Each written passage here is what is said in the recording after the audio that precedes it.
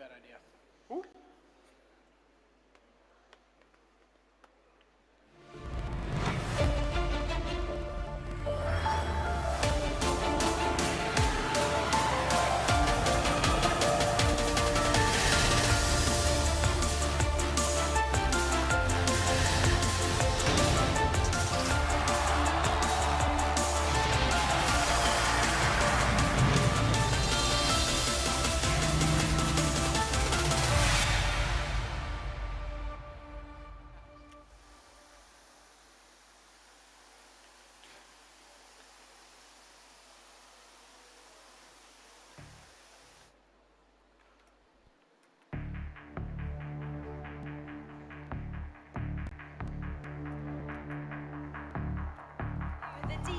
World eTour Grand Finals.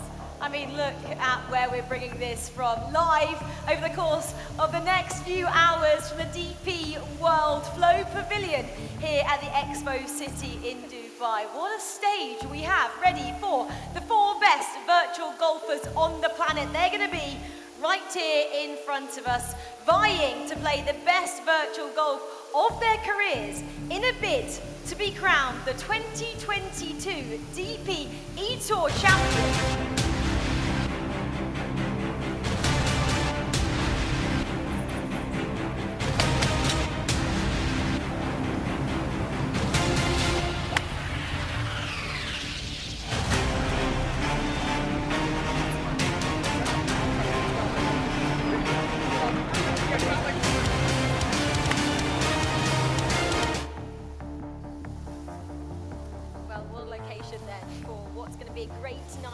Virtual golf, and joining me throughout this evening will be these 2 guys next to me, eTour expert Jeff Eisenbahn and former professional golfer and golf commentator Incy Mehmet. Well, both thank you so much for being here. Incy, welcome to your first eTour event. I mean, what a setting, a waterfall with virtual golf. I mean, what's not to love? I'm absolutely blown away by this setup. It's absolutely spectacular. I feel like a bit of a rookie, to be honest. I must admit, this is way out of my comfort zone. I have never yet played virtual golf, and so I can't wait to see all of the action unfold and see how it's really done. Yeah, these guys are the best. Like I mentioned, the 4 best in the world, so I think you're going to like it. Jeff, obviously we've worked on a lot of these events before. The eTour's been going now since January 2020.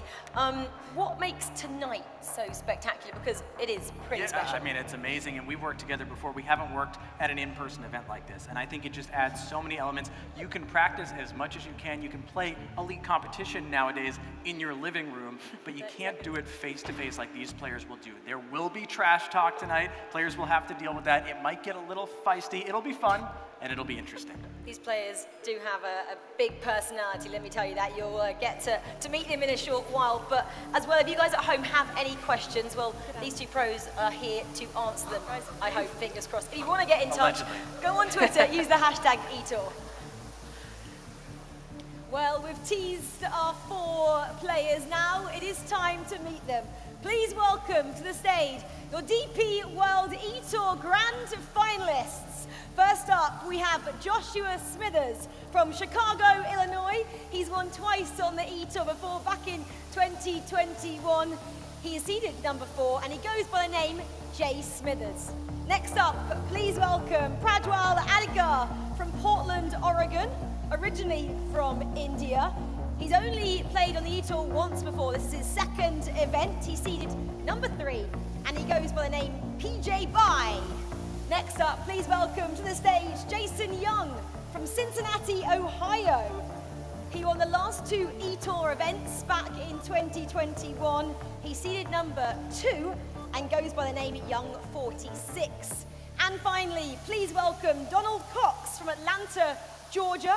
This is his debut on the eTour. He seeded number 1, and he goes by the name Master Hacker 74.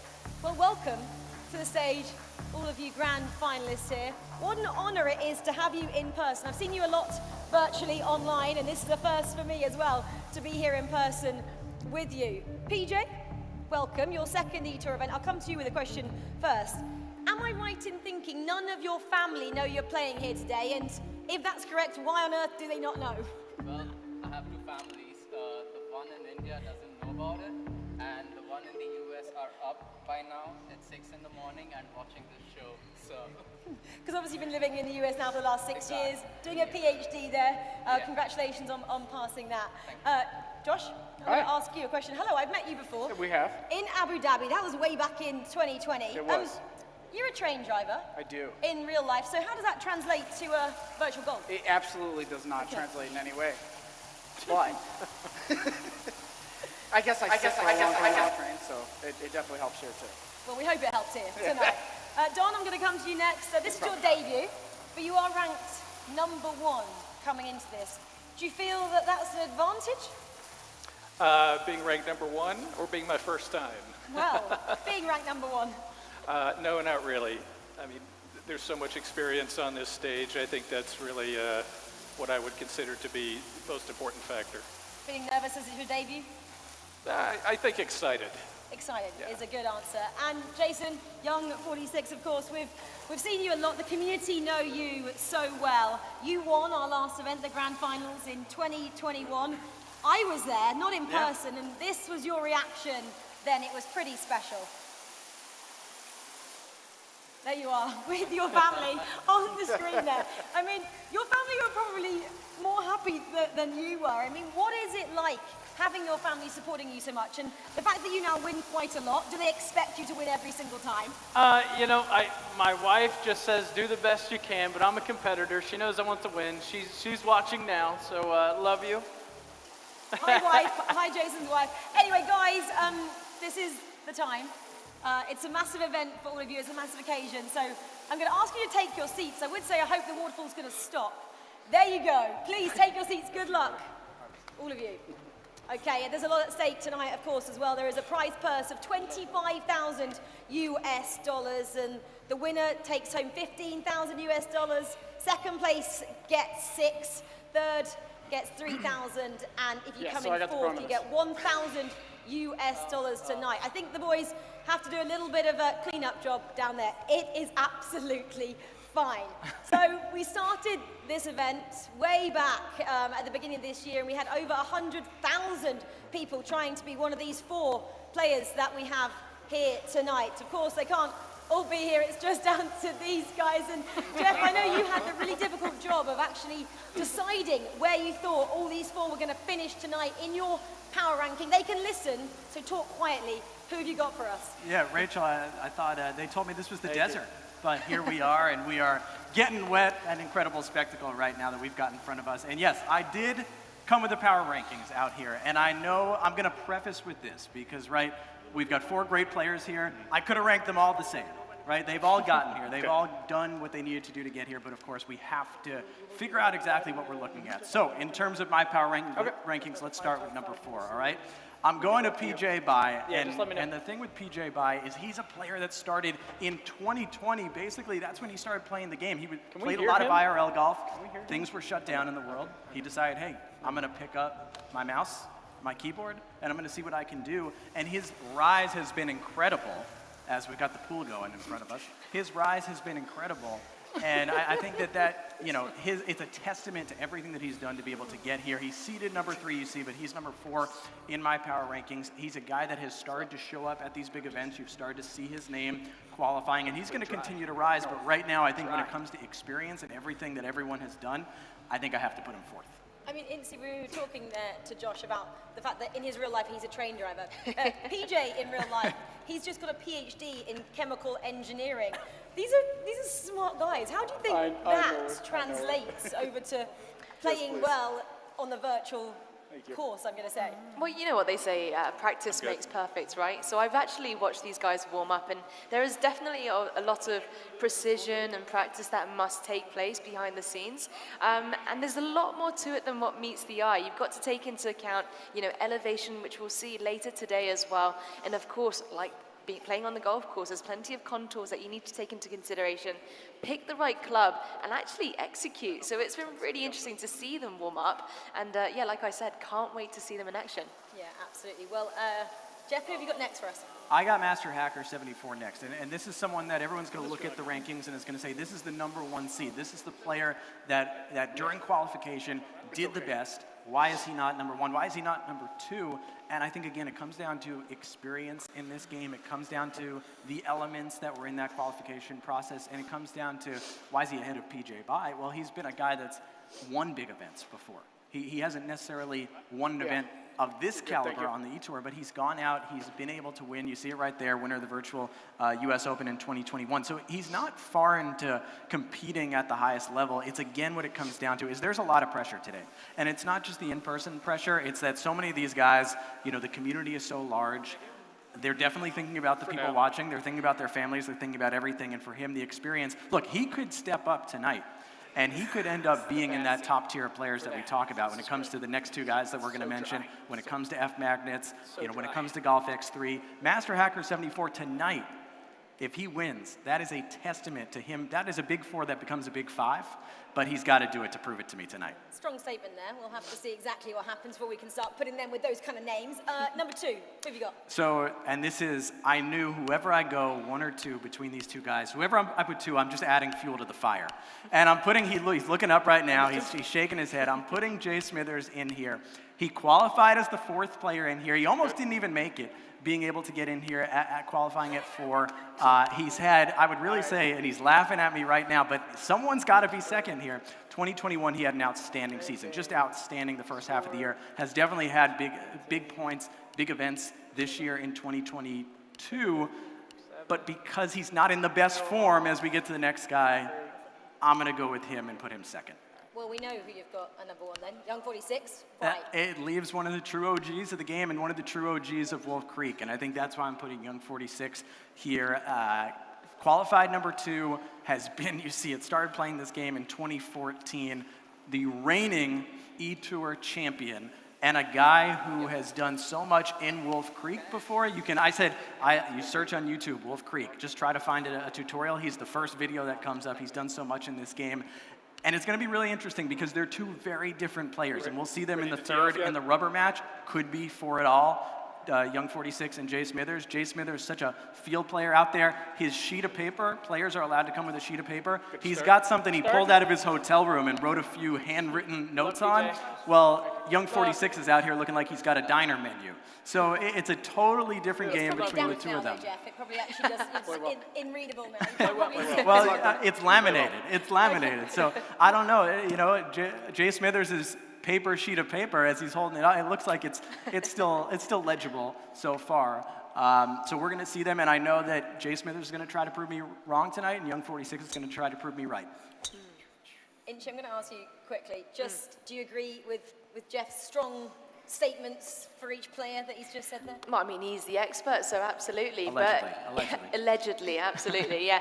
For me, I quite fancy my chances for Master Hacker. First of all, I love the name. Imagine just being a master at hacking it out, right? So Master Hacker 74. I don't think that's what he means. No, I don't think so either, but I love the name and being the #1 seed, obviously he's got that edge. But making his debut, so I'd imagine he's quite hungry to make a strong impression as well. And there's something about him, he just seems quietly dangerous. He's just going about his business, and I'm liking it. I can hear you as well, Incy, so he's probably going to nod. Well, they're already underway, so he's not going to nod, guys, because they have teed off here in their first round of matches, and that brings me nicely on to how exactly this is going to work tonight. So we're going to go round-robin format, so that means each of these 4 players get to play each other once. So Master Hacker is up first, taking on Jay Smithers, and then it's Young 46 and PJ Bai in this first set of fixtures. We'll have 3 rounds of matchups tonight, and then you get 2 points for a win. If there is a draw at the end of this, well, you can't have a draw, so you keep playing until we get a winner. So that's the schedule for tonight, and they're going to be playing all of their matches on Wolf Creek in Nevada. I mean, that's a pretty interesting course because there's so much elevation change. It's a pretty difficult course, I think, for these players to actually get their heads around. I've played a lot on WGT, and it's pretty interesting. We can see a little bit of what it looks like right now as well. Incy, have you played here? Do you know much about this? I have not played here before, but clearly plenty of undulation, lots of wind as well would definitely come into play, and as you can see there's some water as well, so especially if we're in windier conditions, you're going to have to calculate that, take that into consideration. I'd imagine the biggest factor though is undulation. You know, when you're playing into an elevated green, the ball tends to just release that much more, and like I said, you need to take that into account. Yeah, Jeff, in terms of what you know about these players, does anyone have the edge on this course? Well, I think Young 46, and that's part of why I ranked him first. You know, this course is really interesting because it's not as much, and I spoke to Irish King, a big part of the community, and one thing that he brought up to me was, you know, it's not as much about the knowing course knowledge as much as actually you've got to hit your dings, you've got to get your heartbeats, you've got to be precise, because the shots, we talked about the elevation, you're doing so much math too. That's why we see these big sheets out here, these big menu play sheets that these guys have, because there's so much math and there's pockets of greens here. There are two-tiered greens where you have to get to that back tier. If you're over that back tier, you're chipping backwards, and then you're in a lot of trouble. If you're under it, you're putting way uphill, and that might, in match play, that's going to differentiate things hole by hole. Yeah, exactly. A lot to factor in when we're talking about virtual golf. It's not just getting those dings. We'll tell you exactly what a ding is as well if you are new to the eTour in a few moments' time. But let's bring up some head-to-head there matchups between the guys in this first round. We've got Jay Smithers taking on Master Hacker, and of course Young 46 and PJ Bai here. So let's just see what we're predicting in terms of how these guys are going to be getting on, because I can see they're underway at the moment. Okay, we can't see that at the moment. We've got a bit of a techie issue, but we'll bring you up to speed on that when we have it. So, Jeff, I want to just ask a little bit about what you were saying about the calculations, because these players are classified into two categories here. We've got the spreadsheet players and then your more kind of regular players. What do we mean when we talk about the spreadsheet players? Yeah, so and I was looking at all the play sheets. Like I said, Jay Smithers, let's start with him. He's a field player, all right? That is the most casual way to put it of a player who just looks quickly, he wants to work quickly, he ballparks it. All right, I think my club's hit it this far, about this, I'm gonna go, I'm not gonna think as much. Then you've got some of these players that when they're home, it is calculators, it is pieces of paper, it is mathematicians and statisticians that they have all around them. I'm exaggerating a little bit. They have, for example, Master Hacker is a player who has an Excel spreadsheet that he can look at real quick at home. He doesn't have that today. This is a big opportunity / challenge for him to play with a sheet of paper that he's printed out, a calculator, and a pencil. A player like Young 46 has a giant sheet that calculates. He knows the distances that he can hit each of his clubs. He knows the rollout. He knows how to calculate with the wind and the elevation and work from there. Yeah, we're going to continue that conversation in a moment. Let's get straight in to one of these matchups. And you can see Jay Smithers giggling. I don't know what happened there. Possibly a bad shot, I think he's saying. So let's jump into that matchup. Jay Smithers, remember, ranked number 4 coming into this, taking on the number 1 seed of Master Hacker.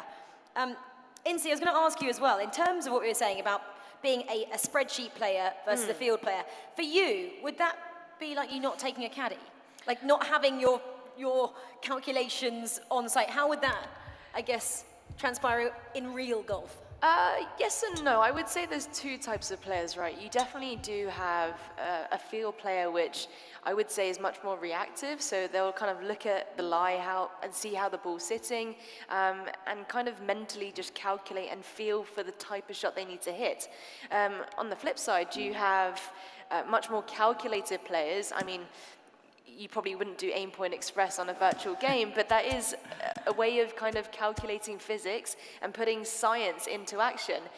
So you have two types of players, and I think it very much depends on, you know, how do you work best? I'm definitely a field player, so maybe myself and Jay Smithers over there are probably quite similar. But I've also noticed everyone's got their calculators out too. So from what I understand, they're taking into consideration all the undulations and the wind. So it's quite a calculative process overall. And I guess compared to when you're out there, this is so different. We're loud. It's usually pretty quiet, especially when they're teeing off. I mean, I don't know how they're concentrating. This is pretty unusual circumstances, especially they're usually playing in the comfort of their own homes, maybe chatting to one person, but having us talking at them, around them, it's quite off-putting. Yeah, they said early on, they said, are we going to hear you while this is going on? Oh yeah, and they're mic'd up, so we're going to get everything that they do. I think that the caddy does most of the work when it comes to professionals with a little bit with the yardages and distances, but that's the big thing that we were talking about and that's, as we get a heartbeat moment here for Jay Smithers, we're going to see a lot of this today. Look at that. That is going to be a tap in at number 2. So this is why Master Hacker 74 is going to have to go out there and beat him. He cannot let Jay Smithers, these players, PJ Bai and Master Hacker, cannot let Jay Smithers and Young 46 get on the offensive early today. And we're looking at Master Hacker here. So again, calculation being done. We're looking right now from the viewpoint of Jay Smithers. As you can see, the patience that has to be done as well. This in-person experience, Jay Smithers, he's the only one that has actually done this at the eTour level, being in Abu Dhabi at that event now almost 3 years ago that you were at, Rachel. And that was, I guess, similar to this, so you can really try and draw on from that experience. There are a lot of players in a studio, on site. We had people walking in and out throughout the day, and it was a long broadcast as well. They had to keep concentrating for about 8 hours as he makes a really nice shot there just to match his opponent. So yeah, Jay Smithers does have the upper hand here, and we spoke to Master Hacker in the introduction. He said, I don't really think it's an advantage me not playing before, and possibly not being ranked #1 either, because he doesn't have that experience of the other 3 actually have all played eTour events before. There we go, nice birdie there for Master Hacker. Let's just have a look then at this head-to-head that we teased you with a little bit earlier between these 2 players. So round 1, we can just see, so seedings there, 4 for Jay Smithers and seeded #1. Master Hacker was through qualifying, of course, coming into this. And that's how many rounds they've played as well. So Jay Smithers, many more, almost kind of triple the amount of rounds that Master Hacker has. So many more times in the game. I mean, Incy, Jeff, I guess you're both looking at those stats. And if you were looking at opponent, if they'd played so many more rounds than you had, you go, they know this course possibly a little better, or they have just more hours. We talk about that kind of 10,000 hours under your belt to make you a pro. Maybe Master Hacker should be worried there. Yeah, to an extent, experience is definitely a massive thing, but if you're looking at momentum, maybe Master Hacker has got that kind of upper hand. Yes, he's played much fewer rounds. However, he is seeded #1, and he's carrying that positive momentum at the moment. And momentum's a massive thing in golf as well, of course, because that only provides you with confidence, and confidence comes from evidence. So if the evidence is good, happy days. And we can see this is the par 3 right now. That's in the rough. You're not going to see a lot of in the rough graphics come out. I spent some time with Jay Smithers and Young 46 yesterday, and they both said the par 3s, that's going to be what this might come down to, because the par 3s at Wolf Creek, they're long, there's a lot of elevation. And it's really, this is, a par 3, a determinative shot. That first shot, you make one mistake off the tee in match play, you're in a problem right away. I mean, quite often, depending on the pin positions as well, you want to almost section out the greens into A, B, and C. The pin being right at the front, you've got that false front as well. You don't really want to miss it short. And with the wind playing, I guess, down off the left here, you need to take all of that into consideration. You do not want to short side yourself.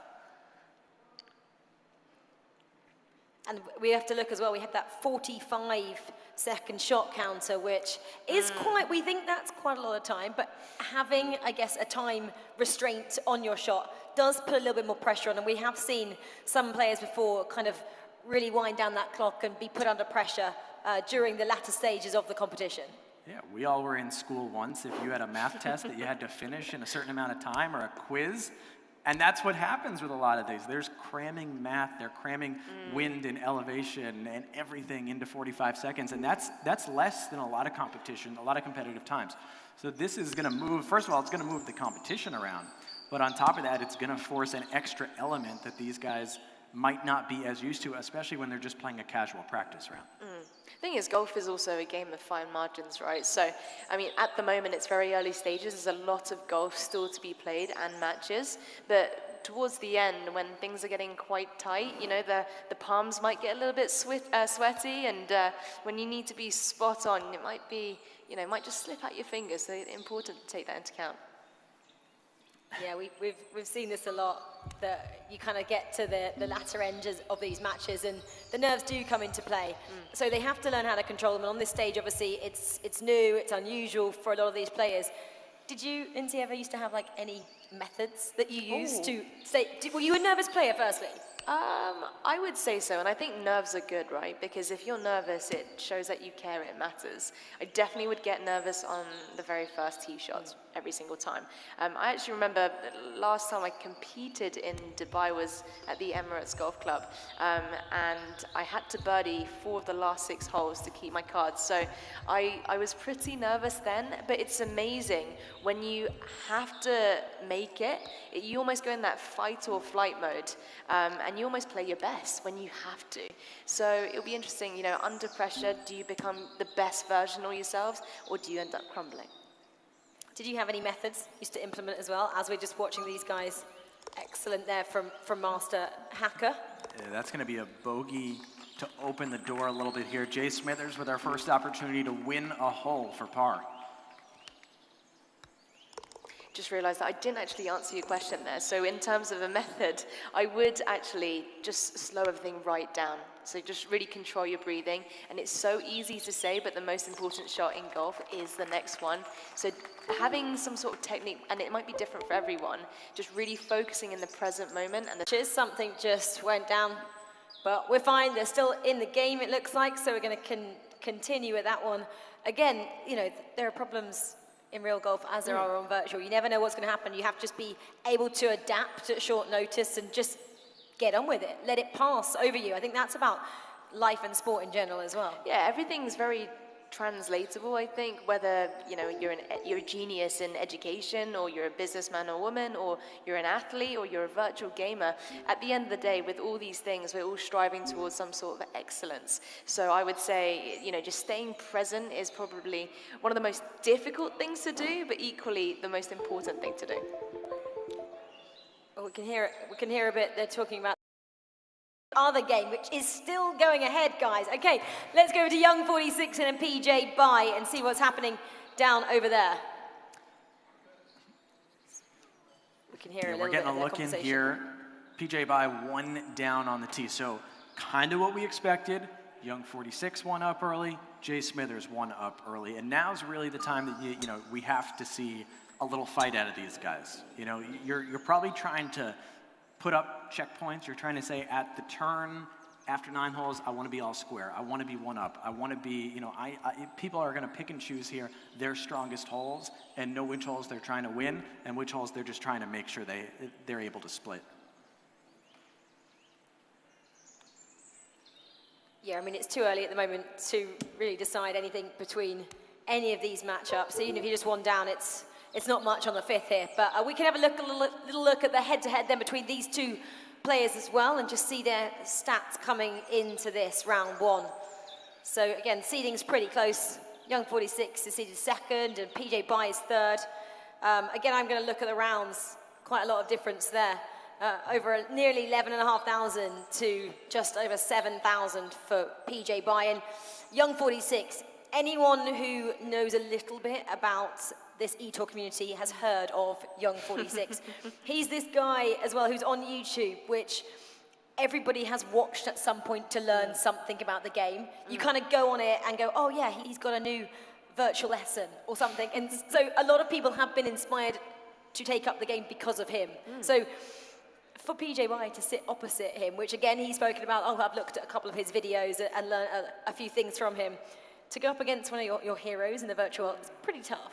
It is. I think that's always quite a fun experience as well. You always, I mean, Rory McIlroy actually said this in one of the press conference. You always want to play with someone who's better than you, right? Because that's Tough for Rory. It is tough for Rory. It's tough when you're world #1 because you are the best player, you are top dog on the planet. But generally speaking, you always want to look up to players, and there's definitely always something you can learn from like that. Yeah, I think it just brings about a better level in your game as well. Well, I think Rory's a great example of, he's always posting, people are interviewing him, he's giving tutorials. It's like, you're giving all the secrets away. Well, when you're Rory McIlroy or you're Young 46 and you're so good at what you do, you're okay giving that away because you're saying, come at me. See if you can take on everything that I'm talking about. I have tutorial videos about Wolf Creek up there. Go watch them, see if you can come out here and beat me. And for PJ Bye and for Master Hacker especially, for those two, that's going to be a big part of today. I think that's a part of virtual golf as well, isn't it? It's about the community, especially on the eTour. Boom. And that's a great putt there for Eagle from PJ. That is, we talk about fighting back. He wins the hole. Young 46 was short, and now you're back even. So now you can feel at least, all right, I can hang. We're 5 holes in here. We're hanging. Yeah, that was a pretty crucial point. You don't want to go too far down on the early stages, because I think it then just comes down to that mental side of the game where you're just clinging on to try and stay in it, not really playing the kind of golf that you want to be playing. So it's pretty interesting here. Now, WGT golfers, Incy, are going to look at this hole. They're going to see a headwind directly at them, 15 to 17 miles per hour. You can imagine what this would be as a player in real life. I mean, this is quite a tough shot because you're clearly playing from an elevated tee box, so you're quite high up, and obviously the higher up you go, the more exposed you are to the wind as well. So with this headwind, sometimes it can exaggerate that spin. But it looks like from an elevated tee box playing downhill, and because of that more vertical landing angle, we've seen that ball stop much quicker.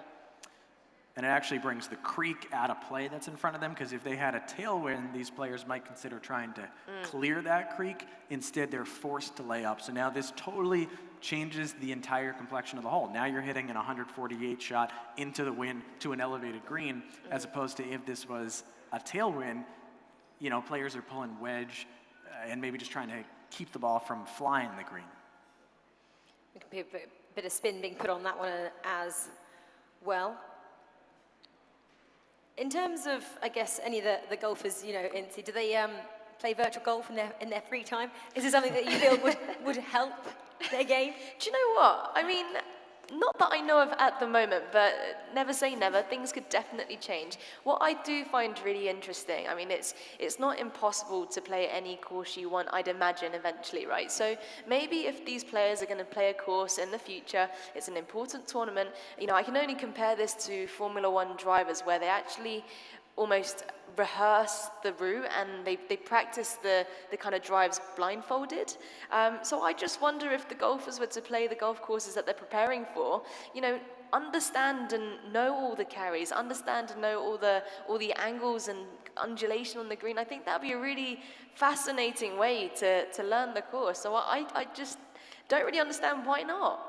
I'd love to see actually how well it translated for these guys here. If we took the four of them after playing the grand finals here to Wolf Creek to see if they could match what they'd done on the virtual course. It would be quite interesting to see if that worked out like the F1 drivers using the sims as the simulator for a matchup. Maybe that's something for the future. Let's pitch to go to Wolf Creek next time. No offense to Abu Dhabi, because I do love it here. Right now we got these two players on the green. PJ by not a ton of undulation in this green, not a ton of slope in this putt, but Pete, you'd much rather be where young 46 is, below the hole, putting up the hill. He's going to have even less of a break right now than PJ by. So this is a putt you don't want to lose your focus on. It doesn't have a terrible break to it, but the downhill, slight downhill needs to be a little bit more critical with this. Oh, what a beauty. Straight in the middle for a birdie. And so now the pressure shifts back to young 46, right? Again, not the hardest putt in the world, but you have to, your fingers, you're starting to look at the power, you're starting to look at the accuracy, and it's a lot easier when you're home. Plus, young 46, a note, the players were allowed to bring their own mouses, I guess mice, you'd say, their own mouse pads, mouse here. And his actually stopped working as soon as he got to Dubai. So he had to go to the mall in Dubai, get a new mouse. So he's playing with a totally new mouse, which is big for these players. He makes that putt. I love that. When your opponent makes a birdie and you have to respond making one back, that's quite competitive talk right there.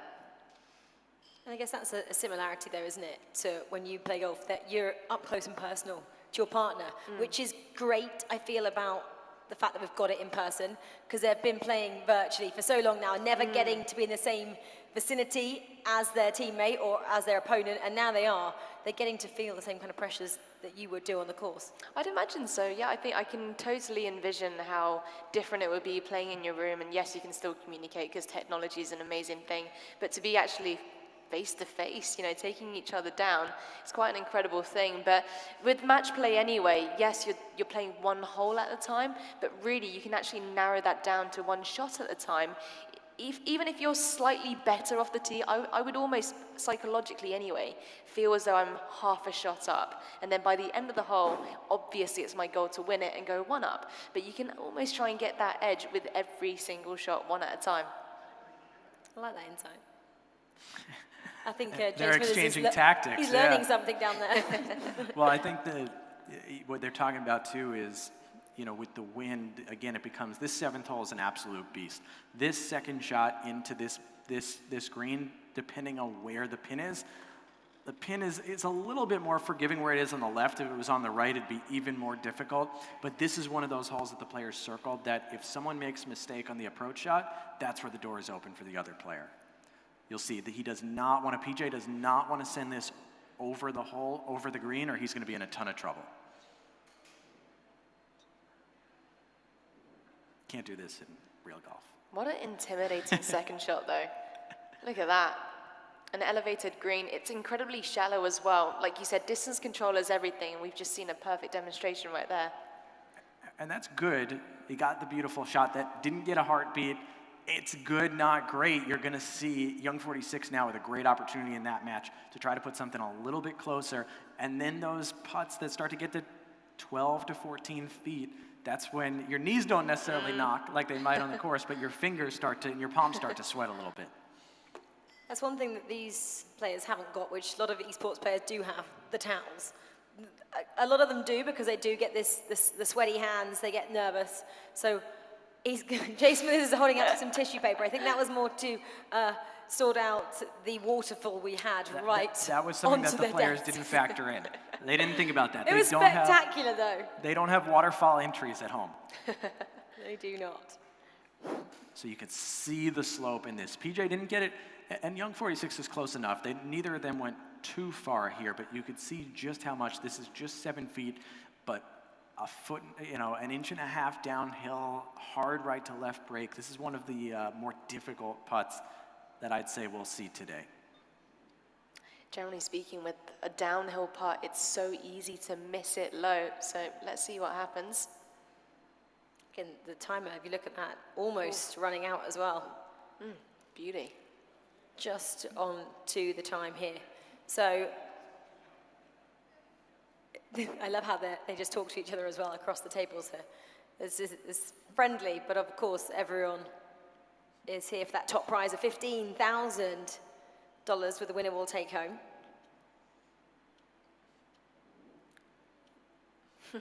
Oh, yeah, and you could see that putt had a lot more downhill, didn't have as much break. Match play, you can give it a little extra, but that was, PJ Baya almost stole a hole there. I can see already in the chat on Twitch, people are talking about PJ Baya can putt. He's already winning over. Some of the fans are already recognizing that that is going to be a strength of his throughout the day.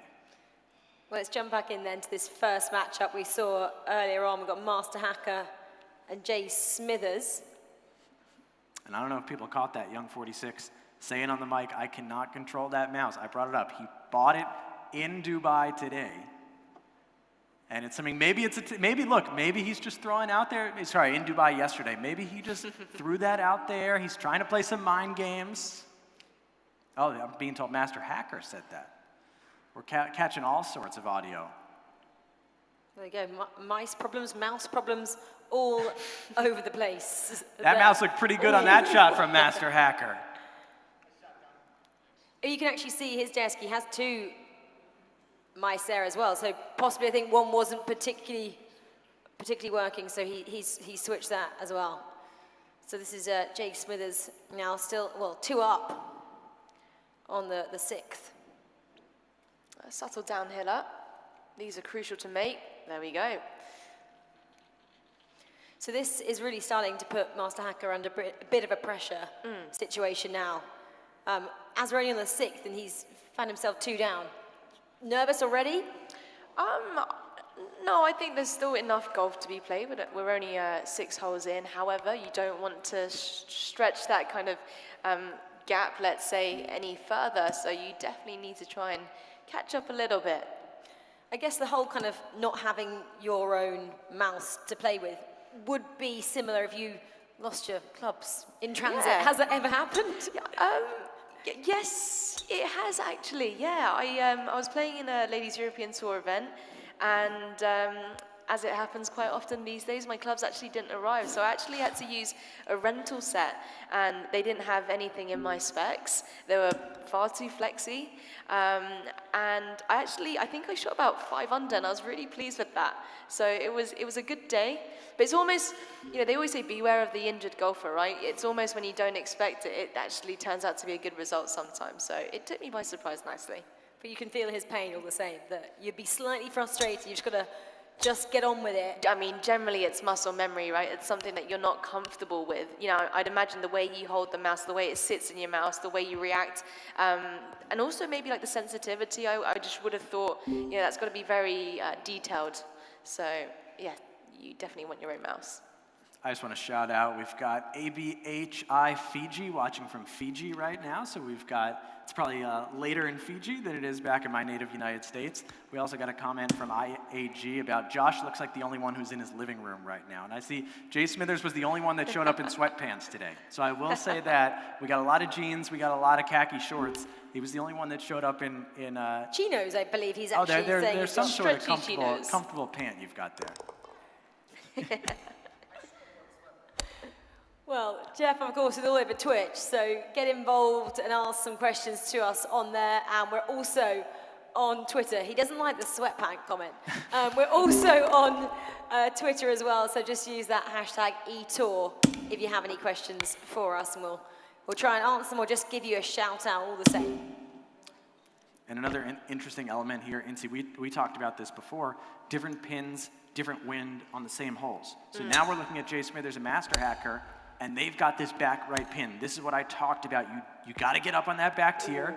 That's what Jay Smithers just did there. And you can't go too far over, because if you're in just the fringe or the rough, you're hitting a shot completely downhill with, look at that runoff. Even these putts, you miss this putt, you lose the hole because that ball's rolling back toward the fairway. That's treacherous. I mean, you can see that the pin is almost in a tiny little plateau. Now we got that downhill. It looks like maybe a subtle double breaker, maybe overall right to left. Where are we going here? So right now he's not going to putt there. He's seeing the break in the putt as clear as he can before he goes back to it. How much, I mean, in golf anyway, playing out on the golf course, there's so much visualization that takes place. Obviously, this being a virtual game, again, there's so much visualization, I'd imagine. Is that something you can do? Yeah, I mean, by the way, this is what I was talking about right here. There it goes. Master Hacker a little late on the accuracy, and that's it. And now Jay Smithers has the opportunity he could probably two-putt and win the hole from where he is. I guess that's what we're talking about, being a spreadsheet player. He hasn't got exactly what he's used to playing with here in Dubai, which is tough. It is really tough to adapt so quickly. He's giving it his best shot. And again, for you guys at home, interesting fact is that 3 of these players are from the same country club, so you have country clubs as well in WGT, which means they'll play together quite a lot, and it's called Cobra Kai, and it is actually Master Hacker, Young, and Jay Smithers.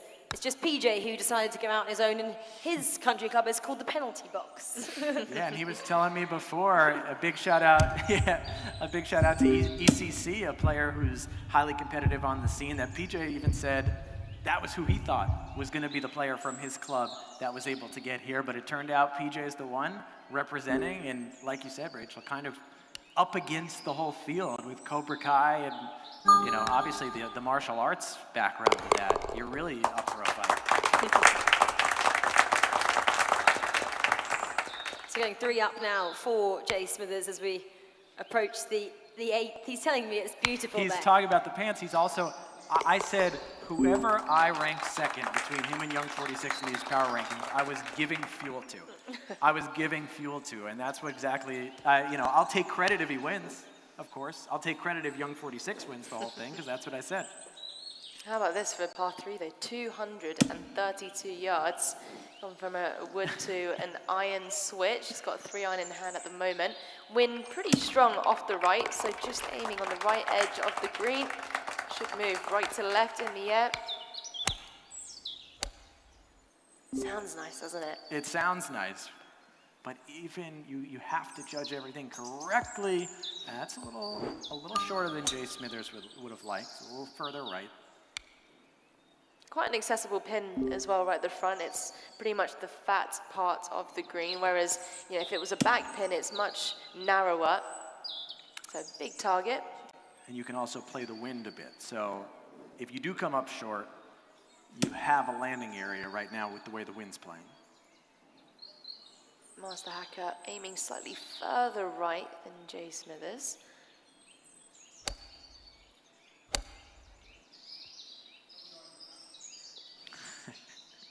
And that's the trash talk element. It's a friendly trash talk, but it's, hey, let's make this whole a putting contest.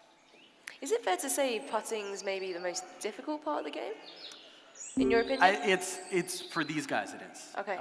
For me, I just want to hit the ball in bounds sometimes when I'm playing this game. But for these guys, it is the hardest part of this game, and it's the hardest part. I would take an uphill, this is a 24.5 footer, I would take an uphill 24.5 footer a million times before I would take a downhill 17 footer, because it's that big of a difference. The downhill putts, especially in match play, that is where we see players lose the hole. It's very similar to real life in that sort of way, IRL golf, because you always want to keep yourself below the hole if you can. I guess if you're just practicing, you can do something called a putt preview, so you can actually have a practice putt, which doesn't count before you get to your real one, which I use a lot. I might still don't get it in, but I try. I'm a trier. Don't we love a trier?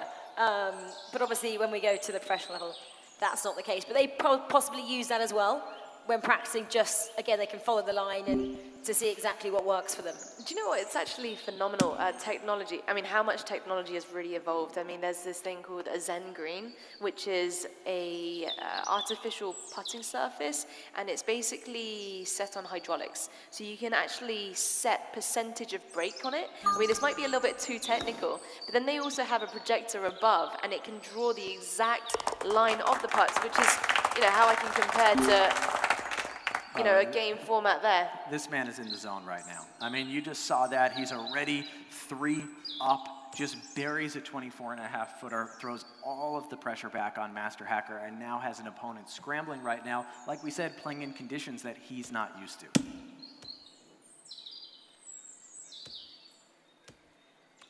So being 3 down, Master Hacker, this almost 20-foot putt is crucial. I'm going to just pause my thoughts so he can get in the zone.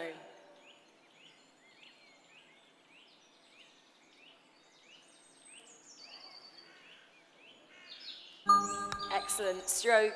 How close is he going to be? Oh, yes. Wow.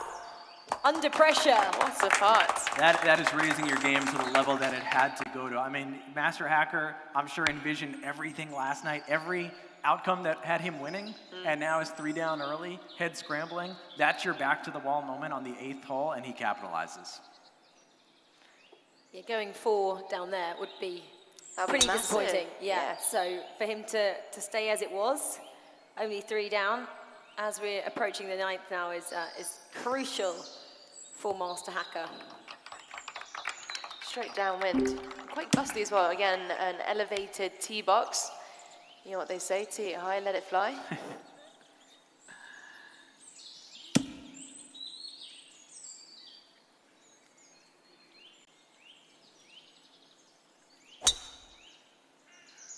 And Master Hacker's just been a little bit off on that accuracy so far today. He's got the distance.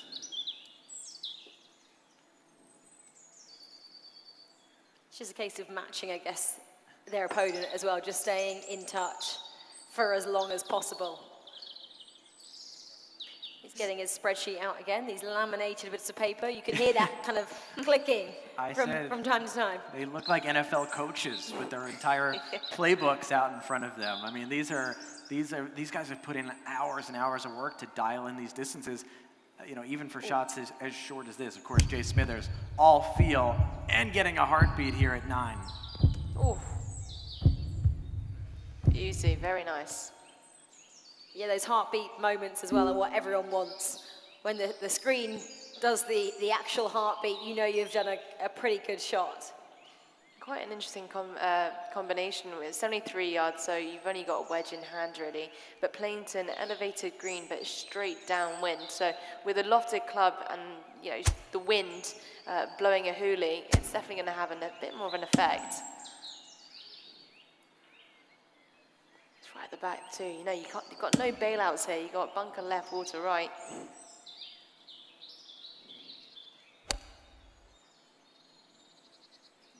No ding, no heartbeat. There's enough room to make an error on a 73-yard shot like that, but again, it comes into dialing in these distances right now, and it's just Master Hacker trying to figure everything out, and we can watch him. You can see him on your screen right now. Look how fast these calculations have to be done. So we can't see it from here. I'm sure you've had a look. What is on that spreadsheet? That spreadsheet is every distance that the club goes and everything from, if I have this far out, this is where the ball is going to land. This is the run out. This is how the wind is going to play with this club. This is how it's mostly, it's all about ball striking. And it's all about that these guys can look at also the percentages of how, sometimes you're between clubs. You've got to hit something 95%. And that's just an unfortunate miss right there for Master Hacker after a great putt on 8. And now Jay Smithers with an easy chance here to go 4 up as we go into the turn. But Incy, to your point, putting, as he knocks that in, not as much on that sheet. It's not about putting on that sheet, it's about ball striking. It's quite interesting that, in the professional world, in real golf as well, it's a similar sort of thing. The caddies will have their yardages in their books, and they'll calibrate every single week when they play a different venue, different type of grass. They need to get those numbers absolutely spot on. Well, as we approach the 10th, I'm teeing off the 10th with Jay Smithers 4 up. We're going to switch over to the other match and see what's unfolding over there. Well, this first match, actually, they're speeding up quite a lot, being on the 10th. This is now on the 11th there. So Young is 1 down, actually. So this is a pretty vital putt for him. Yeah, this is not just PJ Bai hanging with Young 46. This is PJ Bai leading Young 46. This right here, though, big putt. This is an opportunity for Young 46 to tie the match.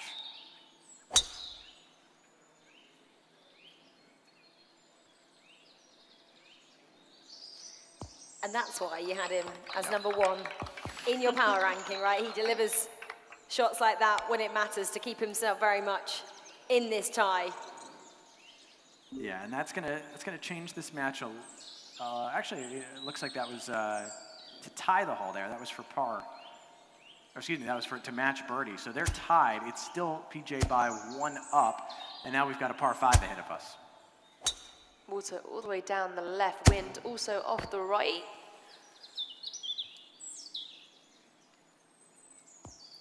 Oh, pretty gutsy that, wasn't it? Obviously, the more you take on, the more danger that comes into play. Aggressive drive. And now if you're Young 46, you start thinking, how aggressive do I have to be? Do I have to get there in 2 on this par 5?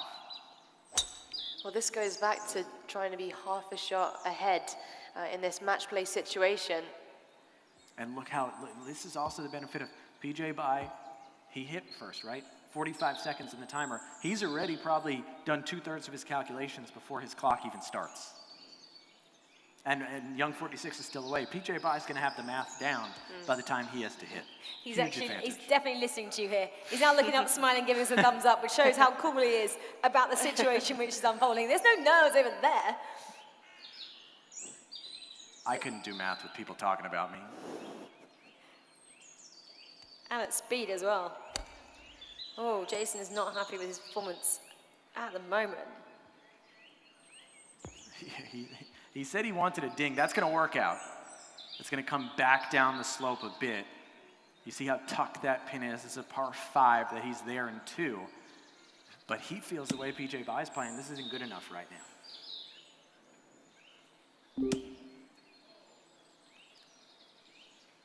Well, we got the calculations set, 210 yards, a little bit uphill. Make it 216, straight down off the right. Aiming right on the edge. Quite tricky greens here because they're all so undulating as well. The pins are normally tucked away in a bit of a plateau, so you miss the plateau, you probably leave yourself with a really tricky putt. Really critical moment right here. This is a difficult putt for Young 46. Eagle putt. It doesn't matter if it's for eagle, for birdie, for par. He sees where PJ Bai is closer right now with less slope in his putt. And Young 46 has to go right back at it after we saw that long putt that he made on 11 just to match PJ Bai on the hole.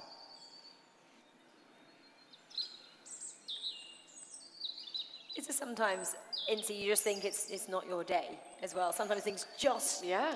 Even if it's luck or your skill, sometimes it just doesn't work out for you. Yeah, for sure. I mean, you might, wow, what a putt that was. That was absolutely massive. It kind of felt like a must-make to fight back. But going back to your question, you know, sometimes we'll go on the range and it's just not clicking, to be honest. You've got this slinging hook that you're not used to because you normally work the ball left to right. And sometimes you need to go out on the golf course and you need to play with what you've got. So I'd imagine sometimes, you know, if you're not matching up the numbers, you've just got to learn to play with what you got. Similar sort of stuff. We can saw what that meant to young 46 as well. To Jason, he's kind of, you know, really celebrated that whole. Were you the kind of player that really used to talk to yourself as well, as we've seen him doing? Like, come on, get yourself really 100 back into it. 100%. I think self-talk is absolutely crucial because, you know, what you say influences your mind, and how your mind is influenced definitely influences your actions too. So it's got a bit of a domino effect. An excellent stroke there, just missed it on the high side. A cracking effort. So I think, you know, the way you carry yourself, body language, has a massive influence in performance. I'm truly a big believer in that. What a momentum swing right there. Like I said, as those two putts were coming, young 46 had the more difficult putt. He was one down. He made his. PJ Bye misses his. We totally flipped. Two-shot swing as opposed to what I expected. Now we've got a tied-up match as they hit into the final holes there. And I like we have someone says, PJ Bye looks like he's in the World Series of Poker right now.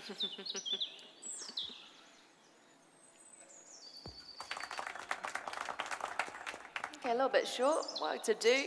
Pins right at the back today. Once again, elevated tee box, wind into off the left.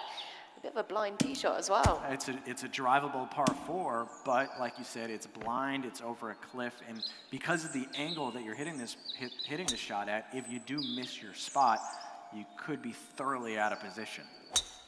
I would say a bit of risk and reward with this tee shot.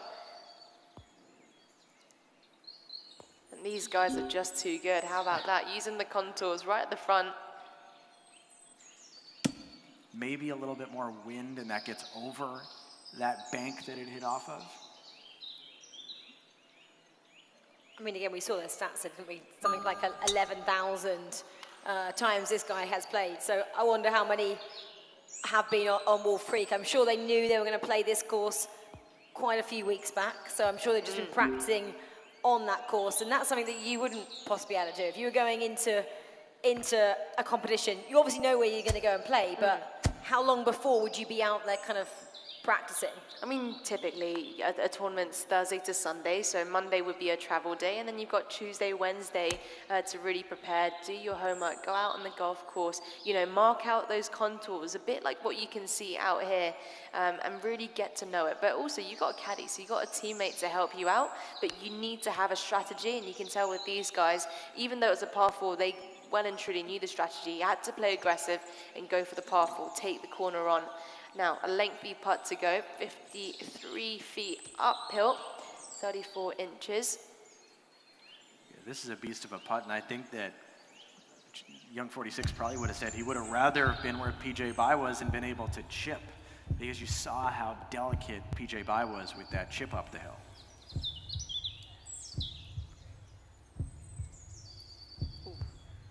It's an excellent stroke, though, from young 46. Got a bend. He's feeling it after those last two putts. That was a beauty. That looked like quite a difficult putt. He'd have been celebrating that one if that did find the hole. Well, PJ Bye then obviously is just going to tuck this one away.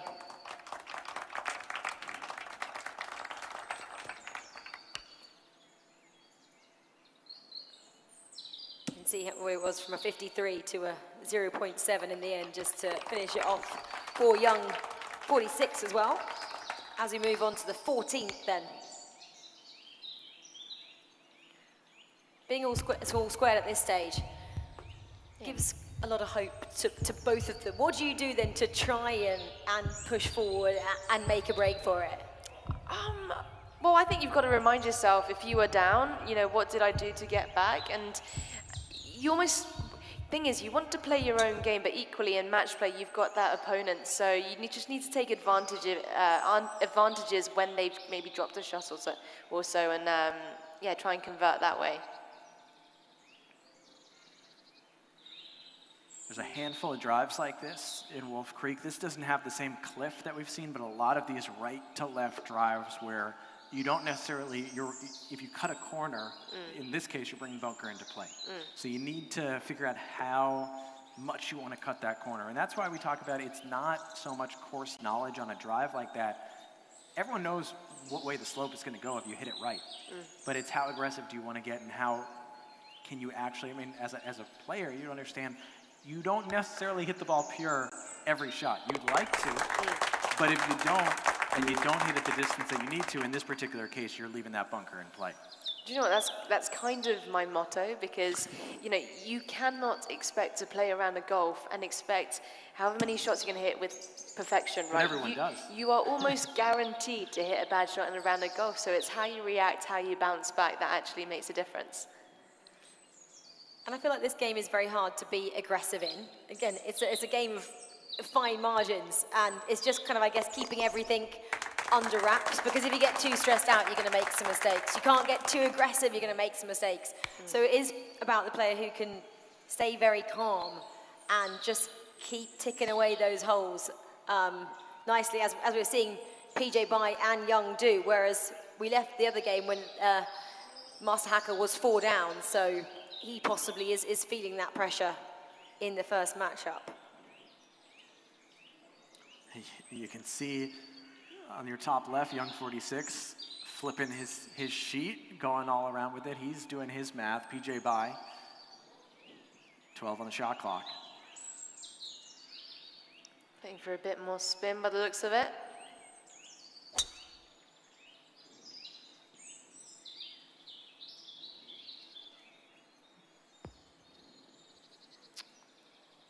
And they both match each other with similar beautiful shots there.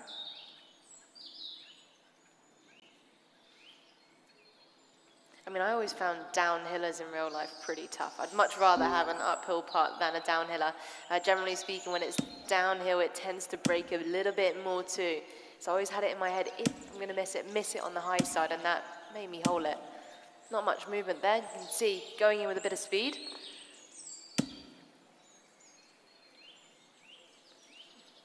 A similar putt then to make for PJ Bai to keep this one as it is going into the 15th hole, sorry. Almost feels like a boxing match. PJ Bai won a few rounds. Young 46 is winning a few rounds right now, and PJ Bai's backing up a little to the ropes. Got to come back at him.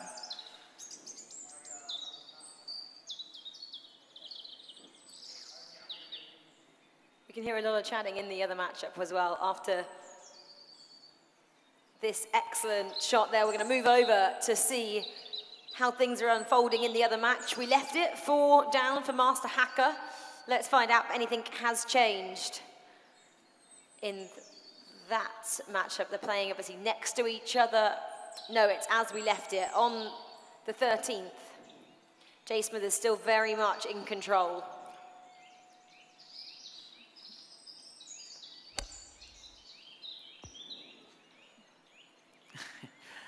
He says that's terrible. That was very similar to the chip that we saw from PJ Bai just a few moments ago. PJ Bai put it to a couple inches. Jay Smithers a little more short. So these are, hey, you come here, you make the trip all the way from Atlanta, Georgia to Dubai, Master Hacker. These are the putts, these are the moments that you need to capitalize to stay in this event. And there's a lot of break. Uphill, but a lot of break.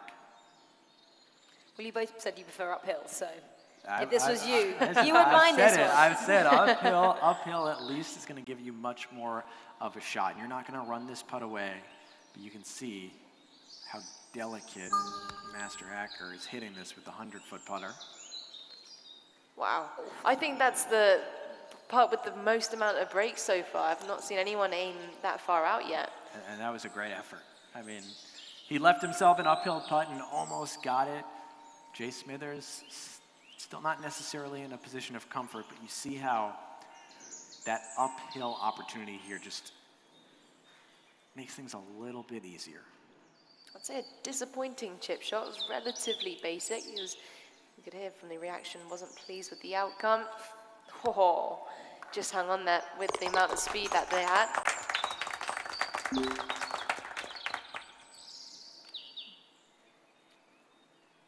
So can you give gimmies? So if you're playing in a practice round with someone, yes. Okay. We are playing today here. We want to put everything out. We want to make it as authentic as possible. Now like on their screen, because of the settings of the game, it does pop up, would you like to give your opponent the hole? And for some of these players, I talk to them, it's just so natural.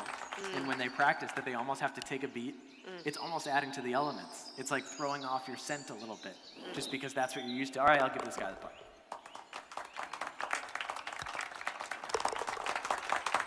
I've always thought even when you're practicing, even if it's a gimme putt, you should always hold it, because if it was that easy, you just tap it in, right? Yeah, exactly. So we're very much approaching the end of this matchup, and Master Hacker has got a lot of work to do now, as he is 4 down on this 14th here. Can they look to the side as well and see how the others are getting on? Would you do that? Maybe kind of ask a bit of advice because the other guys are a hole or two ahead? If they're willing to be friendly enough. Well, they're chatting a lot, Jeff. That's why I asked. They are definitely talking a lot. Jay Smithers got away with one, I think, there, he feels like. Yeah, he's just off from that not making it over that ledge. I think that this is, Rachel, like you said, it's something that you don't get every day, right? You never have someone next to you playing this game, almost never. But these opportunities, like you had in Abu Dhabi and then today, and there's been a handful in the WGT communities, events like this, where you've had players playing on monitors next to each other, but this is something that you just never get to see. You know, you're just focused on your one screen. I mean, we can see it right now. We're looking at Jay Smithers is talking to Young 46. They're playing 2 completely different matches right now. Well, Jay Smithers is probably feeling that because being 4 up, he only needs to get past the 15th. If it keeps like this is, and then he'll win. So he knows he's quite close to getting 2 points from this. 2 points is, of course, what you get if you get a win. And then they'll go in a table and be collated. And the player with the most points at the end of the 3 rounds is our champion. Well, including the 14th, 5 holes to go. Master Hacker currently 4 down. So work to do, to say the least. Needs to make a big move. You got to get aggressive, right?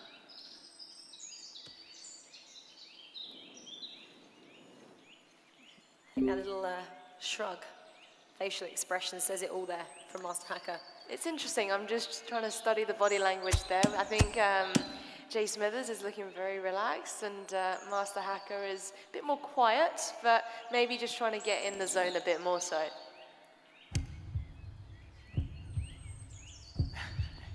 He's a player that likes to just kind of wear his heart on his sleeve and tell the world exactly what he's thinking and feeling when he's out there. And look, he got the heartbeat out of it. Kind of got to bounce. Both those 2 shots just got over those ledges. And you see even him using the calculator. You know, so much talk about him as a field player. You still got to do some calculations. You're not necessarily plugging and playing into a sheet in front of you, like a spreadsheet like some of these guys are, but you're still doing some calculations. Would your career have been different if you had a calculator on the course? I definitely made a few yardage mistakes, that's for sure.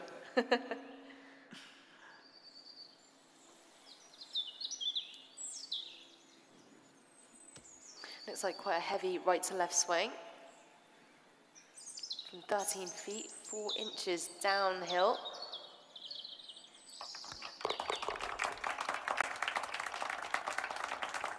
For the life of me. Love it. Just no idea. God, these guys are good, aren't they? It's funny as well how Good putt, Don. Thank you. Jay Smithers obviously is Master Hacker's opponent who we're watching here, yet isn't watching when he's making his putt. Is more concerned with chatting to Young 46 on the other side. And then he kind of goes back to it and goes, oh yeah, okay, this is what's unfolding in front of me. So it's quite interesting. They're not completely focused on their opponent. They're very much just focused on their game. I think that's what you need to do. And I mean, Master Hacker currently 4 down. I think still 4 down. Yep, Nice the putt. hole was halved. So I'd imagine it's probably dormy now. You don't really want to look over to the other game because you need to focus on yours at hand right now and then worry about the next one later. And I think that's a mental tactic of Jay Smithers. Joking with young 46, trying to act nonchalant about it. You know, these guys have so much confidence. By the way, Jay Smithers, young 46, they've been playing against each other for about a decade. The first time they met was this week in Dubai in person. For drinks last night, maybe it was, or dinner last night, they put a little picture out on Twitter and said, can you believe it? We've actually met for the first time, which is pretty nice. They said they talk every single day, Jeff, as well. They're always kind of exchanging tips and tricks about the game. So it must be pretty cool to meet your online buddy in real life. So this could be the defining hole then, the 15th for Jay Smithers. Yeah, we might be looking at the end here, and you can see now how difficult so much of these approach shots have been up the hill at the holes. This is down the hill at the hole. That's a heartbeat for Master Hacker, even though he missed with the accuracy. Ooh. Oh, what a cracking effort. Yeah. Nice shot, Don. Thanks. Make a putt. So Jay Smithers is going to putt first. This is going to be to win the first match of the DP World eTour final, global final.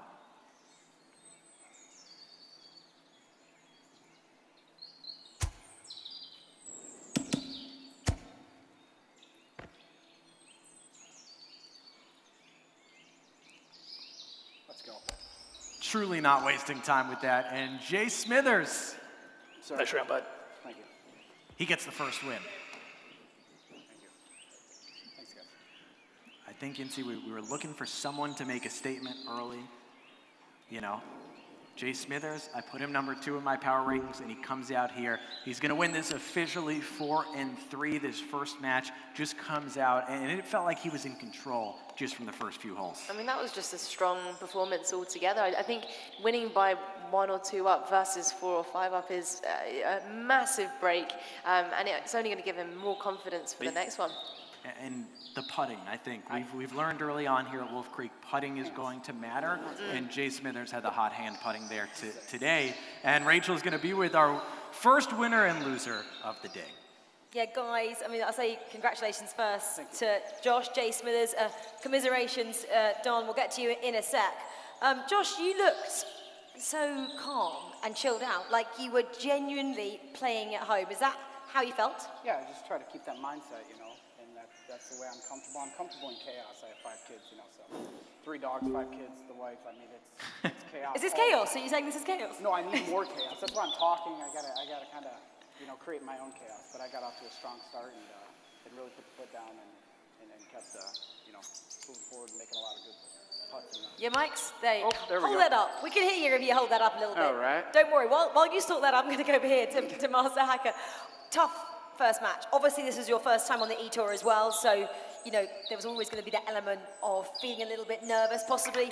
How do you feel that went? Obviously, I was looking that you had 2 mice there as well, so possibly a problem in that aspect? Yeah, I had a bit of a technical issue where the mouse that I normally play with stopped functioning after the 3rd hole. So they swapped it out, and I got this other mouse, and it's smaller, it just feels completely different, and the timing was different. I kept missing after the ding line because it's a little less responsive. And I had to adjust my game, and I think that threw me off. I had to take a couple timeouts. And frankly, I just couldn't have that kind of a disadvantage against a player the caliber of Josh. I needed everything in my favor. Yeah, that's really unlucky, and I hope you can kind of figure that out in the next matchup, because that'd be very disappointing if that was what resulted in you not performing at your best of your ability. But Jay Smithers, congratulations, 2 points for yourself. Thank you. Master Hacker, we'll see you again in the next round. Well done, both of you. Edwin! Edwin! Yes! We're just going to stay on the next game now and see how this one is unfolding. Guys, what's happening over here? Yeah, well, you could see that young 46 definitely more loose than he had been in the past, and that's because now he's 1 up. We've seen him 1 down for a lot of this match today, but he's 1 up as they get to the 18th. So hot. Good win. Dude. Not a fan. Easy. Oh, that looks pretty comfortable. Holy cow. Oh, for 306 yards, this is a huge hit.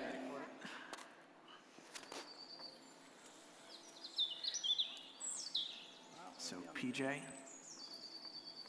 It's 18th hole, you gotta force your hand to drive it into the wind with some trouble in front. So you've gotta carry all of that land there and run something up.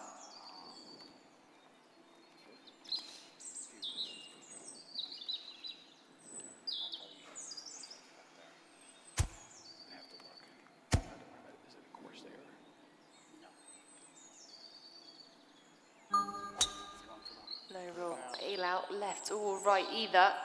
He got the Look at all that trouble. He got the Great pass. shot. And he plays it off the cart path. PJ. And that is the way you play this hole. That was that was on purpose. That was on purpose. These players know that the cart path is there on the left. He got it at the right spot, and all of a sudden he has a putt there to try to tie this match in its final moment. Definitely half a shot up at least. We talked about it earlier. A lot of movement with this putt. You can see it's a two-tiered green. It's a lengthy one. Mostly uphill all the way. But going with the wedge. Let's see where he's thinking to land it.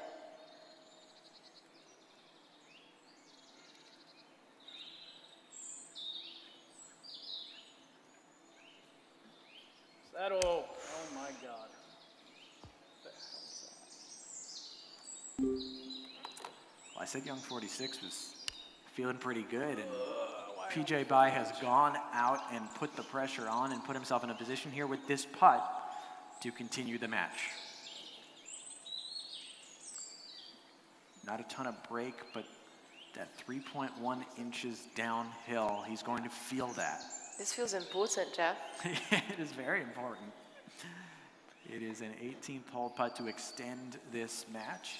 See him doing his calculations, wearing the shirt with the penalty box logo. That's the country club that he represents. The only player here not representing Cobra Kai. And yeah, he's gonna use the timeout. You have those timeouts, you might as well use them in this situation to get an extra read on this putt. I burned 2 timeouts on technical stuff with the mouse, and I wanted to take one on the putt on 7. I couldn't. With the mouse thing, even if there's no way. All right, 11 and a half feet, PJ Bai. That separates him from extending this match. He's one down to young 46. It's been pretty good from this range so far. The putting has been his strength. That's what's put him in this situation.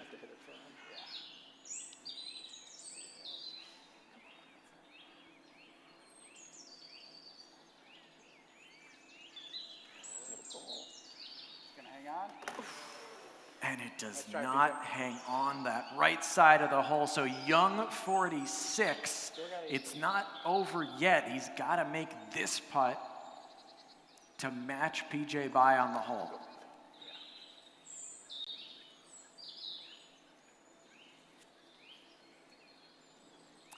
But you can't give this guy an inch. Still a lot of downhill on this. I expect him to give it some pace. It's match play.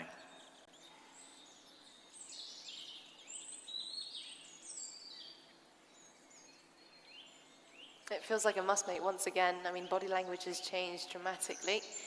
Looking to focus in. Use the timeout.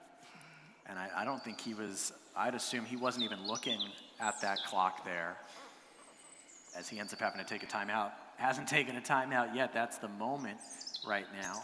These guys were certainly more loose on the tee. Yeah, a little bit of multitasking there, isn't there? Even I didn't realize the time at the top of our screens. Young 46, now you have to reset 8.5 feet down the hill for the match. Good game. Very early on that accuracy, but it doesn't matter. Young 46 makes the putt. He wins his first match, just one up over PJ Bai. A valiant effort from PJ Bai, who had the one up lead all the way when they got to about the 12th hole had an opportunity there in C. Yeah, it was a tight game all the way, wasn't it? Even I was on the edge of my seat, just unsure what was going to happen. I think the advantage was maybe at Young 47. He looked very comfortable throughout, but I thoroughly enjoyed watching them both play. Yeah, so Young 46, Jay Smithers both get it done. Young 46 knocking off PJ by 1-up in our second match of the first round of matches, and Rachel Stringer is down there with PJ and Young. Well, firstly, congratulations. You looked a little bit nervous, I'm not going to lie, when this one had 1-up over you on about the 12th there. We saw the stress that we sometimes see from a player like you. You do wear it all on your sleeve. I mean, what was going through your head, and how did you manage to turn it around? Meter was a little tricky, so trying to get that through, I felt it took me probably 12 holes to figure that out. So started hitting some dings after that, but a couple of mistakes I got to clean up. But I mean, PJ played great, which I knew he was. We played a lot of practice rounds, and he played really well. So You're in your groove now. yep. Okay, he's in his groove. I mean, you pushed this man, one of the GOATs in WGT, pretty much all the way. You must be pleased with how far you pushed him, but disappointed that you didn't get the win. Yeah, I was sort of focusing on my game, not worrying too much about my opponent or anything. I just wanted to make those putts, and that's been my strength. So too bad. I think 12 was like where the momentum shifted, and Jason was putting pretty well after that, and I sort of had to make a couple of putts that I thought I would have in practice rounds. So, well, that's the pressure of live events, right? So. Still more. 2 more games you've got to go to get that win. PJ Bai and Young 46, congratulations, obviously. Let's go into round 2 and see what you got there. Well, round 1 is over. Let's have a look at the highlights then from round 1, starting off with Jay Smithers and Master Hacker. Yeah, Rachel, Jay Smithers at 1. We said he came out hot. He came out big early. These guys were trying to match each other on the first hole. They did. Second hole, much of the same. Master Hacker getting a ding here. Not quite inside of Jay Smithers' ball, but we see 2 down was Master Hacker. Gave himself a great opportunity, but Jay Smithers kept matching him, and at some point, when Jay Smithers is hitting shots like this, if you can't keep pace, if you can't make your putts, if you can't make your medium-range putts, you're just leaving the door way open. And we heard it from Master Hacker when he spoke to you, had a little bit of a mouse malfunction that's going to happen in these in-person events, and he said you just can't even give the slightest inch to Jay Smithers because he's going to take that and run. Does Master Hacker have time to rectify those mouse problems now? You know, he's not going to have a chance to practice, which sometimes you see in esports. They can go away and have a few minutes to practice and get used to it. So how will he get over this problem of this mouse that he's got? Well, I guess at the first round, he's managed to have a feel for what it's like, and he's been able to review it, you know, speaking with you and the way it reacted. So you've got to be adaptable in the game, and you've got to be adaptable in the real world. So I'd imagine Master Hacker is going to take all that into consideration. You know, awareness is key in that sense. And so, yeah, I mean, he's got no choice but to work with what he's got. Yeah, exactly. It's very similar to NC's story about using different Golf clubs. exactly. When clubs don't make it. It's basically the same thing. And we see he's out there right now. I think he's helping the crew with some cleanup also between rounds, but he wants to get, whether it's trying to get that other mouse to work or trying to work on the new mouse, he wants to go and he wants to either practice or he wants to get that feel as soon as possible. And these matches come thick and fast as well. It's probably just a quick toilet break, a quick refreshment break, and they're back at it. But whilst they're having a quick break, let's just have a look at the highlights from that second matchup as well. PJ Bai took on Young 46 in this matchup, and this is how it unfolded. PJ Bai put the pressure on. This match was still tied through 8 holes here. Young 46 trying to throw something at the low pin placement. Could have been a more difficult pin in the back. They were tied. They kept going back and forth. Young 46, this is a player that knows every crack and crevice in Wolf Creek, but he missed the putt there. Couldn't believe it. Down the hill, blew it past. He was 1 down. This was huge. Young 46 with the longer eagle putt at 12 made it. Momentum shifted. PJ Bai missed his. Young 46 was able to grab another hole. And then 18, maybe the shot of the day. PJ Bai hits the cart path, runs this all the way to the back of the green, to the top tier. Knew how big that was. Missed the putt, though. And they tied that last hole That was riveting stuff. Young 46 wins that match just 1-up. It was a tight game. I thought maybe PJ was going to have it after that incredible drive that you pointed out. But yeah, it's that unfortunate missed putt, which wasn't for him. I mean, I think PJ has to take a lot away from that, only being 1 down to, like I mentioned it in the interview there, the GOAT of WGT, of the community. Everyone knows Young 46, they love him, they want to be him. So he has to take a lot of heart from that going into the next matchup and try and get those 2 points. He's now going up. I think it is against Master Hacker, so we'll see how he gets on there. Yeah, the 2 winners are not going to play against each other. They're set for a big third-round matchup. If they can take care of business here, nothing is definite yet. I think that, you know, PJ Bai, you're right, Rachel. I mean, that was such a good performance by him, and we were talking about could Master Hacker, PJ Bai, would they show up against these 2 foes? You're going to continue with events like this, with this DP World eTour and other events within the WGT community, more players getting out there, more players practicing. I'm not saying this is the last stand for Jay Smithers and Young 46, but you're going to see more rivals develop. Players continue to show up in this world, and PJ Bai, who just started playing the game in 2020, which is not that long for this game, he's a great example of a guy who's just going to keep getting better and better and better and better. Great example of someone who had a lot of time on their hands during lockdown, I'm guessing is why he took up the game. Okay, well, we teased the next couple of games which are coming your way. Let's have a look at the rest of the schedule then right now. So round 1 has already been played, and we know our winners from that one. It was Jay Smithers and Young 46. So round 2 looks like this. Jay Smithers now takes on PJ Bai, who pushed Young 46 all the way in that last round, and Master Hacker with a lot of work to do against Young 46. It's a case of, can he sort out his problems that he had in round 1 with that mouse and get back in this matchup. And then, of course, we'll have a final round, round 3, a little bit later on, which will be the conclusion of our DP World eTour Grand Finals. I'm sure it will come down to round 3 as well if the first round is anything to go by. I mean, in terms of what we're going to see now, we've got the 2 favourites in Jeff's opinion, his power ranking 1 and 2, both taking the wins. They're going up against 2 guys who have lost. How decisive, Incy, do you think this is going to be? Are we going to see momentum continuing in their favour? I think it'll be really interesting to watch. I'm curious to see how Master Hacker bounces back, if he does.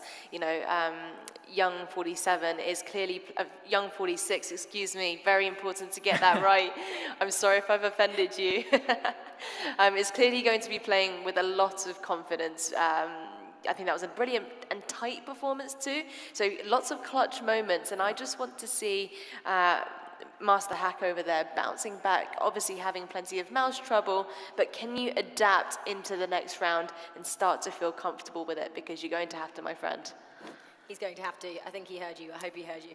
Anyway, they have to bounce back in round 2, and they have to bounce back if they want to get their hands on the prize pool, which is at stake. It's $25,000 US total, and that's broken down as follows. So 15,000 for first place, 6 for second, 3,000 for third, and $1,000 US if you're coming in 4th place this evening as well. So a lot at stake, really. It's big prize money for these guys, because you know, they do all have full-time jobs, like we've mentioned. You know, Young 46, he's been in the Navy for 8 years. You've got a train driver here. You've got a chemical engineering student who's just graduated in a PhD. You know, you've got everyone from different walks of life. And yes, this is a hobby, but when they're here, they take it very seriously. And we've had a chat before about what that prize money means. And I think it was for Young 46, he made a pool with that. And he said, if I get this money, I'm putting a tiki bar around the pool. So, I mean, you know, it's serious what they want to do with their money right now.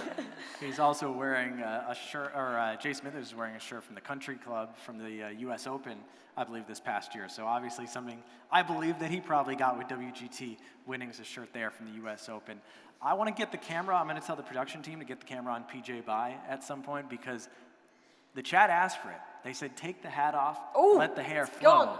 And PJ Bai has done exactly that right now. So we're going to get that in a second for you folks. I'll build that up. Jay Smithers just called it, I can hear him call it majestic. as, you know, maybe that's an adjustment that needed to be made out here. Do you know what that actually reminds me? When I played in the Women's Open, I was super nervous on day one because it was my first major. I had my idols both in front and behind me on the range, and I was incredibly shaking on the first hole. I just thought, wow, this is a massive stage. And so the nerves definitely got the better of me on day one.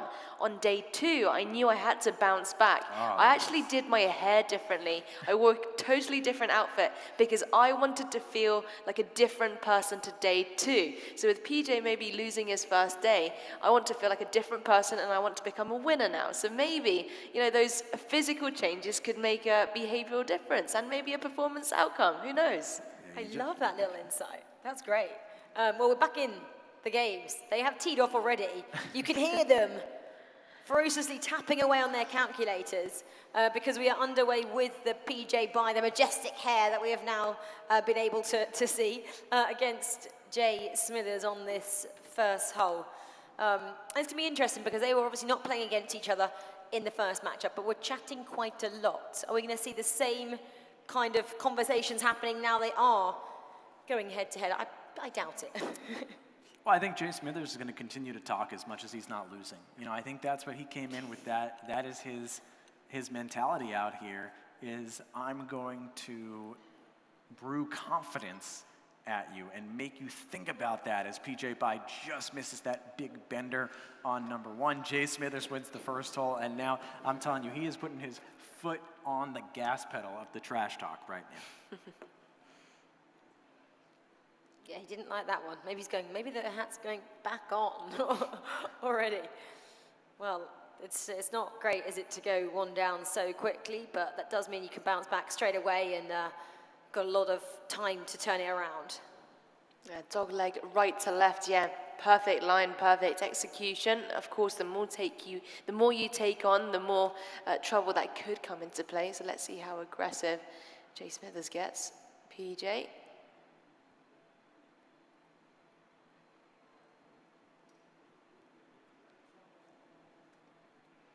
Shaking his head again at that one. I'm not sure. That means he's not happy, but it looks like it's pretty much matching Jay Smithers, so nothing to really shake your head about there. Yeah, he's going to get away with that one, but I think, I was going to say before the match, is PJ Bai coming in that one hole loss against Young 46. It feels like he's playing loose. He's happy to be here. He doesn't feel like he has that much to lose right now, and that's scary. Someone who has nothing to lose is the hardest player to play against, but immediately loses that first hole, and that's just going to put him behind. You're feeling behind from the beginning. You're feeling like you're playing uphill the whole day. So Jeff, we've talked about the benefits and advantages. You can see that pin's on a plateau there, taking dead aim, plenty of spin, leaving an uphill putt. When you are the first player to go, being the second gives you more time. When we see the players calculating their numbers, how do they know what to calculate? Do they know roughly how far they've got and what shot they've got next? Yeah, I mean, so you'll see it here. You see right now 98 yards top left. A guy like Jay Smithers or PJ Bai hitting this shot is looking at the wind 14 to 16 at him, judging the elevation, judges it perfectly there because he's got a heartbeat. You got to keep it on this top tier. You got to put it around the hole and just need a little more club, PJ. A great shot there. And that's where, you know, these guys are just judging every math part of the equation. Now, this becomes, putting is much more about feel, which we talked about Jay Smithers being a field player. There isn't as much of a calculation in there. There's just so much experience that these guys have in what they've seen. Beauty. Thank you. I think almost being quite reactive. I feel as though the more time you take over something, the more it allows you to have thoughts creep into your brain, which can maybe end up leaving you a bit stale. So I quite like that reactive nature and playing with freedom. I feel like they're playing quite quickly as well now. Probably got into the swing of it from round one, and we're playing a bit more flowing and fluid. And we can have a look actually at head-to-head as well between these two guys, just to bring you up to speed on some of their stats coming into this eTour final. So it's PJ Bai there and Jay Smithers. I mean, seeded again, pretty similar, third and fourth coming into this. PJ Bai getting the better on that occasion in terms of the qualification. And then we've got par 3 average there. So Jay Smithers slightly ahead on that. And driving accuracy, Jay Smithers again wins in terms of that. But again, it's fine margins in terms of their head-to-head here. It is fine margins. I would say, you know, obviously looking at those stats, Jay Smithers has definitely got the upper hand. I'd imagine it's very important hitting the fairways. Obviously not here because it's a par 3, but you know, you can control the ball much easier and much better when you're hitting from the short stuff compared to the rough. Well, I think the par 3 scoring really jumped out to me, 2.4 to 3 you saw, as that's going to be a little bit short from PJ by. Is that going to hang up there? No, it's going to come back down. So par 3 scoring, I mentioned off the top, the players that I talked to said par 3s are where there's going to be opportunities to win holes here. This is a great example. I mean, both of them are short here, but for Jay Smithers to have that par 3 number, remember the qualification process, stroke play. So you change your entire way that you're playing because you're playing stroke play. Sometimes you'll play a little safer. You don't want to have those blow-up holes. You know, there are stories about a couple guys out there missed by 1 or 2 shots here because they had a ball out of bounds or a ball in the water. All of a sudden here, match play, you're getting more aggressive, especially on those par 3s. Looks like lob wedge in hand, just off the green. Excellent shot. Oh, I thought that was in. What a cracking event. I think he thought that was in as well, looking at his reaction there. Frustrating, frustrating. PJ looking very cool, calm and collected so far.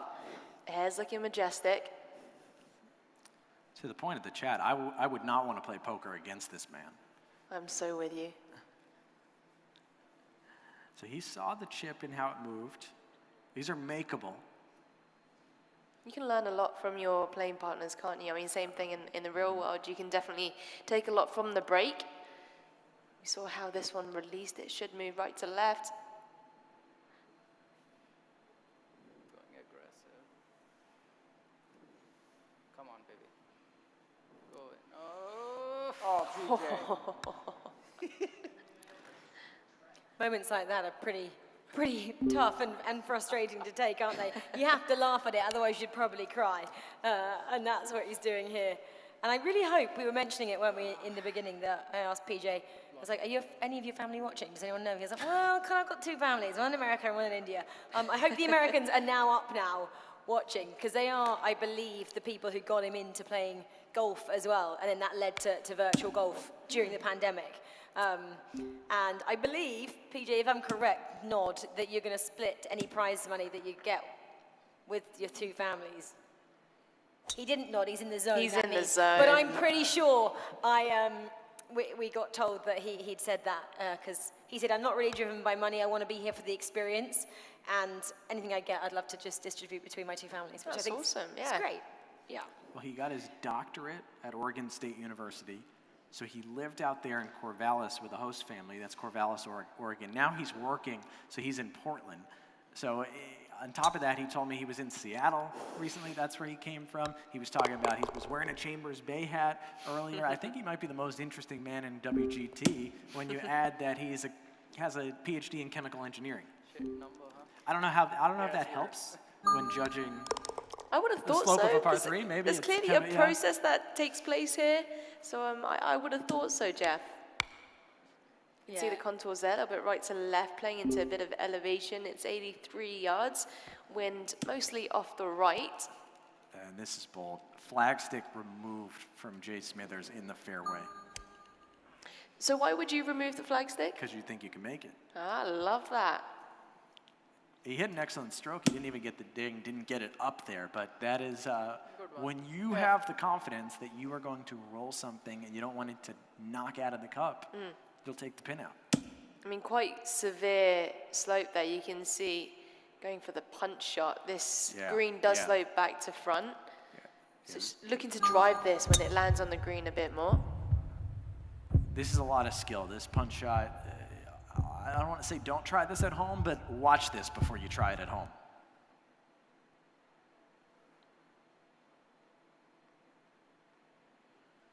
Taking a lot of time as well here. Doesn't get a heartbeat. That punch should take away some of the wind that could have held the ball This up. punch shot never gets to this hole. They've played a lot, they should know. Now notice Jay Smithers waited until after PJ Bai Yeah, hit to of tell him course. that this punch shot never gets to the hole. Obviously, yeah.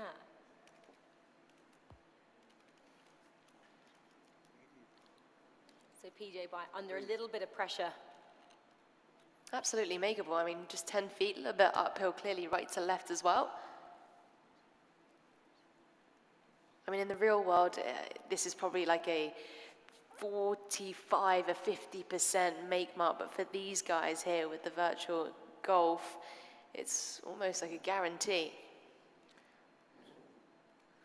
But when the pressure's building, Are we going to see a timeout, or is he going to go with 8 seconds left on the clock? Sometimes it's just strategic again to let the timeout go. I think the timeout's going. The timeout's gone. I think he made a bit of a calculation error there, and excuse me if there was any misuse of language, but we're going again. We're going again. We're calculating it again. But the bottom line is he didn't even notice. You know, these guys are so locked in. But you start to think about it, right? You have a lot of timeouts. You're starting with 7 timeouts. But you just want to be careful, because if you're in, this is early, if you're in the zone like this early on the 4th hole, you might start going over on a few extra. I think PJ Bai, he hit an excellent stroke, but it doesn't go. I think he liked that he had that extra time on 18 in the last match, but just missing the opportunity there. Well, there we go. That's a bit tricky for him. Jay Smithers, what can he do in response then? He's had quite a lot of time to think about this because PJ Bai took that time out. yeah, essentially going through his routine again, and it's turned out pretty well. Smithers with the birdie. Righty, let's go and see what's happening then in the other game between Master Hacker and Young 46. Yeah, it's going to be a tough one. We haven't seen yet where they are, so they're actually just 1 hole behind at the moment on the 4th here. So possibly means they're taking a little bit more time, and that's maybe because we saw Master Hacker, we're having a little bit of a techie problem there. Master Hacker we're having a lot of a techie problem. Jason's just sat back. Let's go back. Let's go back to the other game. We don't want to watch that. And Maybe see. he's sending a message. No, we Let's do go know back. Here we are.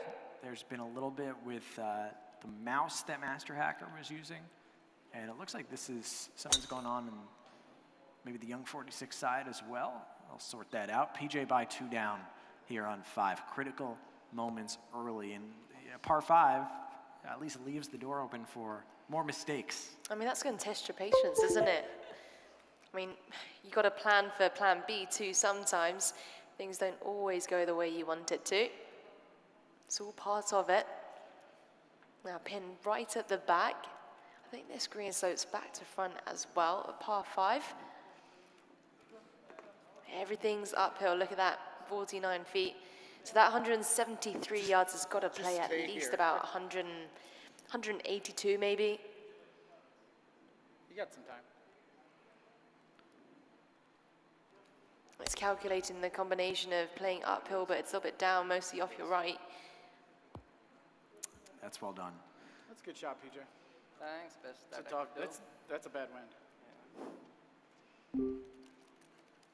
So Jay Smithers now seeing if he can match that, and it's quite chaotic down there at the moment with a lot going on, and he said as well when he was chatting to me, I like that, I want dogs, I want 5 kids, I want everything around, just so it feels like I'm at home, because maybe at the moment it's a little bit too calm for his liking. We need to put the water on again. Yeah, I mean, correct me if I'm wrong, but it feels like a much calmer round this time. There's not as much chat. Maybe the guys are a little bit more into the zone. But early days, still quite a bit of golf to be played. Well, yeah, I mean, it's round 2, so for the likes of PJ and Master Hacker, this is their final. You know, they need to get the 2 points here. Otherwise, they know they're sitting in the 3rd and 4th place position, which is not what these players have come for. Thanks, man. Thank you. A good job there by Jay Smithers to use the slope, coming back left to right. It looks like he'll actually be away and downhill, although more direct at the hole. Someone in the chat said PJ Bai looks like he's auditioning for a shampoo commercial. Now we do need to turn the waterfall on, because then that will align beautifully.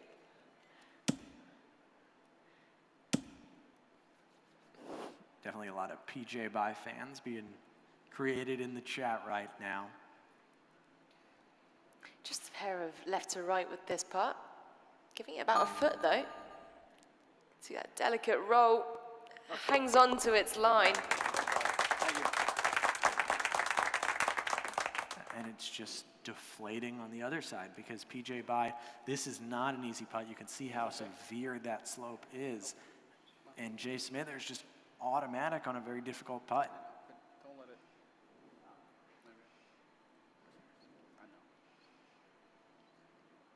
So I feel like I'm starting to get this, right? So it's a 10-foot putt, it's a couple of inches down. I mean, I haven't gone into detail. You've got a year to make it here next yes. year. Yes. And so on their spreadsheet, can they incorporate that into putting as well? They would, surely it's not impossible. Yeah, you're exactly right. And there are aspects to putting that they can. As that's a great putt by PJ Bye. He asked it to stay up, and it did. Hey.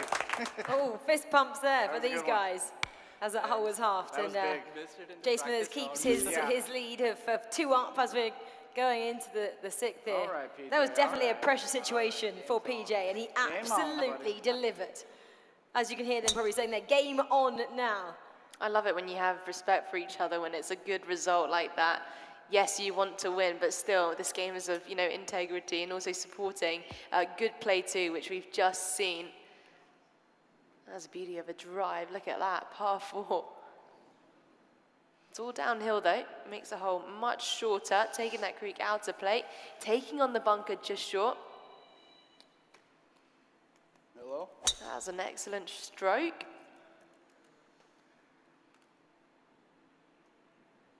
Wow, and see that's the difference with the wind on this hole. Remember we saw on the first match, this hole into the wind, players laying up before the creek. You can attack over, and now it's an inside 100-yard shot to this tucked back left pin position.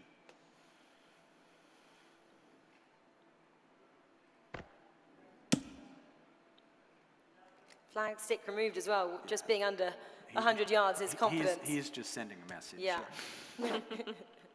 A message of dominance. And when you get heartbeats on shots like that, why not take the pin out? Try to roll it on back. Good one. Thank you.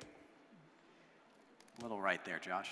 I mean, if you're that confident, you have to get the heartbeat. I mean, a little wink there from Jeff. It's all fun and games in here.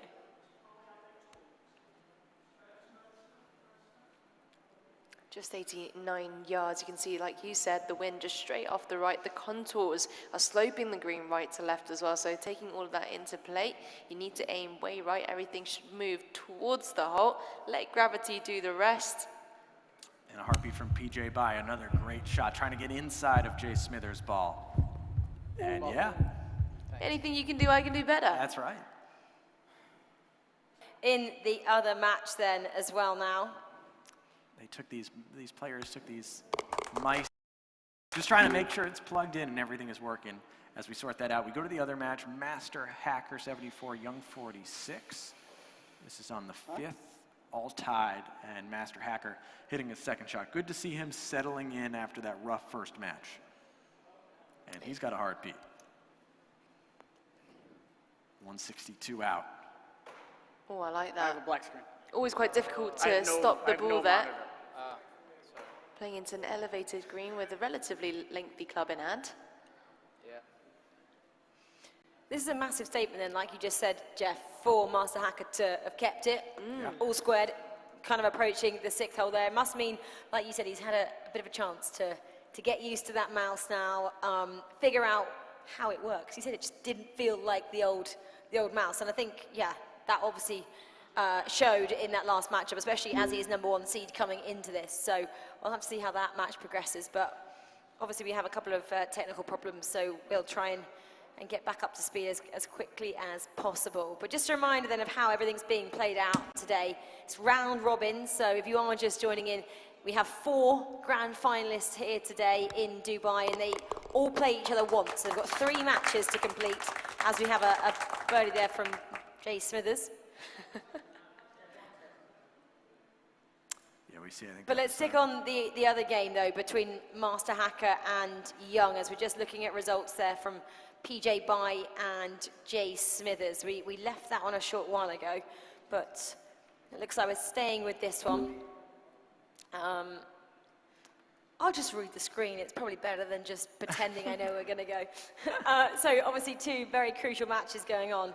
And again, if you're just tuning in, so at the moment it is Young 46 and Jay Smithers with the advantage. Both won their opening set of matches, so that means they have 2 points each, whereas Master Hacker and PJ Bai, unfortunately, still on 0. So we're in the second round of fixtures, which is pretty crucial for the guys, unfortunately, with 0 points to get something back, which would make round 3 super exciting and actually give us a headache in terms of permutations and if we have to go head-to-head or whatever it happens if we did have a tie. But yeah, a lot to play for in this second set of fixtures here.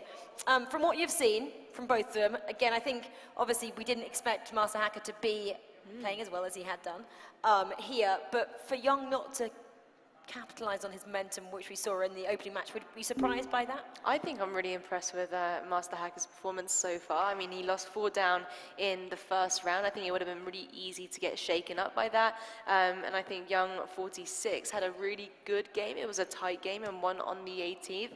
And you just touched upon there, you know, momentum was definitely on his side. And so Master Hacker having technical issues and losing quite significantly in the first round, it would have been really easy for that to get into his head. So the fact that he's level par, I think, is pretty good so far. And I think, Inti, what you were talking about earlier as well, when it's your day, it's your day. At the moment, it seems like it's Jay Smithers' day.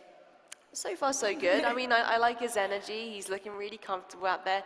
I'm getting lots of confident vibes as well. But we know that this is a game of fine margins. Like I said at the top of the show, this is my first time really watching virtual golf, and I'm fascinated by the calculations that has had to be made. There's a lot that goes into it. It's really been quite admirable to watch. As we go back to Young 46, this match tied up. Young 46 on 5. He hit an excellent stroke, hit it dead straight, never broke.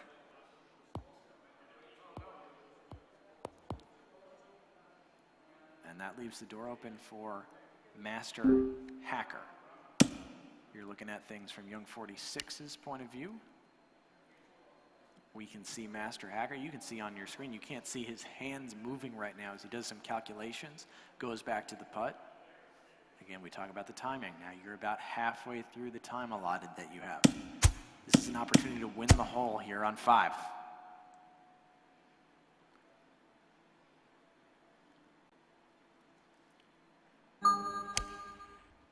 8 seconds to go. I think he's going to get it in. He doesn't want to wait for that timeout early on. Excellent. And it works. Wow. You know, Cutting it tight, making an eagle. and that's bold, because he said, I'm gonna aim closer at the hole, and I'm gonna give this pace, because we're playing match play, and this is an opportunity for me to win a hole, so I'm gonna go after it. I mean, this is a massive statement, what we're seeing here. Again, it's possibly mirroring what we saw from Young 46 in the opening round. PJ Bai had that advantage as we approached the 12th, so just after halfway. Master Hacker now has that. So Young 46 isn't in a different situation. He knows how to play this, but still mentally, he said, oh, I didn't get in my groove till after 12. Is he out of his groove again now? I wouldn't call him out on it at all. I think that momentum's gone down a little bit, but he's quite comfortable with that tight game, because that's exactly what we saw in round 1. So he's been in this position before, so he might be quite happy with where he is. He doesn't mind being behind and being the underdog. I don't know about that. Kind of, he's a very confident player, but as most people are when they're really competitive, hates it when it doesn't go his way. Of course. Don't we all? Aren't we all like that? Here on 6, we're seeing both players, because of the wind, this is a layup before the creek. So we saw those beautiful approach shots just a few moments ago by Jay Smithers and PJ Bai, when they were about at that 90 to 92 yard mark. This is a longer shot, so it changes a bit of the hole. Plus, it's a longer shot into a front pin position. So a little bit more of a mouth to this green, not as much bailout area.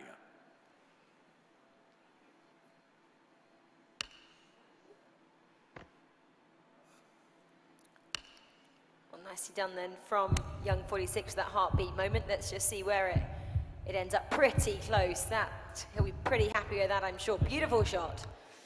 And it won't be too far away for his second shot then. Slightly closer to the creek with that tee shot. It was a powerful drive, 112 yards to go. Elevated green once again. Jeff's talked about that pin being right at the front. I haven't seen too many shots being misjudged massively.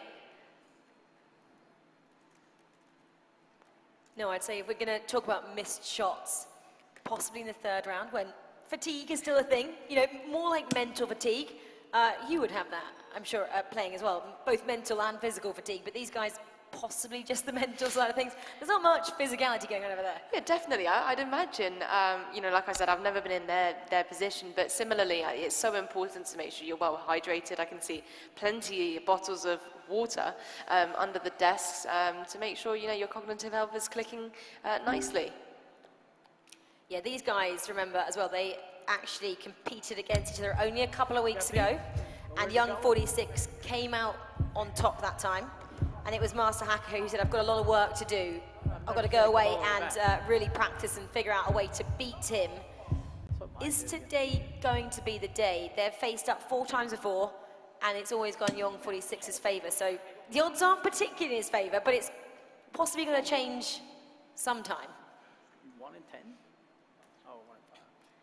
Let's see if Master Hacker has the confidence and has done what he set out to do, go home and practice and find a way through Young 46. Yeah, big breaker here, Rachel, and too much pace.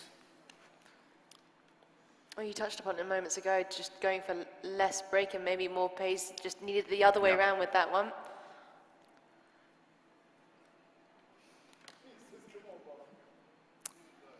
And maybe kicking himself, because that lead was there for a very short amount of time. You can't take a breath against these Goliaths. You take a moment, you feel like you've got the lead, maybe this is my match.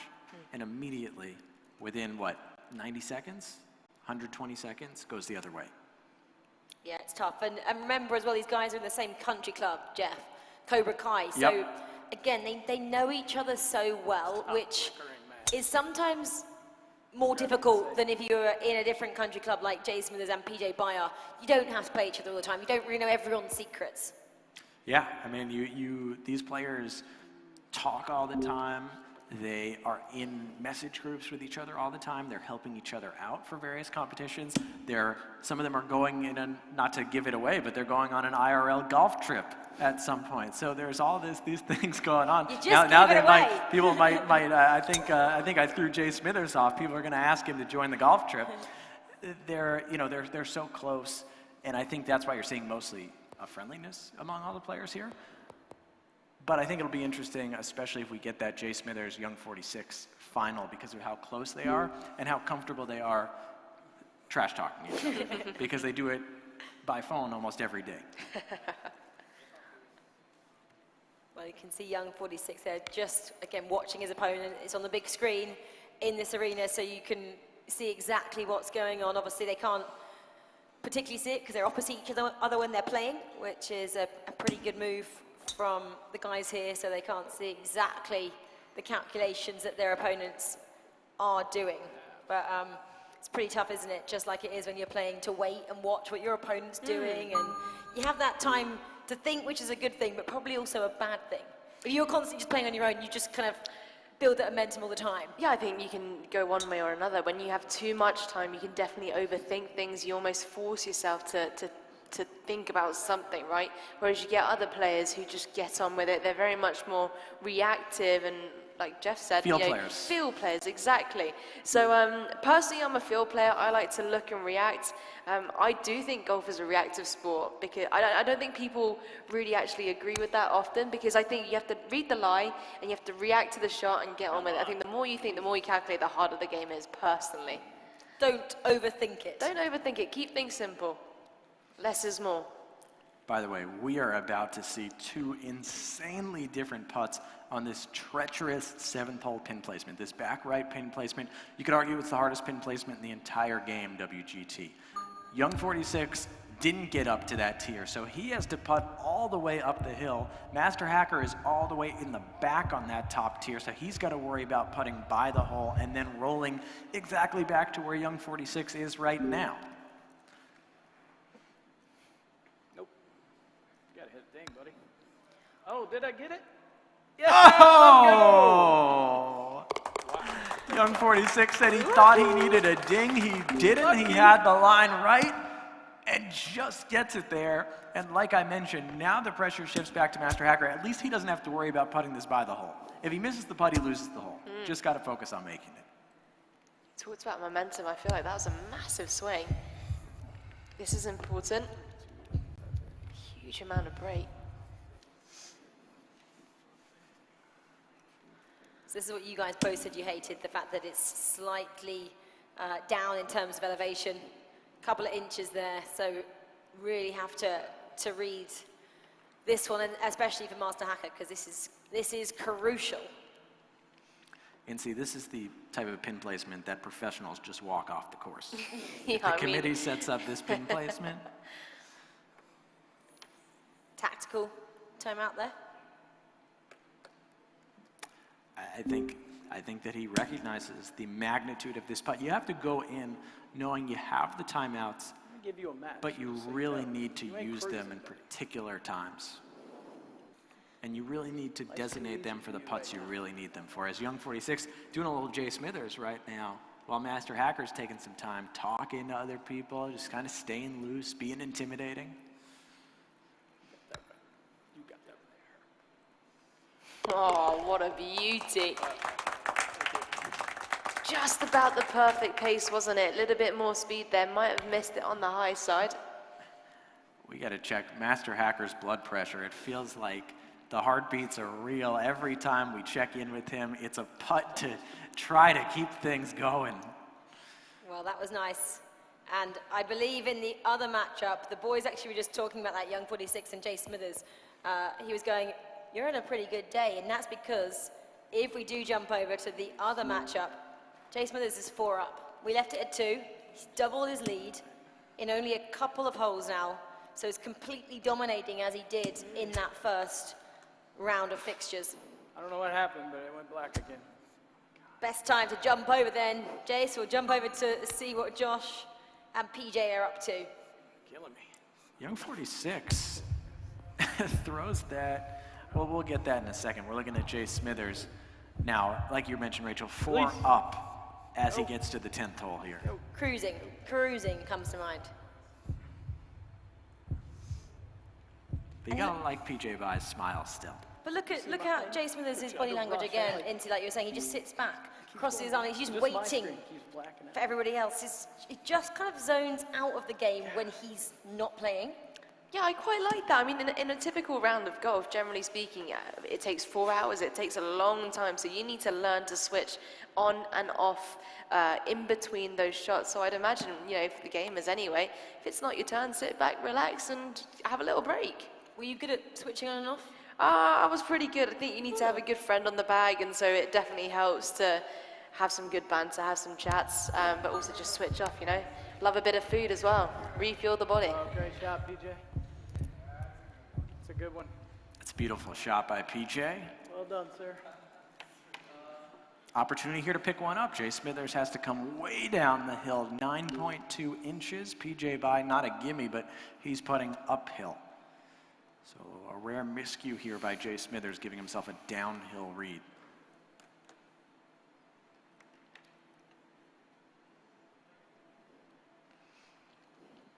And working quickly.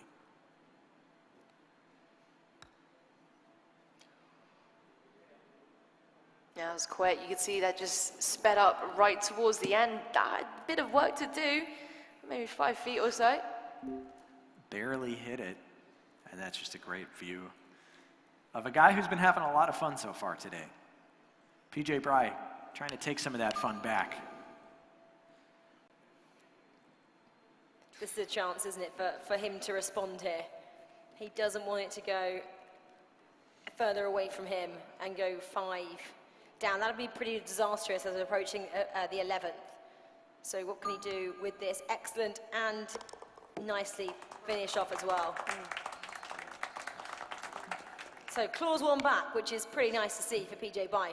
Game on now. Yeah, Incy, how many times have you started a back nine and said, it's a new back nine, it's a new nine, a new day? I don't know what it is. It definitely has a psychological difference, but what I love doing is actually playing 3 holes at a time. So I'd play the first 3 holes and I would have a goal depending on how easy or difficult it was, and then I'd almost reset and take a new set of 3s, and it just allowed me to actually, a bit like switching on and off, you know, controlling my emotions and going against setting new targets. And I was definitely a goal-based player, loved having a goal. PJ Bai's goal, to overcome a 3-hole deficit at this point. Very doable at this point, and especially if you can make some great shots like he's just done there. Yeah, downhill into the wind, not a heartbeat, gets the ding though. That's probably just outside the heartbeat zone. 197, 5 iron, how about that? I guess it's from an elevated tee box. You can see the wind is a little bit off the left though, and 13 to 15 miles per hour. I mean, it should be at least a club and a bit, a club and a half, if not 2, but going for the punch shot, so looking to keep the flight down perhaps. Interesting combination from an elevated tee box. Let's see how this one turns out. An excellent stroke. Screen's black again. It's a heartbeat for Jay Smithers, and just moving a little left pin high. All right. I don't have a lot of timeouts, so I don't think we can. Like, that basically leaves me with no timeouts to use in my game. Well, that was lovely, wasn't it, from Jay Smithers. I don't think PJ Bai a little bit further away. I think it looked further than it actually is. 11 feet now for him. Out the monitor, I guess. It's moving a little bit, but this one slightly downhill Yeah, if we're all square. by 2 inches. So we saw him make a pretty solid putt in I mean, that as long as last I don't have hole. to So use let's a see what timeout he here, can I'm do fine, with this. We had a couple of problems from Jason as well. We can probably hear that on the screen where he's trying to get some bits sorted out I think so. over there. I don't know. Birdie putt for Because PJ Bai, it keeps blacking out completely. probably to match Jay Smithers. I mean, these guys know so much more than me, but it looked to me that there was a lot of break given on that putt. You can just see a little bit frustrated. Yeah, because it's like what we said when Master Hacker had the 1-up lead on Young 46, and he got it right back. PJ Bai wins 1 hole to start the back 9, and immediately Jay Smithers takes that 1 hole right back. So he's 4 up now with 7 to play, and he's perhaps less holes away from being 2-0 in his first 2 matches here. Par 5, 555 yards, a little bit off the right. We've seen a couple of pretty good eagles, I would say, but you can see that the hole's playing much longer.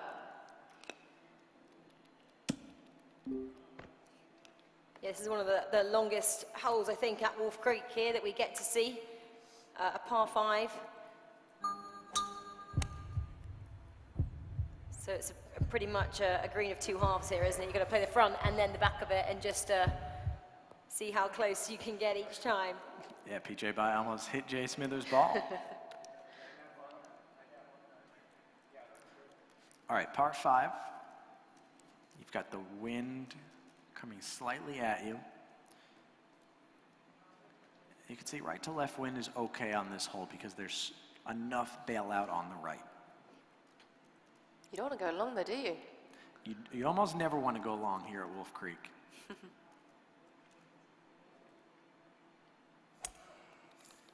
And that's maybe a safer shot than we would see Jay Smithers usually play.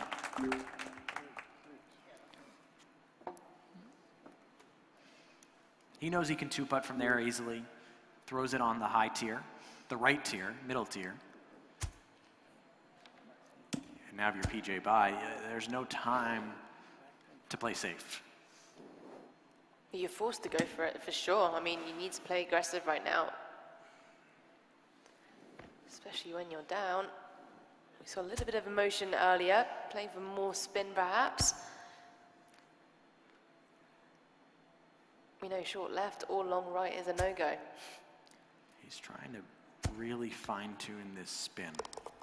Looks like quite a technical shot right there. Well, he's playing a 3-wood. Should we start a new 9? No, I'm all right. All right. I got 2 timeouts. That's funny. And didn't get the slope. So that's why that shot from Jay Smithers especially was so important. He knew PJ Bai was going to have to get aggressive. Now he's challenging PJ Bai to probably 2-putt to tie the hole, but how aggressive does PJ Bai want to get with this putt way up the hill, similar to one we saw from Master Hacker earlier today. Here again, if we're going on the current score line, 4 down for PJ Bai means he's not got that many holes left to play, so he needs to make his move now. And with this putt, it's quite a difficult putt to make. That's a great shot of the stress. The stress. Here we go. What can he do from about 40 feet out? Look at the amount of break we're playing for.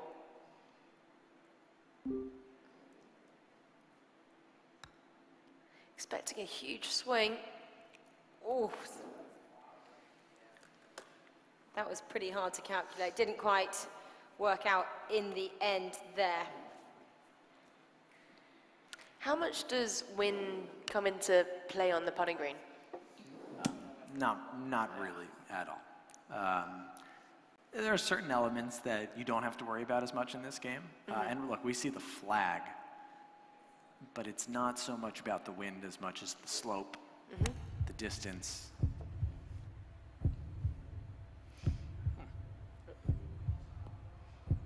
Haven't seen Jay Smithers take this long on many putts this match.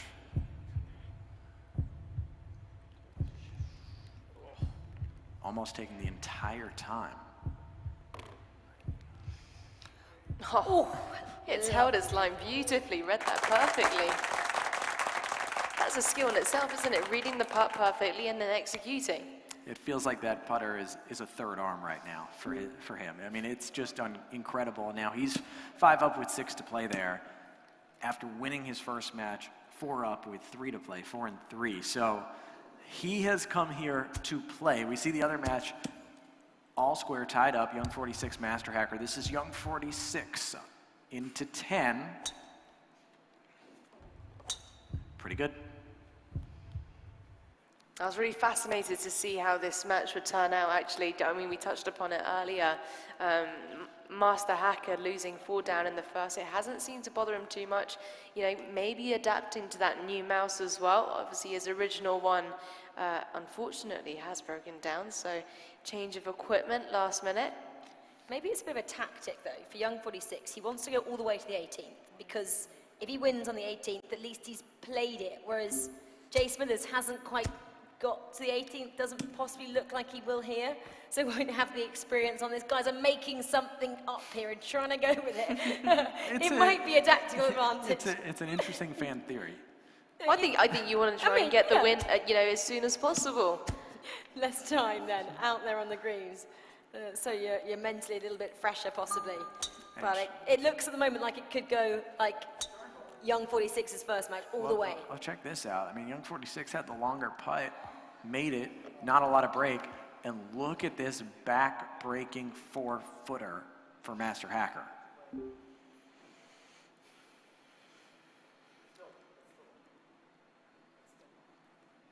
These are the putts no amateur wants to see in real life and just hopes that their opponent gives it to them. Quite a bit of movement left to right. No significant slope. Downhill, just an inch. Whew, clings on just about. It's a birdie. It's not how, it's how many. So nothing changes then in this matchup. Young on the tee box first then.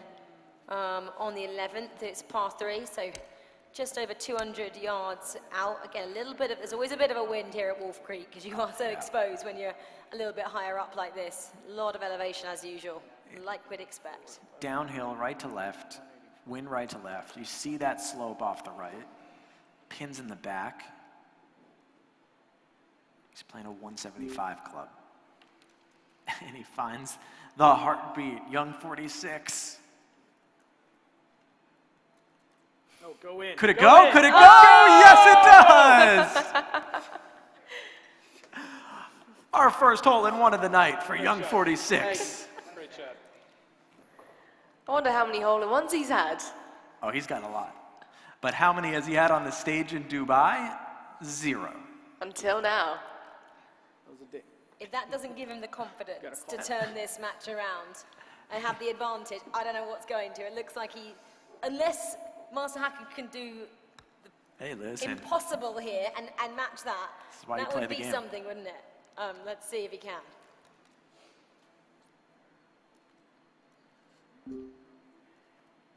He's using a little more club, the 190 club, 5-iron. He gets a heartbeat, Master Hacker. Can we get matching hole-in-ones? What an effort, though. Yeah. A little close for comfort. But the beauty of this is, you know, it's not stroke play, it's match play. So, I mean, fantastic shot from Young 46 right there, but he just wins that one hole. That's right. But it can be deflating. Absolutely. Because if you're Master Hacker, you're licking your lips at the top there. They probably both saw a great opportunity here as we get another look at the split screen right now. On your left, that's PJ Bai making a par on 13. Jay Smithers, this is to win the match for birdie on 13, taps it in 6 and 5. 4 and 3, 6 and 5.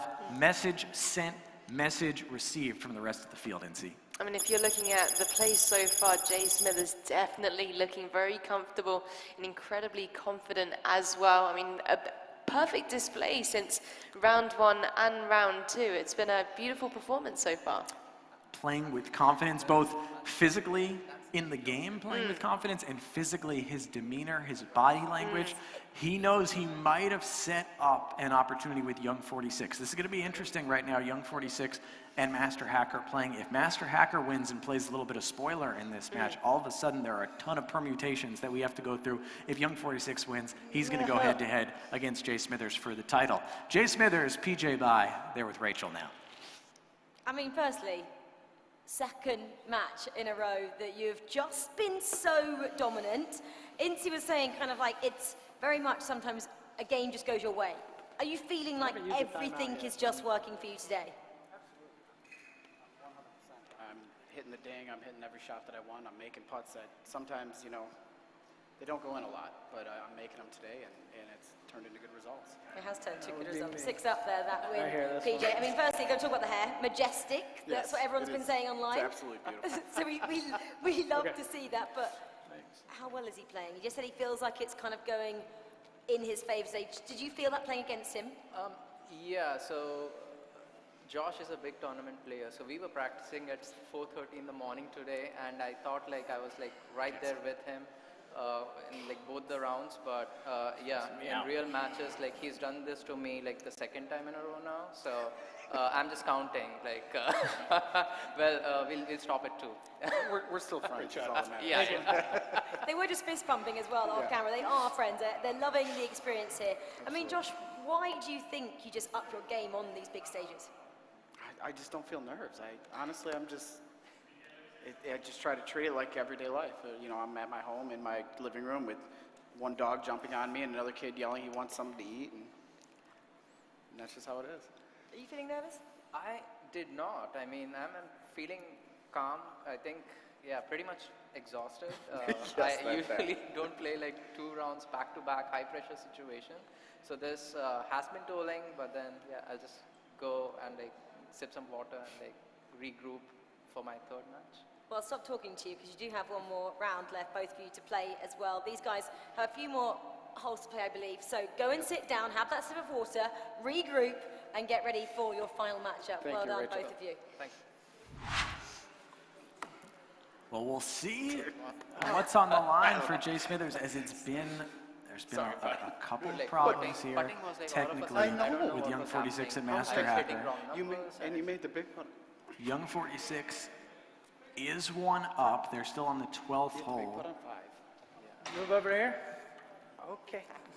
And I think But I we're need gonna my mouse. Don't worry about it. Just leave it. Leave it. Leave it. Leave it. I don't want to take my came up. A couple of problems going on. It's fine, we'll sort them out. We've got a great team here, obviously working behind the scenes, but Young 46 is having a few technical difficulties. So we'll just stick with Master Hacker at the moment.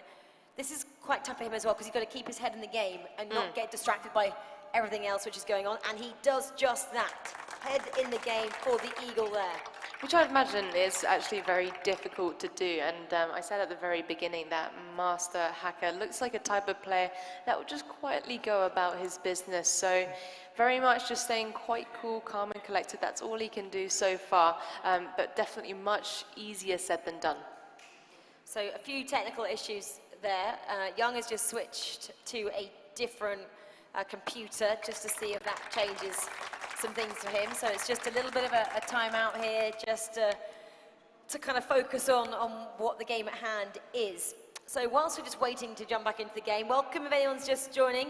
We're pretty much approaching the business end of round 2 here. So we've got 3 rounds to bring you tonight. We've already seen round 1, and that went the way of Young 46 and Jay Smithers, both taking 2 points each. So very much in the driving seat at the moment. And you've just actually seen the completion of our second matchup as well between PJ Bai and Jay Smithers. And again, Jay Smithers is just being so dominant today. Everything is working out perfectly for him. Okay, he's a massive kind of tournament player, but 6 up in the second and 5 up in the first match. I mean, ouch, I don't think I would like to play against him. And whoever's going next, Young 46, should be worried. So I thought it was interesting, that interview just now with you, that Jay Smithers said there are putts that he doesn't normally make that he's making today. That's the most humble thing we've heard from him today, because all we've seen is confidence. All we've seen is him acting, both him and PJ Bai played very loose, but him acting like he said, I saw in the chat people were saying, Jay Smithers looks like the only player that is actually in his living room right now. He's not. He's at this DP World pavilion all the way in Dubai, but he's been that comfortable, that locked in. I think Young 46, he's not going to be intimidated, obviously, by Jay Smithers. I know that they've been practicing against each other. They've had an opportunity to practice against each other in person. We were joking. I was with them yesterday. They were practicing side by side. I said, tomorrow you guys are actually going to be face to face. Maybe that will be the only difference, but I don't think he's going to be shook by him. I think the greater concern for Young 46 is he just won 1 up the first match. He's 1 up right now in the back 9. He's not winning as convincingly against the same opponents that Jay Smithers is playing. And I guess what's quite interesting is we actually now know that Jay Smithers has won a minimum of $6,000 US as well. So the final matchup for him is worth $9,000. So he's already bagged $6K, but the winning prize pot is $15,000 US and a total prize purse of $25,000. So it's a massive matchup, probably the biggest matchup of his career he's had to contest. And then that third, fourth place matchup will be a $2,000 game. So third goes home with $3,000 US, and fourth place is taking away $1,000 US, but just massive. And I think, for some people that may play in the back of their mind as well, you kind of almost count the money before you actually have it in your pocket.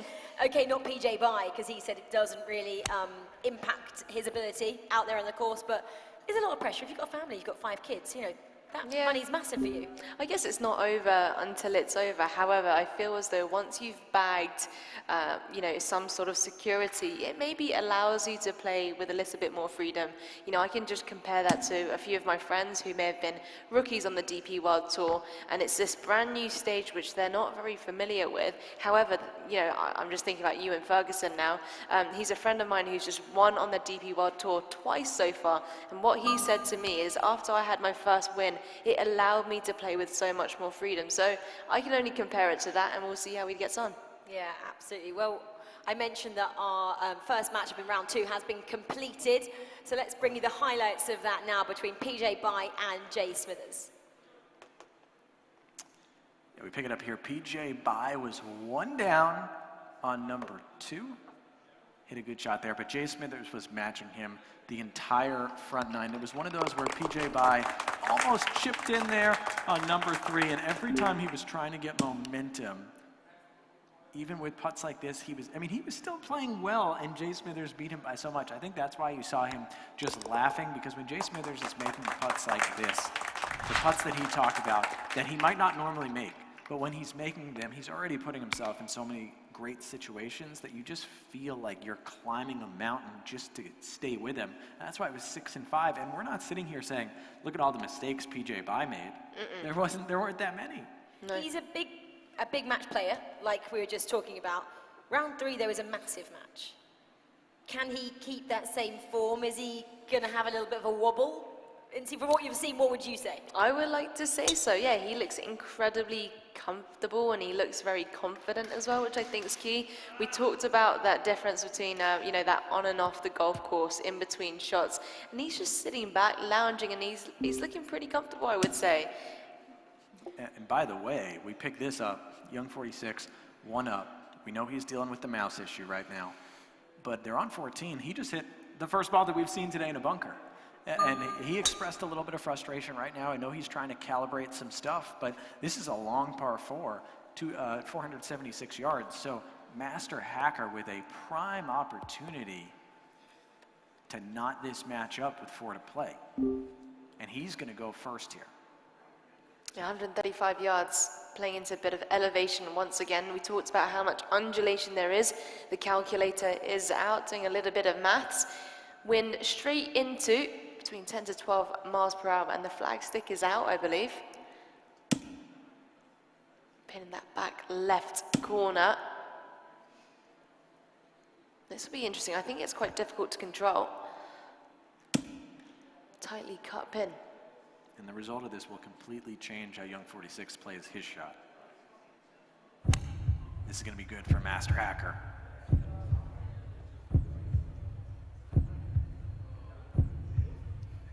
That is the perfect spot. Below the hole, heartbeat, in there tight. So now Young 46, he's got to try to throw something on that top tier of the green. An interesting shift. We saw the hole-in-one earlier today. Master Hacker didn't look too thrown either. Oh, this is a bit of a little switcheroo. First time we've seen anyone in the bunker, I think, especially off the tee anyway. So fairway bunker taking on a tightly cut pin. It's a very difficult shot. And he's not even going after it. He's just going to play this out and try to chip something in. It looks like he didn't really have an option at all. Just 83 yards to go. Does have a hole-in-one. Yeah. I think that's pretty well forgotten about now, unfortunately, as we're on the 14th. Yes, 1 up, and that was the result of that hole-in-one, wasn't it? But we're very much concentrating on this hole 14 and another heartbeat moment then for Young 46. How close is it to the hole? Yeah, pretty nice. Pretty close. It's pretty good, and he's going to go first. And he's going to look up, Jason. It's back. And I think this is just throwing him off right now.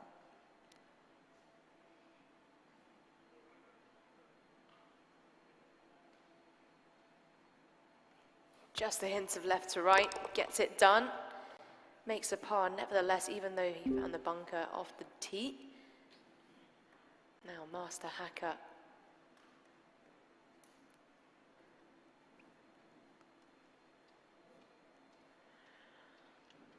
It's a big bender. This is by no means a gimme. We've seen these types of putts missed consistently throughout the day. Can't afford to miss this one though. Where we saw a 4-foot bending putt missed. And Inzi, this is what I had talked about, we addressed. If he plays this, he's not playing a ton of break, he's playing it firm. There's the speed that we talked about. Any less break there might have weaved out. So now if you're a Master Hacker, this is what you've got to say to yourself. You've got 4 holes left. You're tied with Young 46 through 14 holes. And he had a hole-in-one. So really you should, in your mind, think, I've played arguably the better match so far. I should be the one up if it wasn't for our hole-in-one's fluke or skill. It's skill and fluke. Fluke. So Master Hacker has bounced back from that 4-3 loss to Jay Smithers in the first round, and he's got to be feeling pretty confident right now. It's obviously not a case of their current head-to-head record playing into Master Hacker's mind, because we mentioned earlier on they've played each other 4 times, and all of the results have gone in Young 46's favour.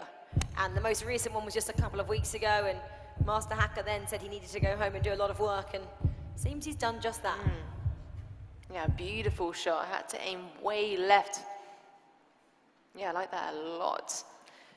So we're being told actually we have to stop and make a pause in this match because we've had a lot of technical problems. No, Young 46 saying it's okay to play on, I believe at the moment, so we'll just get confirmation of this.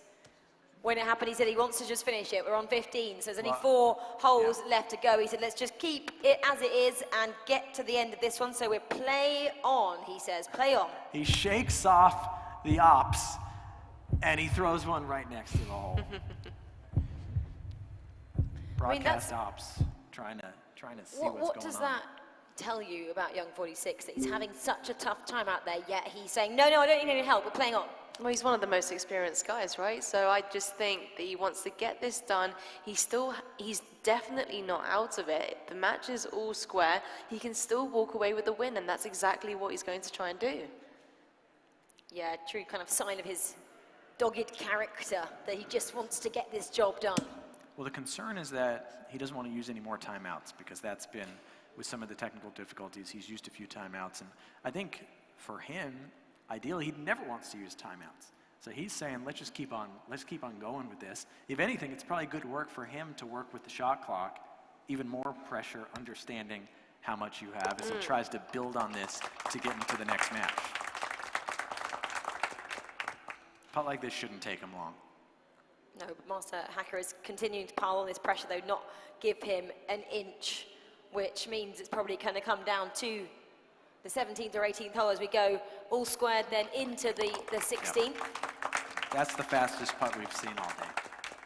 Yeah. That's why he doesn't want to call any timeouts. Definitely feels like it's just get the job done quickly, as fast as you can, and let's get this final round.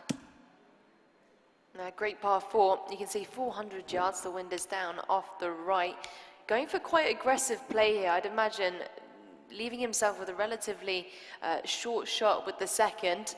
Trying to send one, maximize his opportunity and flying one down there with the wind. You don't want to get too cute and end up in one of those bunkers.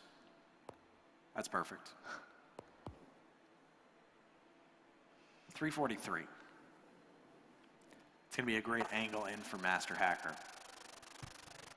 This was your reaction. And this is the kind of thing, it might be a hole out on one of these last few holes. It might be an approach shot that goes down, a chip in that goes down, that's going to differentiate these two guys going back and forth. It's a tight game, and if you've just joined us recently, Master Hacker lost 4 down in the first round, so holding on, all square as it lies, not many holes left to play, so the pressure is building. Master Hacker has to win this one from his perspective. One of the things that some of the guys told me earlier in the week, you want to play like the pros to a number. All right, you just saw Young 46 play a little farther left. He's got 54 in, not the most comfortable number, but it's probably going to be a little more comfortable for a full shot, which he has right now, than what we're going to see from Master Hacker. So if this is what he wants to do, hit this full shot, he's going to be at a reasonable distance for that. As you take a look at the standings, Jay Smithers is 2-0, PJ by a valiant 0-2, and these guys each with, or Young 46 1-0, Master Hacker 0-1. Heartbeat for Young 46. That's well done. Yeah, no, that's so true. I mean, when the players, well, the pros are playing out on the golf course, you definitely want to leave yourself with your favorite yardage. Is also very much pin dependent. If that pin's right at the front and you've got that awkward kind of short yardage, it makes things much tougher. So laying it back or providing yourself with a better angle would definitely help. Now, 47 yards to go, barely playing anything downhill. I'd imagine looking to fly this all the way. It's a delicate finesse shot that's needed. Yeah, 47 yards, a little shorter. It looks like Master Hacker wants to play, again, a full shot, full spin. That should be very good. Beauty. Master Hacker, definitely, the confidence is building at the right time for him. Yeah, a confident performer after obviously losing his first matchup. He's definitely, as we have a couple more flickers on the screen here for young 46, he's just got to deal with that. Hopefully it stops and he can continue, as we've only got 2 more holes to play after this one. Be really frustrating if we had to have a pause there. So sorry about that one, but it happens all the time in esports. We always have a couple of server issues or problems in and around different games. So it's not new just to this one either. I've been around esports quite a long time, and I've sat for a number of hours waiting for a stream to be reset or whatever. So it is part and parcel, as we're obviously playing here in Dubai today as well. But it is so positive that we have everyone on site. It's so much better than everyone playing all around the world from, you know, their own kind of internet servers, which does make things even more tricky. I guess a point to make here, though, as we just see Jason actually walking off the stage just next to us. So as we're going to have a little look at what's happening, we're actually stopping the match. We're stopping it on the 16th. It was all squared, if you can remember. So we only have actually 2.5 more holes to play there. So we're bringing up to speed on what the solution is going to be to that in the moment. But I guess the point I was going to make in the first matchup, they've had quite a lot of time now. Time out to just think about this final match. For Jay Smithers, this is excellent. This is advantage him. Yeah, I mean, he's obviously feeling very comfortable. He's had a long break. He's get to watch the rest of the game out on the golf course to see how the last few holes play, because he hasn't actually finished many of his games because of his dominant performance so far. So looking very comfortable. I don't know what young 46 is up to, but maybe just chilling out himself until we get a few technical issues sorted. Yeah, I think he's taking the time right now. If this is going to be this situation, and obviously he was running a little hot, not because of anything he did, just because of the way kind of the conditions are right now. So he's going to take a second, go outside, and just kind of get himself right now. And I think that's the right thing to do. You know, I think that, like you said, Rachel, these things happen. And I think that young 46 is such a talented player. He's got 3 holes left in this match that he's just trying to get to. He's trying to set up that showdown with Jay Smithers. That's what it's all about. That's when they'll reset. You know, maybe we'll figure out the issue with his mouse. Maybe we'll figure out the issue with the monitor, but he just wants to get through this match and then reset. Yeah, well, we'll have to figure out what the plan is going to be, but we can always play a random 3, which you can play in this game as well. You can do a random 3, you can do a front or back 9. So we'll see what the solution is to this, like I mentioned. So we're all like poised here, ready and waiting to see exactly what happens, because we only have 1 more round of virtual golf to go before we can crown our DP World eTour champion for 2022. Last year, actually, it was young 46. He won those finals, albeit from home in 2021. So it'll be really exciting if we can have a defending champion claim that title again, or if one of our eTour debutants can maybe, you know, snatch a victory. But at the moment, we know that Jay Smithers is the man in the driving seat. He's got 2 wins next to his name, so he's got 4 points on the board, and the worst that he can finish is second and take home $6,000 US. So he's been having an awesome day, and he's obviously met one of his heroes as well, young 46, the first time meeting each other. He's been watching him online for years now. I think, Jeff, you said a decade. So yeah, quite the occasion for that man as well. We're just waiting to see who's going to be joining. And we know the last matchups as well. So the last matchups are going to be Jay Smithers taking on young 46 and PJ Bai taking on Master Hacker. But it's going to be a case of who's playing for what in terms of ranking and prize money. And I mean, it will be interesting to see what happens, because that probably determines if people continue playing the game next year as well. If you're going to win, you're saying, oh, this was a pretty successful year. I want to continue this game and carry it on and see what happens next year. If you were to lose, you might go, actually, I'm going to retire. I don't know. I don't know what the thought process is when you're a professional like this. I think it's a mix. I think the question that I have is, if young 46 wins this match, you know, where are we at in terms of, the community out there? How many people are waking up and they're saying, I want to grind this game because someone's got to dethrone these 2 guys who go back and forth at the top of this game? Or is it a player like PJ Bai that, as much as he's laughing and joking, and he told me he's been at points almost out of the game and he keeps coming back in and he keeps playing well, where do you get to the point where you just feel like, what do I have to do to beat these guys? You know, we saw it, Rachel, from Golf X3, really brought a new dynamic to the table where you had a big 3, in the two players that I mentioned, and Def Magnets, and then you had this disruptor basically come in, and a younger player who all of a sudden, I think, kicked those guys' butts to work even harder. And I think that's why they've elevated their game even in the last couple of years. We saw Young 46 has been playing this game since 2014, and I think you could look at the way that he's risen his game from, say, 2019 to 2022 because he's had to, because there's been people coming at him. And, you know, he's always thinking 46. You got to continue. It might be time to start thinking 45. The way that people are pushing this game in this industry. Yeah, it's pretty exciting. We're just still waiting to see what we're gonna do right now.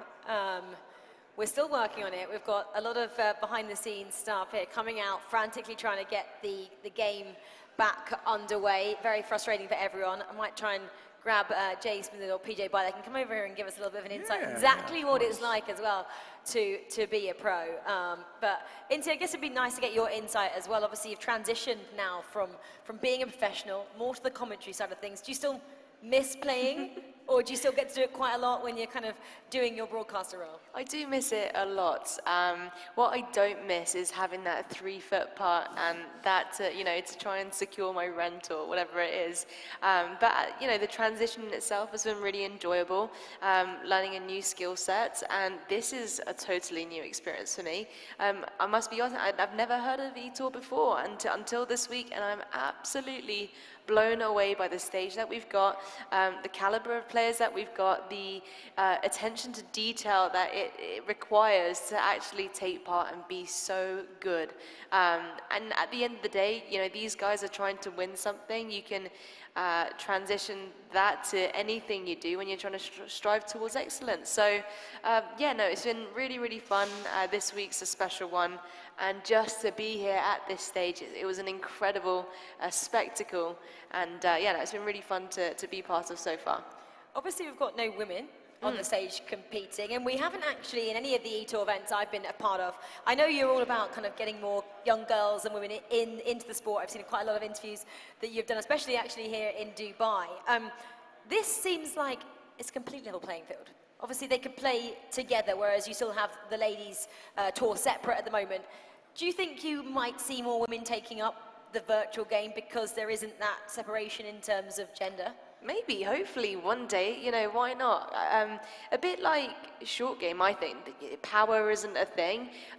Here it takes a lot of time, a lot of effort and practice to perfect a skill, so I don't see why in a few years, or maybe even next year, we can have more women in the stage. I think that would be pretty cool from my perspective. I would definitely love watching that, and I don't know if any of the competitors here on the stage play with their wives. I have no idea, or maybe teach them a thing or two. But I guess gaming at the moment is probably a bit more male dominant, but there's no reason why we can't have more women playing the game too. Yeah, absolutely. And guys at home, if you are thinking that is you, male or female, well, you know what to do to get involved. You go on eTour.gg and there's ways to sign up for next year's competition as well, and just find out a little bit more about the community and WGT itself. And it's super easy to get started with. I remember when back in like 2019 when I first found WGT, it's literally as simple as get your phone, download the app, it's free, and you can start playing. And then you can also play with these guys, so you can invite someone to be a friend and you can play with them. So I think I'm friends with Jay Smithers online as well. So not that I ever want to play Jay Smithers, FYI, if you are listening. I think you've asked me to play before, but I'm not that good. We all start from somewhere, don't we, Rach? Exactly. I dabble in it, but it is nice. It's one of those games you can pick up anywhere.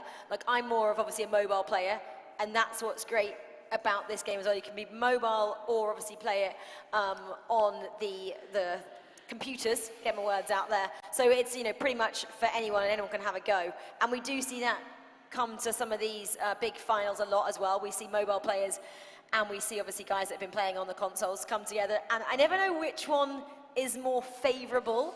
I guess playing on the console, because that's what we play on, Jeff, when we come into real time here. Yeah, well, playing on a desktop here is just an easier feel for these guys. Using the mouse, it's a little different than a touchscreen on your phone. It's weird though when you've started on the phone like I did, and then I went to try and play with a mouse. I was like, this just doesn't feel right.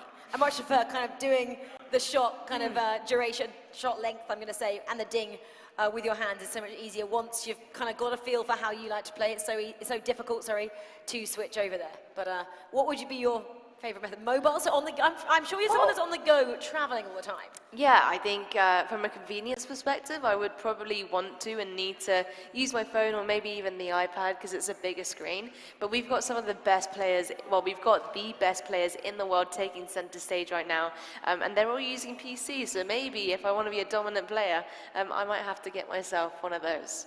I know, well, I can see the players actually, they're all gathering as well, just in the lower section of this stage.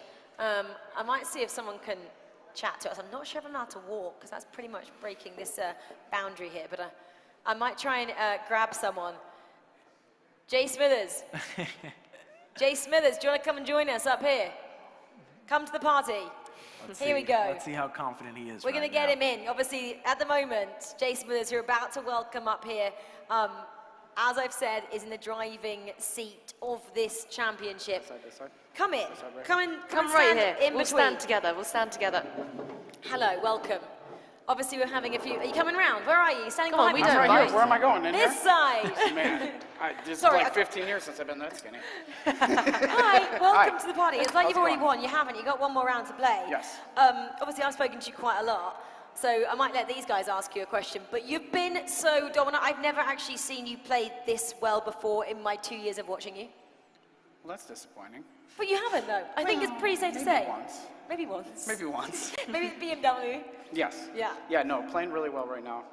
Feeling really good. Seeing the putts and hitting really good iron shots in. How do you calculate the putts? Ooh, that's a secret. That's a tough question. Okay. I'm just kidding. It's not a secret. on the greens that we're on, 13-speed greens, it's basically like 7 feet for 10 feet. So if a putt's 20 feet, you're hitting about 14 feet of power. Are you allowed to tell us what goes through your whole process with the calculator? Because I have never, seen anything like this before until today. I can't comprehend what happens. Okay, so... Can I go and grab your fact sheet? Oh, my awesome sheet? Yeah, Can I go and grab absolutely. it? You guys talk amongst It's yourselves. fantastic. I'm going to just pop out of the stage for 1 second. That's So it, make yourself comfortable. Yeah, I'm Rachel, don't worry, I got your spot.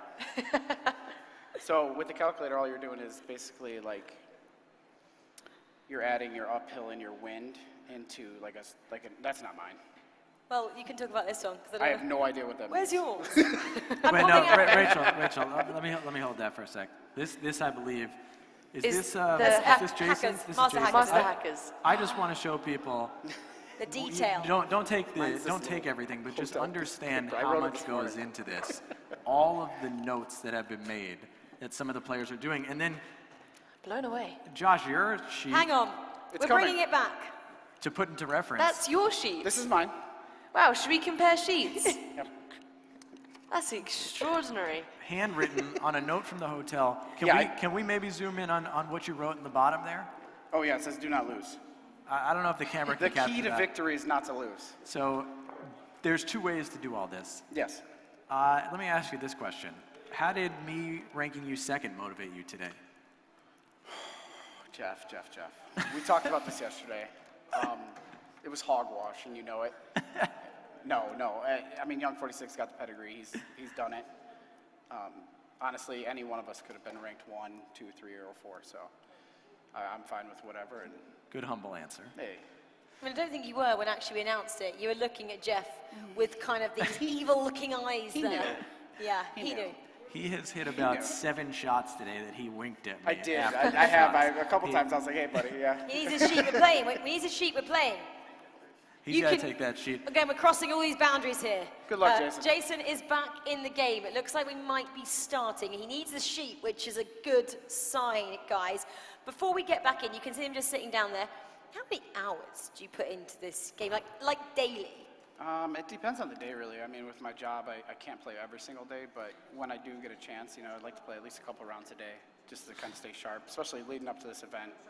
You have 3 full-time jobs then. Train driver, family man, and WGT player. Yeah. I'm busy. You're I don't a busy sleep. man. I don't sleep ever. Well, you told me yesterday the beautiful thing about WGT is you can be a dad while it's going on. Yes, it's not like a lot of other games where you got the headphones on, you're all engrossed in it. I can sit back and play a round of golf and take the time, to do or help out with anything around the house. So, it gives me a little leeway to be able to help out. So. Can I ask, when the players are out on the golf course, they have launch monitors to figure out how far they hit everything. Yes. Obviously, condition dependent, that would amend your numbers as well. So you've got a list of your clubs right there, and you've got the 3 different types of shots. Yes. So you've got 3 different options with every single club you have. Absolutely. How do you calculate that? Is it through a warm-up within the game, the software? Honestly, yeah, so there's a practice mode you can go in, you can map your clubs. So you basically go sit there and hit shots over and over again until you get the numbers that you want that are consistent, and then you just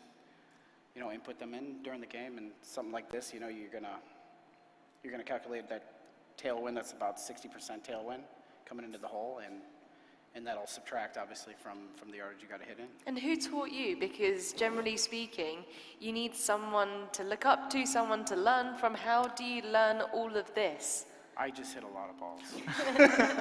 It was a lot of time spent. So. Honest answers. Well, we can see that this match has restarted. And this is really tough. This is tough. Well, they took them from 16, 17, 18, which are 3 I of know. the easier holes. Back 9 this is. And now they're playing 10, 11, 12, which are 3 Yeah. very big swing holes. So back 9, I think we're just going to replay 3 holes. I'll get that cleared up for you. Thank you so much. Good luck with your you. final match. Take that. Do not lose it. I'm Do not not gonna lose lose it, it. says as well. That's the one. Take note. That's the one note. Right, thank you so Thank you. much, Josh.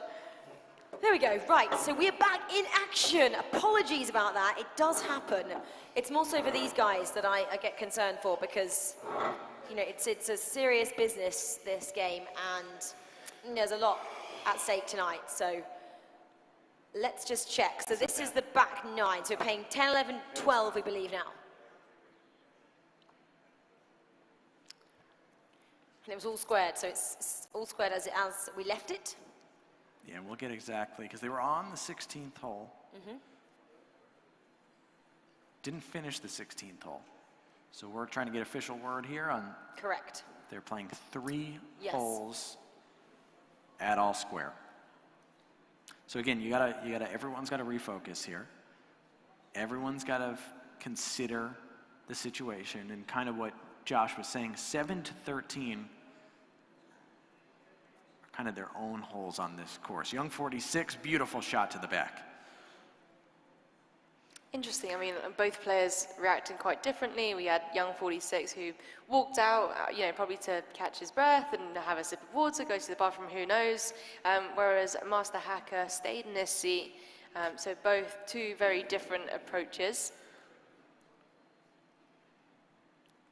So this is obviously hole 10, remember. So they're playing 10, 11, 12, but we do need a result. So it could go a little bit further than that, because we need somebody to be deemed the winner here. We can't have a draw. All right, we got a big breaker here. Master Hacker, get back in the zone. Taking a long time on this one. It's basically like a fresh game, and he's kind of taking it like it's going to be timed out.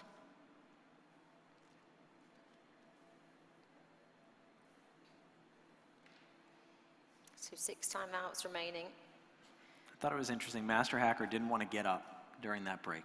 He ended up ultimately getting up when they rebooted the system, but I think part of that was just how in the zone he was. That first match, he probably would have done anything to get up and walk around. This second match, he's been so locked in. The last thing he wanted was a disruption. An excellent stroke. He knew that was in straight away. We saw the fist bump. We know it's an important putt to make. You can tell by his reaction. I think that's the most emotion that we've seen so far. It's stressful out there, especially what they've just been through with the pause in play. It was an extra probably 10, 15 minutes of keeping that focus. I know you were talking, Incy, about kind of the ability to get in and out of focus, but ultimately these guys are pretty new to this, so there's I guess, a sense of trying to keep a little bit focused rather than just kind of go out, chat like Jay Smithers is able to do.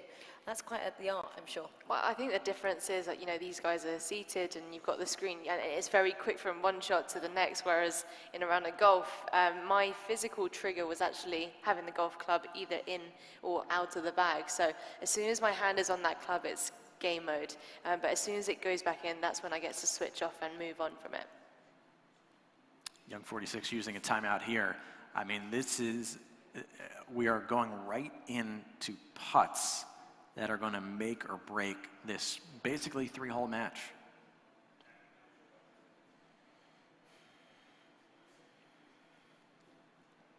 Oof.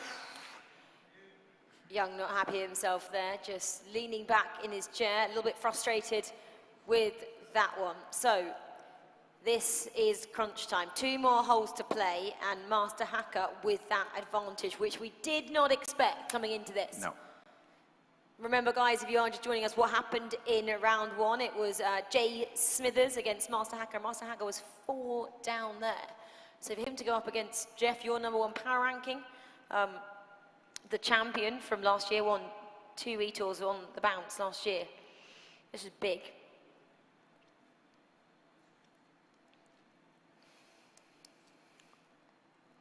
Young 46 are ready with a hole-in-one today.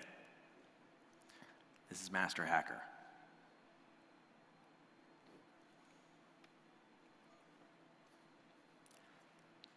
And it's him getting the heartbeat this time.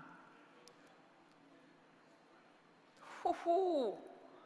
I've already seen 1 hole-in-one. I thought we might see another right there.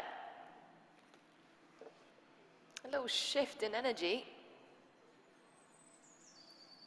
210 yards, pin right in that back right corner.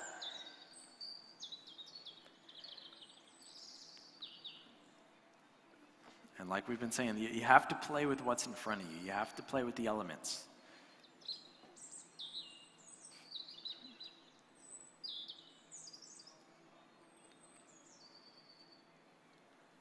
Young 46 into the wind, heartbeat.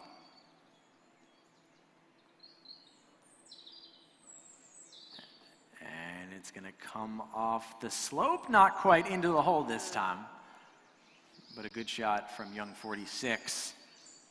These guys wrap this up. It's going to come down to the 12th hole as our final hole. And it looks like it possibly will. This looks like a pretty makeable putt here for Master Hacker. Again, might take his time on this because he knows that this is crucial. Yeah, he's doing extra due diligence on this putt. This is a very straight putt.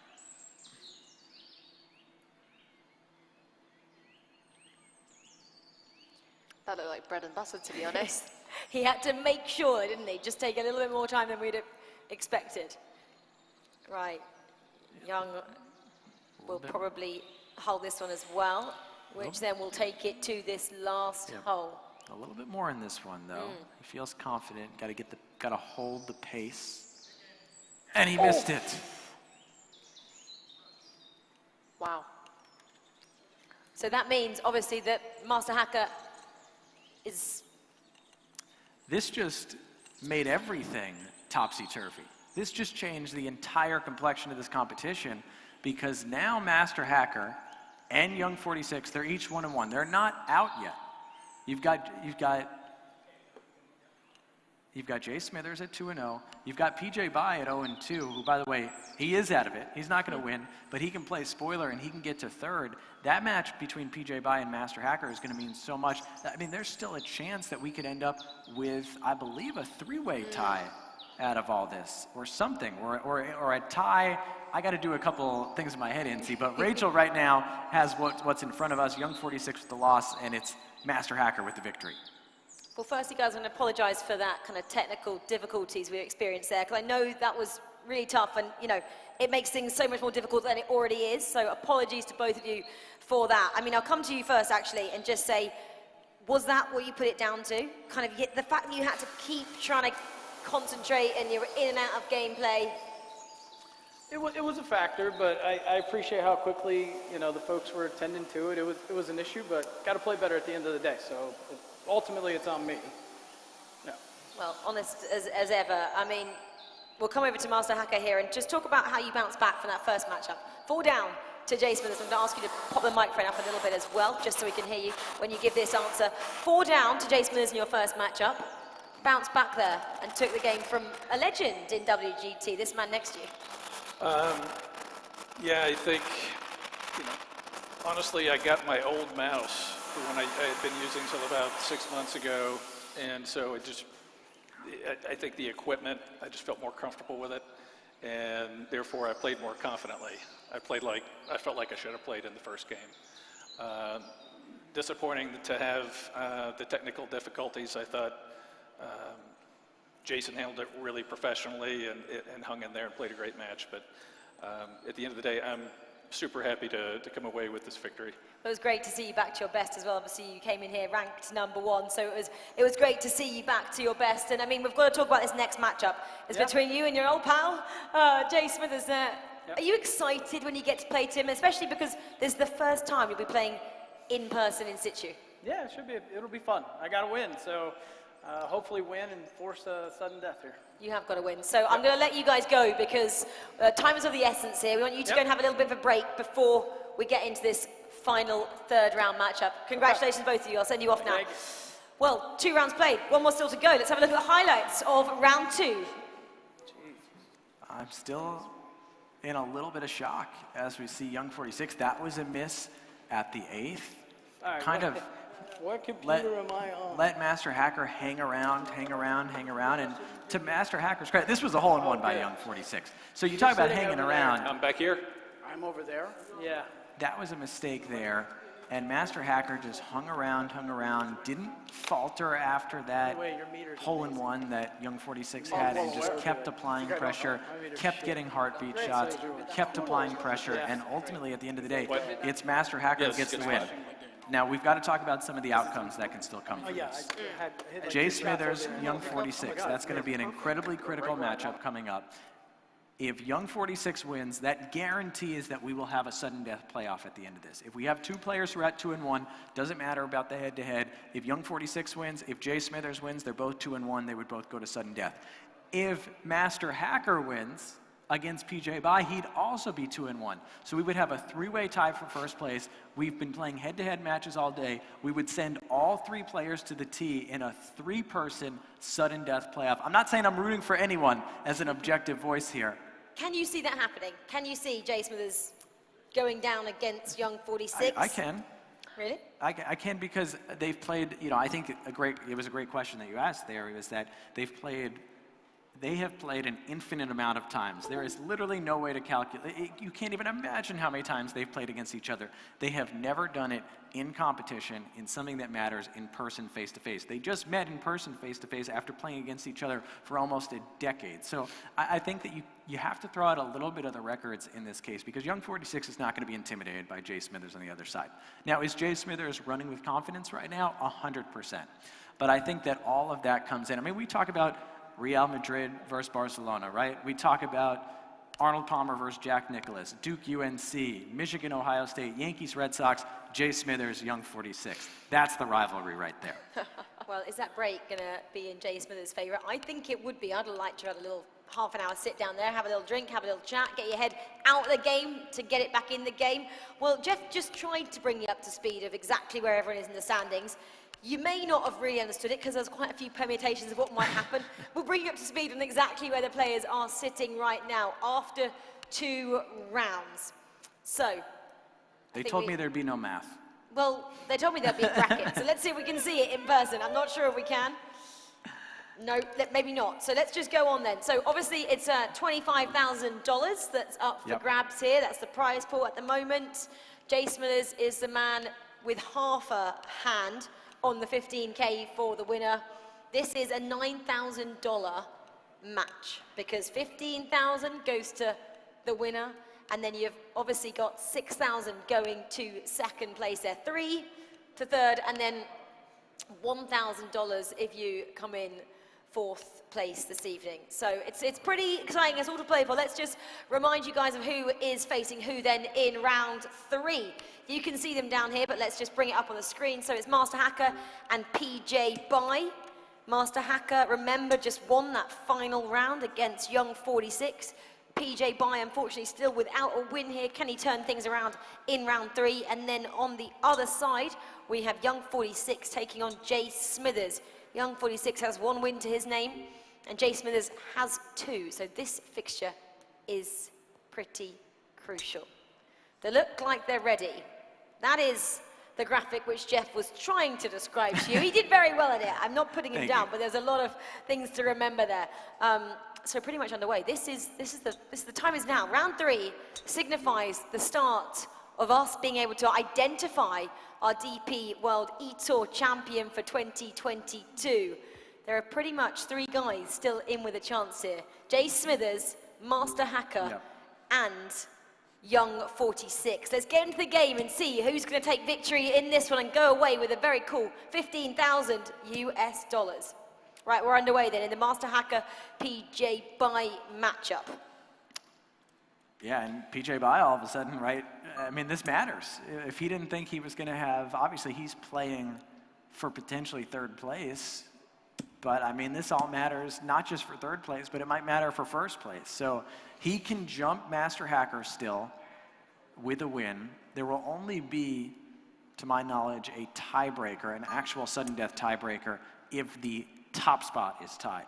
After the top spot, the tiebreakers go to head-to-head. So for PJ Bai, he beats Master Hacker. They're both 1 and 2. PJ Bai wins head-to-head. He gets the 3rd place money.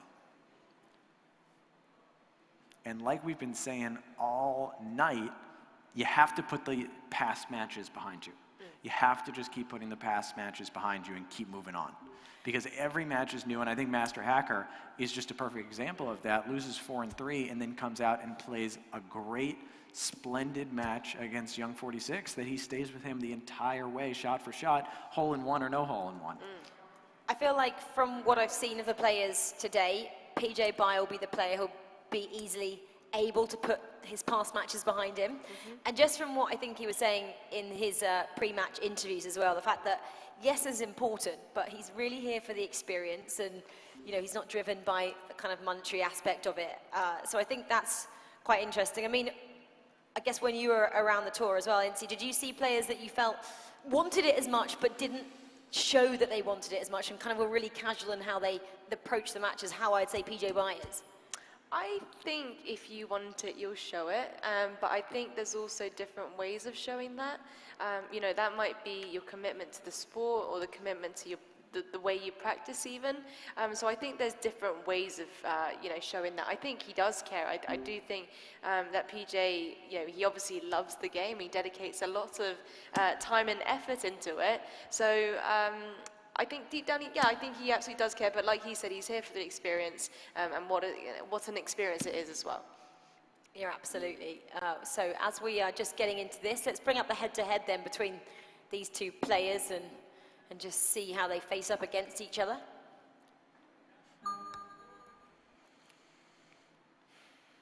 Both of them, by the way, sort of newer players, you know, not these guys that have been grinding for almost a decade. And I think that the scrambling numbers there, obviously for Master Hacker, that's a big deal for him. But PJ Bai, we've talked about how little he has played in the last few years, even less total rounds, about less than half for Master Hacker. It's an efficient career, but not the best putt there.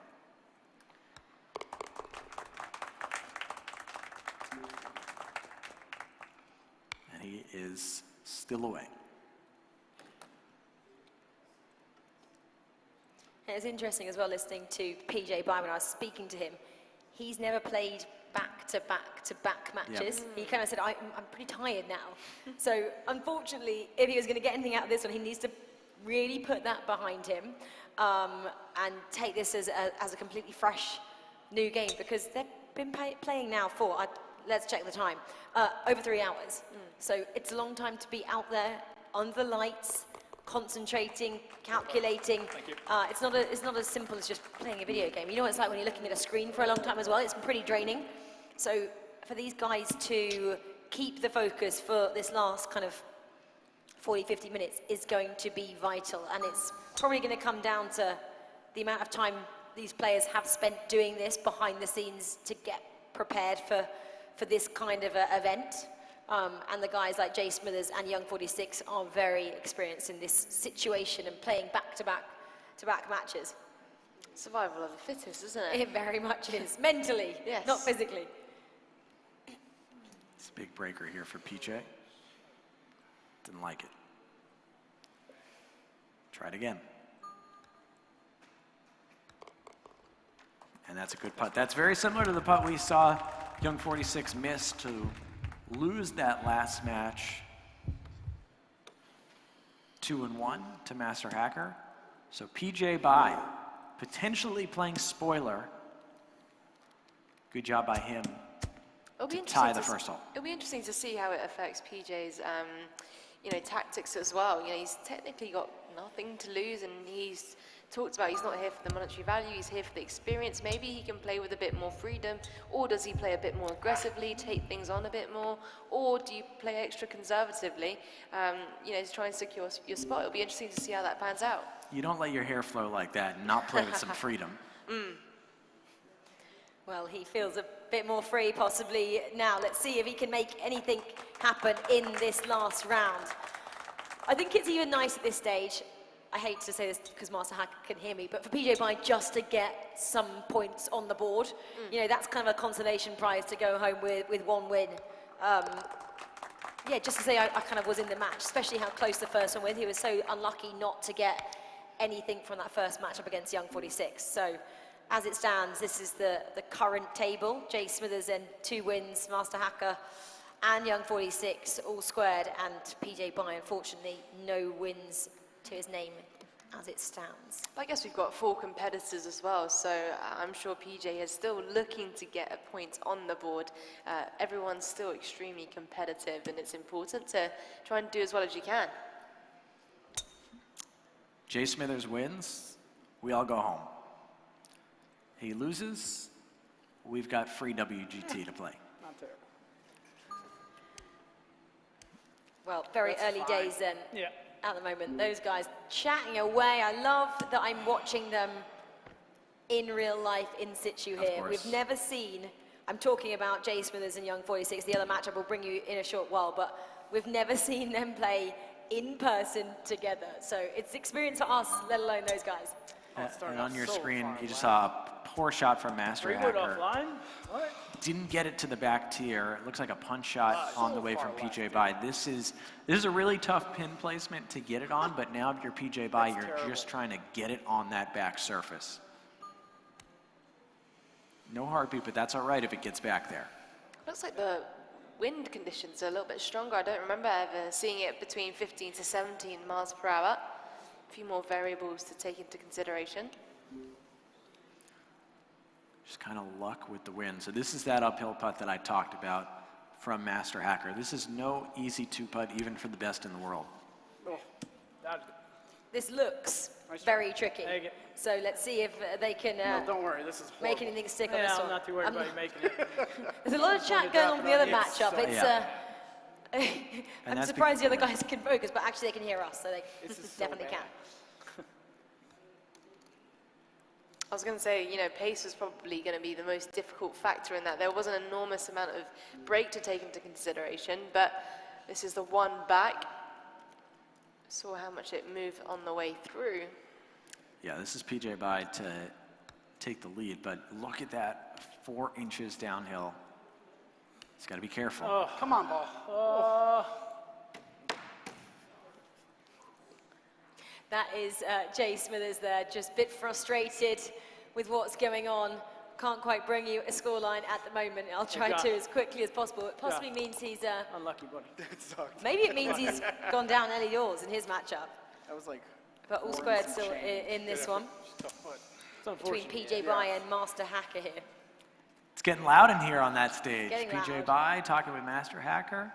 Jay Smithers, Young 46. Friendly, jawing. Ooh, left pin. Haven't seen that. I haven't played left pin either. A nice easy putt here then for PJ Bai.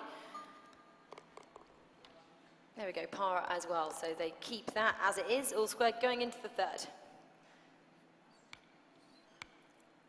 So Master Hacker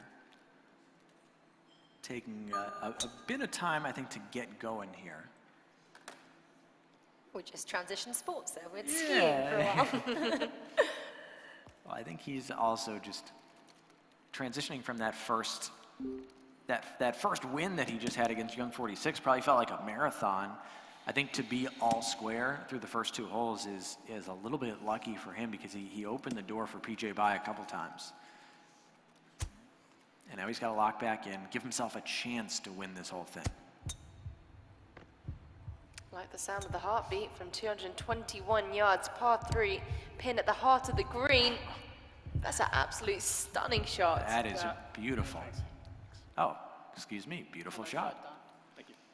And it's always so lovely to see them congratulate each other as well on when they do make those great shots. Okay, so what are we looking at then at the moment? So looking at 219 yards. So putting a bit of spin on this is PJ by. He does take a little bit more time. Flag stick removed, confidence being shown there.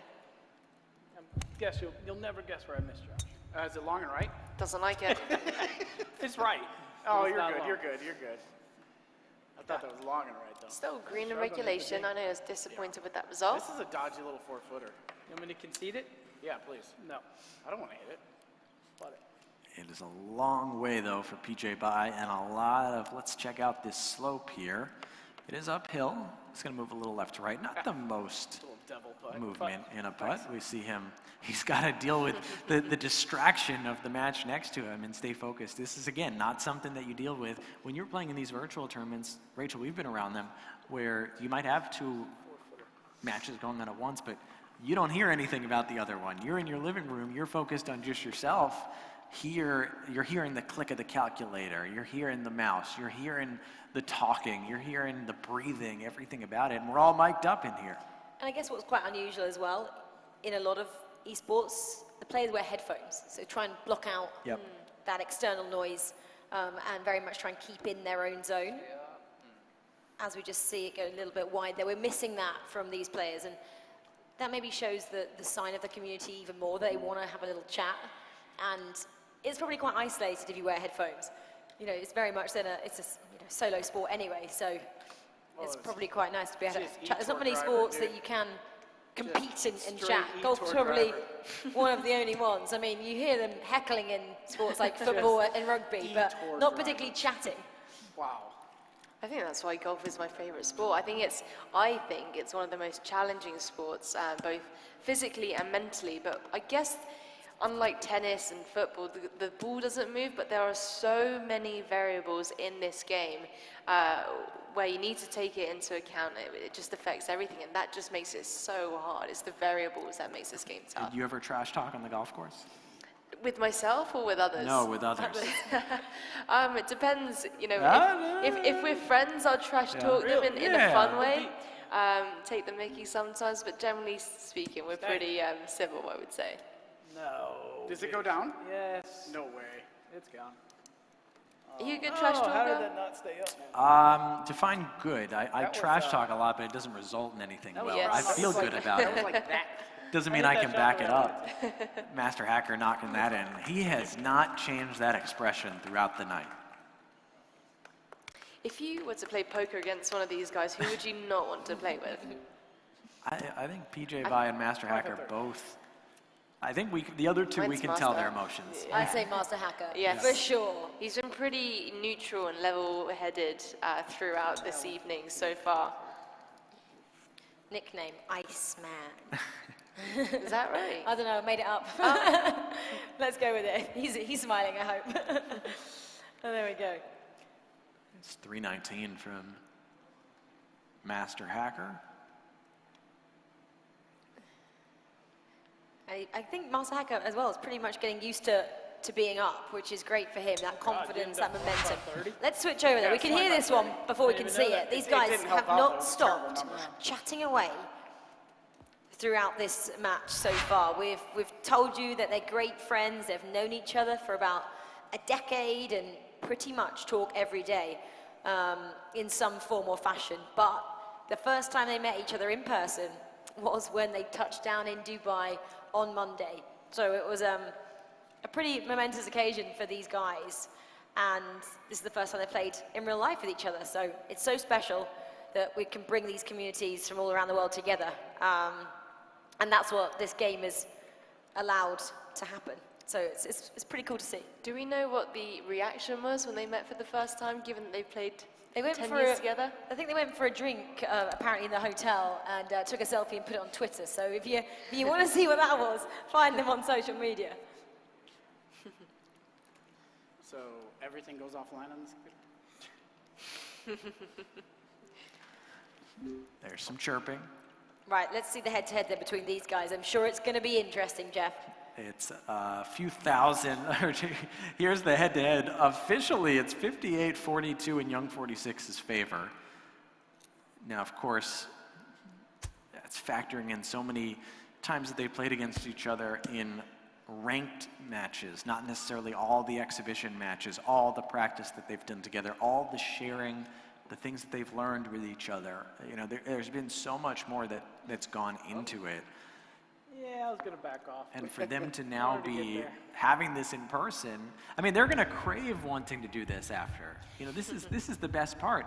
And I'll tell you what, Cincinnati and Chicago, what, 5-hour drive or so? They might be getting in the car and be hanging out with each other more after this.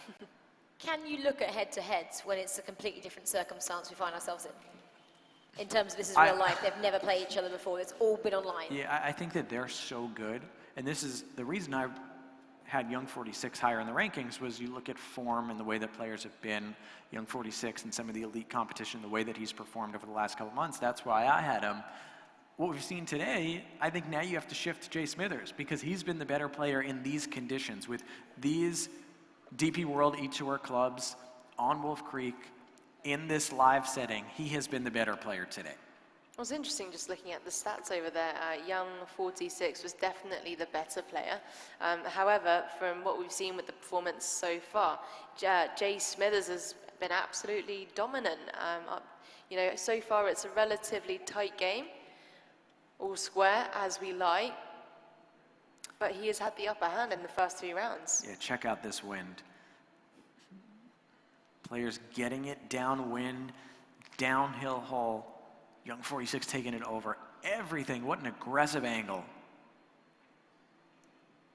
And gets it over the creek.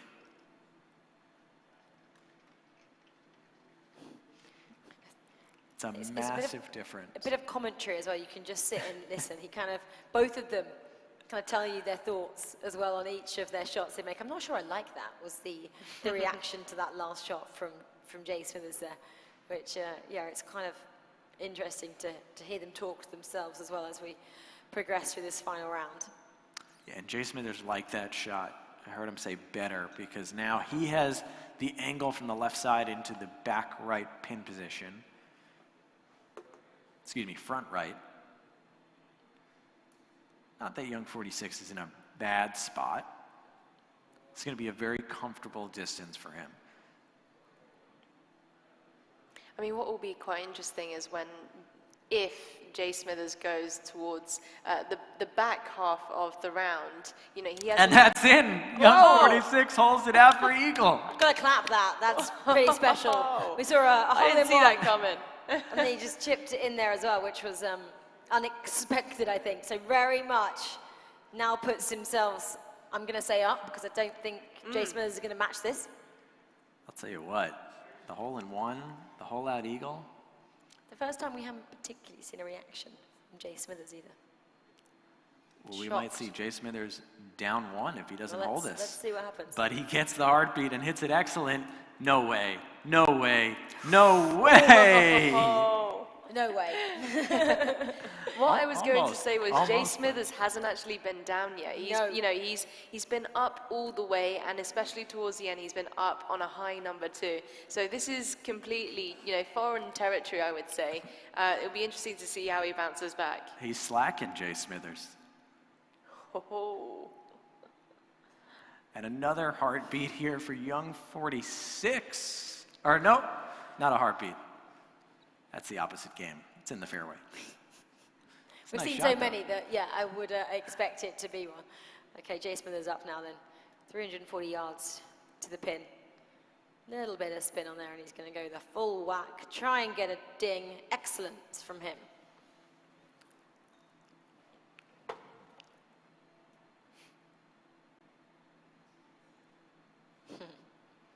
It does. It pretty much stays where he asked it to.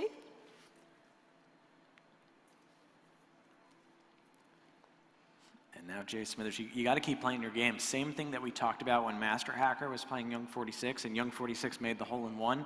You can't be frustrated with yourself when the opposition holes out, especially in match play. There's just nothing you can do about that. You have to just move on to the next hole and not feel that you're making up for any poor play that you've made.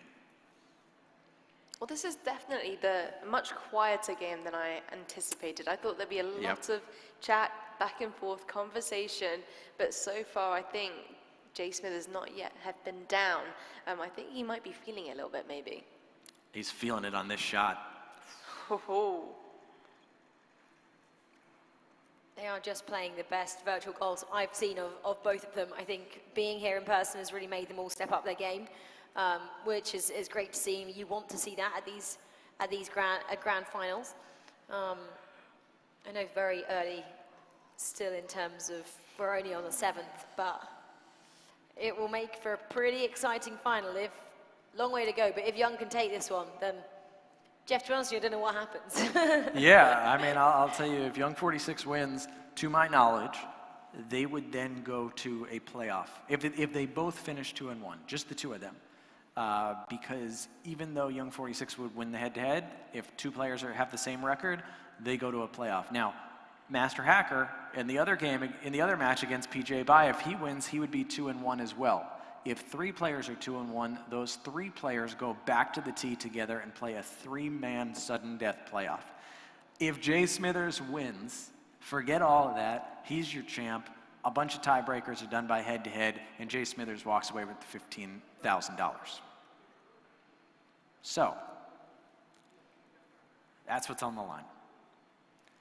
You know, for the American fans out there, there's kind of one of the biggest American sports victories ever is the Miracle on Ice victory when Team USA beat the Soviet Union at the 1980 Winter Olympics in men's hockey. It was the exact same format that we have out here, round robin play, no gold medal match, round robin play. So people don't always know that was actually the second to last match for Team USA. They had to play Finland in the next match and win that. If they would have lost that, they wouldn't have won the gold medal. So kind of a similar situation here that you're playing a round robin style to win that gold medal, to win that first place prize. So you can't let up in any, it's not just about getting hot here and there. It's not just about advancing in group play. It's all about putting together those three performances. And Young 46 hates this.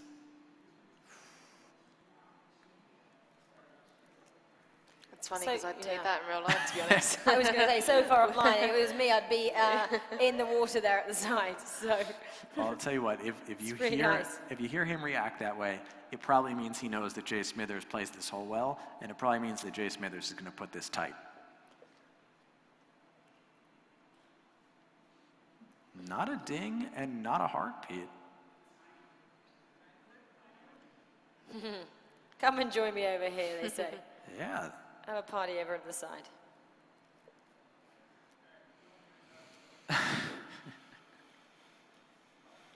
You can see these guys are so similar in their ability here. Gets really, really tough to separate them. Jeff, if you had to choose, who's your money on? Obviously, Young 46 is up by 1 at the moment, and you've got Jay Smithers, who is, shown pretty dominant performances in the first 3 games. Yeah, I mean, look, who am I someone that should second guess my initial point about Young 46? Had a little tech issue that he dealt with in the second one. Maybe, I was thinking in terms of their head-to-head. Like I said, I think that if you just look at the conditions that we've seen today, as Jay Smithers is going to knock that in. I mean, this is the type of player that we've seen today, and that's what I was saying, that now that we have seen them play 2 matches, if you asked me again at the start of this match, I would take Jay Smithers because he has clearly been the elite player in these conditions. I'll also mention, They have met in 2 eTour finals, and they've split them. So in the history of the eTour, this is the decisive, now they might meet again, come down the road. That's a little surprising that they've only met in 2 finals after all the events, I believe 12 events that have been held. It shows the depth of the players that we get, though. We kind of get the same faces that come to all these events, and it's usually about 4 people that win them. I think there's possibly 5 winners. You've got F Magnets, you've got Golf X3, you've got Jay Smithers, you've got Young 46, and I believe Birchie won one as well back in the day. So there was 5 names that have been in and around this community for some time. So it's always exciting when a new name does pop up, but we haven't had it for some time now. And this is great experience that next to these guys, Master Hacker and PJ Bai are getting. Master Hacker's not out. He could still win this whole thing. But I think either way, just great experience that these 2 guys are getting as this the depth of this field, as you mentioned, the depth of this game and the elite players continues to grow. Well, let's switch over then now, as we just approach halfway through the 9th for Young 46 and Jay Smithers, but we're a little bit further behind then with PJ Bai and Master Hacker, and it's as we left it. So PJ Bai is still 1 down, hasn't managed to claw anything back yet on Master Hacker, who has just kept his cool. We were saying earlier how well he'd been doing after that win over Young 46, which I don't think anybody saw coming. So when you're a little bit in the driving seat, momentum is very much on. Can he just build on from this? Just a 65 yards to go. I think to memory, this is quite a severe slope back to front, and also, there's a bit of everything going on, to be honest. Not a shot you want to overpower, but the guys are pretty good at, finishing pin high at least. Definitely from this sort of yardage, looking to hit it close. It's an excellent stroke. That having a heartbeat, that's incredible on this hole. Watch it come back. You get here, Young 46 giving Master Hacker props from the side. You're right, Incy. This pin, I'm just shocked to be able to judge all that. The fact that the wind is coming at the player, they're hitting into elevation. That number, now we're looking at 54 here with PJ Bai. This is so hard to hold on to that back tier.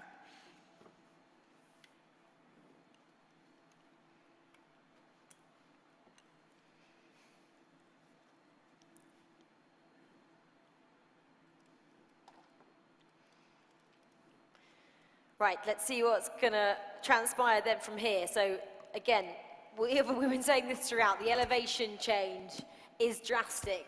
28 feet elevation here, 55 yards, not too far, but there's a lot of thought that goes into this. You can see PJ Bai here really analysing and contemplating what he's got to do here on his sheet.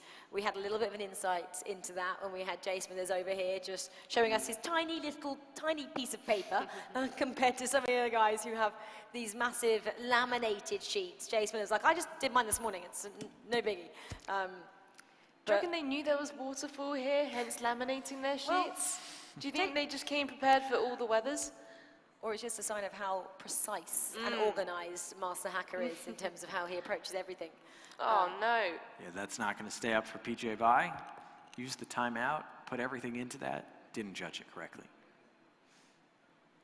Yeah, you could tell that was a pretty difficult shot, so many variables to take into consideration. And unfortunately, not the best result either. Still PJ Bai to go. Obviously, a 2-tiered green from this point is a difficult pin to get at, to be honest.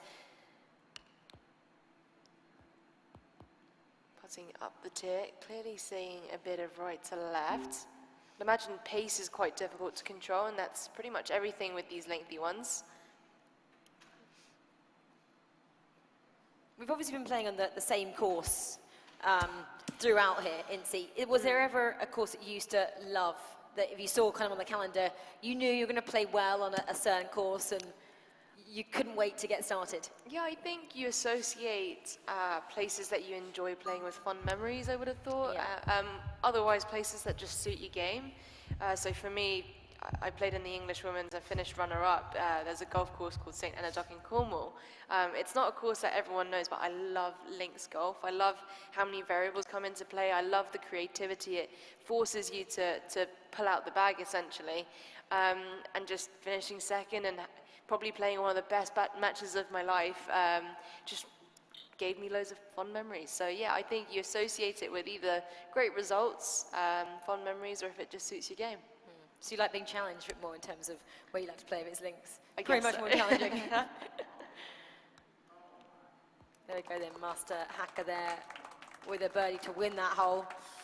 This makes things pretty interesting now. 2 up on the 8th, I believe it is.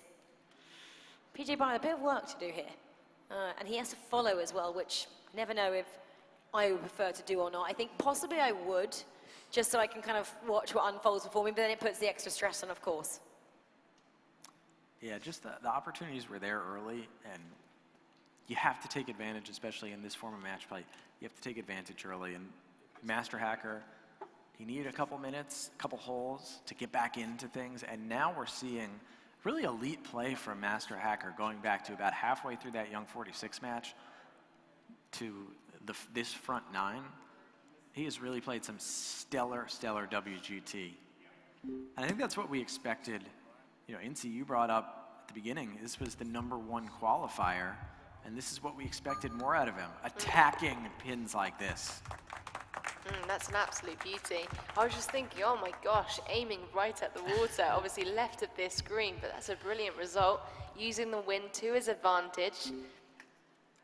Master Hacker with the poker face all evening. We've only seen one moment of emotion.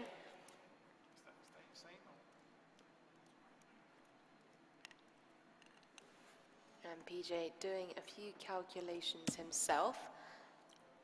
He got rid of the poker face after he took the hat off.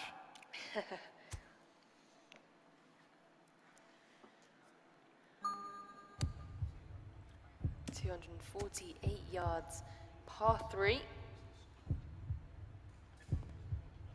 Pin in that back right portion. It's going to be good from PJ Bye. Currently 2 down, needs a good shot. Plays that wind. Yeah, uses the contours really nicely there. It must be pretty hard as well for all these players, especially PJ Bye, but hasn't gone so well on Wolf Creek in 2 rounds. I'm sure he would have been really hoping that we'd change where we were playing, but the fact that it's 3 matches on the same course is quite tough as well. In previous eTours gone by, we did the veto process, so you had 3 courses to pick from, and then each player vetoed one, so you're left with a random one in the middle, which made it a little bit more different, and it means that you had the variation for the players just so you could really see how they approached different courses, which made it quite fun. But here, it's pretty tough. If you're coming into this going, well, I don't like Wolf Creek, well, you're stuck with it. You have to deal with it. You probably didn't make it here. You had to make yourself like it, of course, coming into it. But I'm sure there were players coming into here going, oh, this wasn't my favorite course. And probably PJ Bye, because that was unlucky. Well, sometimes, I mean, that's rare that you have an excellent stroke on a putting green like that and you miss, which means that you hit the optimal putt, but you might have been better off missing your spot by a little bit. So Master Hacker, another opportunity here to go 3 up. And I'm sure he would love to have that first match back. Yeah, this looks like, again, in reality, 4 foot, slightly downhill. Again, he's just going to take his time to figure it out because he's seen his opponent here just miss by the finest of margins. He doesn't want to put himself in that same position. Well, he's not going to. There we go. So. And he's done that a lot. He's played those downhillers firm. No smiles, though. No celebration. Just ticking off 1 hole at a time, getting the job done here. Not yet. I reckon towards the end, when it starts to matter, we might see another fist pump. Well, that would be something. Okay, so moving on then to the next hole for those guys at the back of your shot here. And it's gone a bit quiet as well. It really, really has. I definitely thought there'd be much more chat in the far end of the table, but it's been pretty quiet so far. So they were chatting early, but then it got real. So the last hole then on the front 9 for these 2. And it's quite the lead now that we have for Master Hacker. Jay Smithers says it was friendly until he holed out. So it's friendly until young 46 holed out and took that one up advantage and then kind of changed the feeling of everything. Well, the feeling is very much one-sided in this one.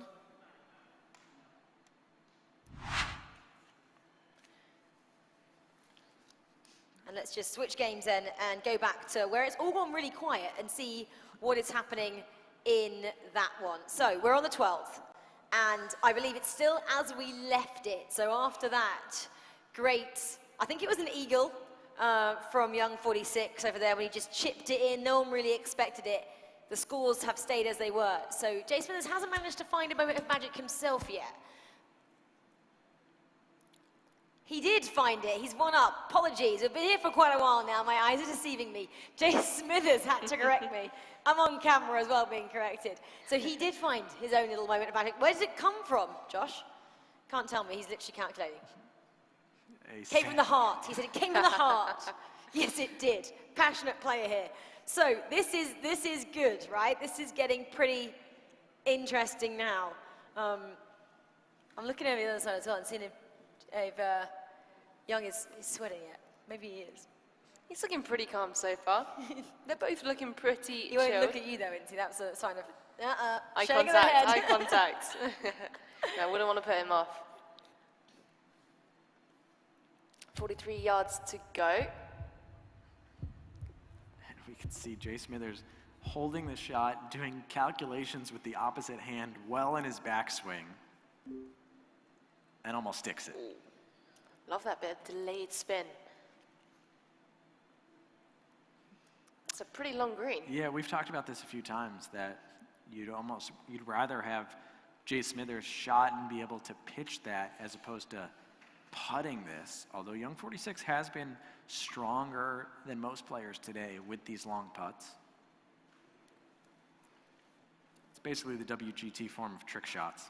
Inti, when you had a putt like this, did you relish it or did you go, oh gosh, 60-footer? I would kind of simplify it. I would the most important part of a long putt is actually looking near the hole. So as the ball slows down, it would take more breaks. So I would almost break this lengthy putt into thirds. So I feel what it's like in that last bit of third, and I feel what it's like in the first third. I put 2 and 2 together. So I guess it's relatively calculative, but in my mind it was really simple. And then I just visualized the bowling alley, so I can see the curvature. I really would. I would almost burn a bowling alley into the green, and as you work your eyes up and down the target, that's the shape that you see. So I've never been that good with my words. I've been very visual my whole life. So this is why I think, this is quite interesting, because it's an extremely visual game. Well, that hole was half then, so we stay as we were as we approached it. So Jay Smithers is one up. Even after that awesome display from Young a little bit earlier on, he managed to claw it back and get the advantage himself. So this one then, par 4 on the 13th is just over 300 yards to play with. They've always got the wind here. They've got to factor in. So they're just going to go a little bit behind the hole there. So the wind is in their favour, so going to carry it a bit further. So they want to go as far in terms of the yards there. Excellent for Jay Smithers. Oh, that's pretty nice.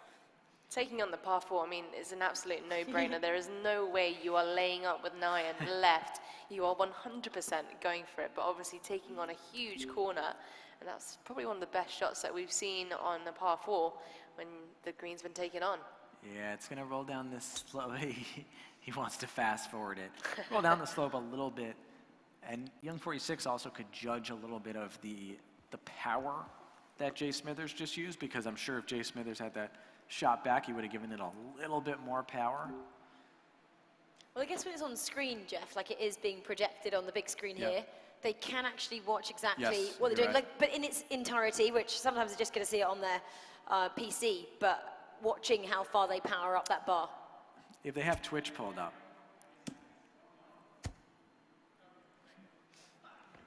Oof, that's not great. it's kind of the same mistake. They both held back a little bit. We're afraid to go through the green and would rather be below the hole here. I'd imagine quite a lot of things to take into consideration with this shot, just off the green. You know, you can't, well, you could putt it, but not putting it. With the wedge in hand, it's two-tiered and the pin's at the top. There's a bit of undulation and break. So it's not dead simple, but these guys are pretty good.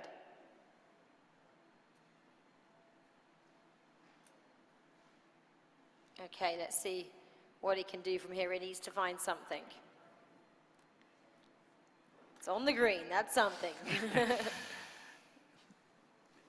it's close. It just, like he said, young 46 said it kicked right. So Jay Smithers,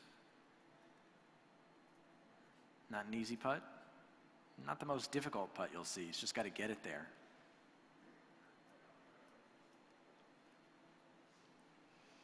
You're playing into this diagonal break, which can visually affect how you play the putt. There's my bowling alley we were talking about. Yep, so I've heard. Oh, it's gonna be so close. Ouch. I feel your pain there, Josh. Oh, I thought that was in. I thought that was all it. the way. Yes, when you just kind of want to give it a little blow and see if it will go somewhere. And it just doesn't. You're just urging it, aren't you? Right. We're switched over now to Master Hacker then, PJ Bai. So they're a little bit further behind, so taking their time. And you'd probably expect that. Obviously, they're two kind of newbies. Yeah, they're taking their time, but I don't know how much more of this match is going to go on. Yeah. Well, we might find ourselves at the 15th, possibly, at this stage, unless we find Master Hacker has gone a little bit further up, if he can get this one as well. Okay, we've got a timeout. Tactical play coming into this.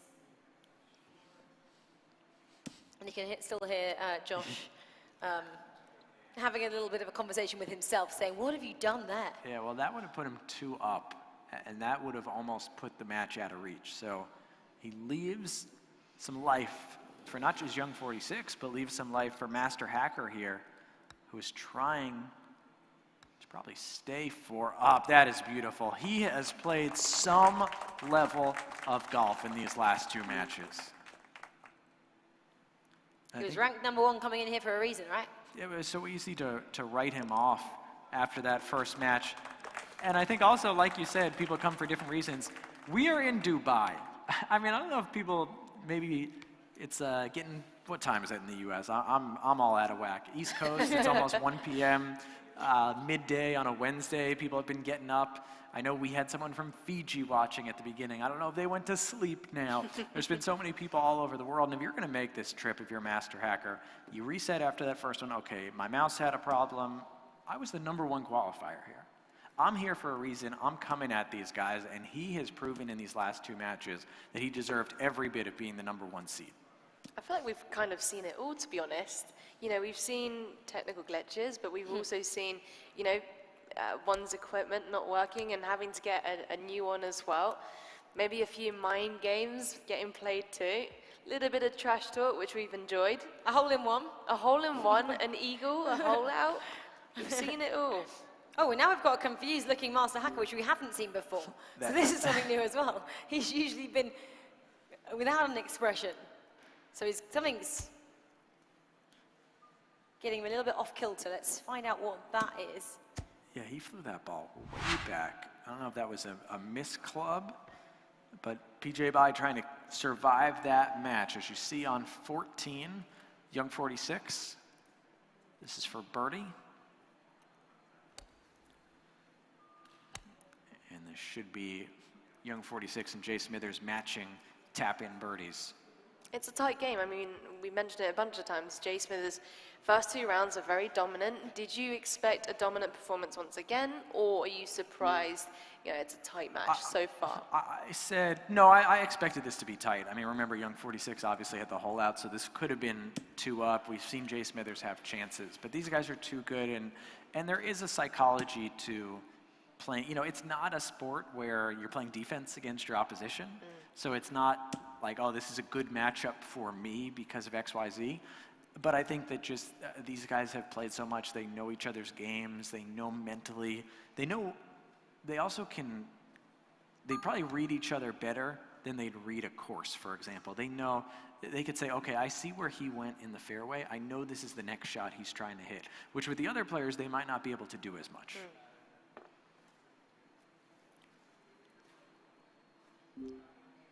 That's beautiful.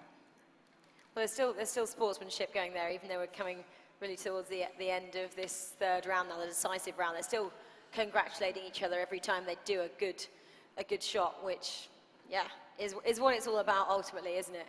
It's just being a good sportsman on the virtual course. So, Riley, what is Young going to respond to this? If the fans could hear that at home, Young 46 said, all right, got to have 2 hole-in-ones in a round.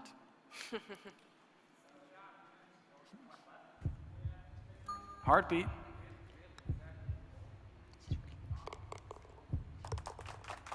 Over the hole. Not inside, though. And I don't think he's going to love that because that's going to come back down the hill. Not a ton of break. Yeah, very subtle, isn't it? 3.2 inches downhill, though, from 8 feet. I would back him to make this one. Ooh, side door, just about. In is in, a birdie is a birdie. And you know what? He didn't take his time. I think that, I mean, think about the 2 putts that he missed in the restart against Master Hacker. Took a lot of time. That's not his game. And I think he was thrown off a little by the timeout situation. No, agreed. But Young 46 is all calculations on the green, much more about feel. Absolutely in the zone. Still can't slip up. He knows how good Young 46 can be, but just trying to hold on to this lead. And these were the holes that we did not get to see last time with Young 46 and Master Hacker going to 17 holes. I mean, Jay Smithers hasn't actually played this far He has not. The golf course yet. He's finished his matches way sooner. So first time getting a look and feel for this part of the golf course. That's right. Told you, this is tactics now going to come into it.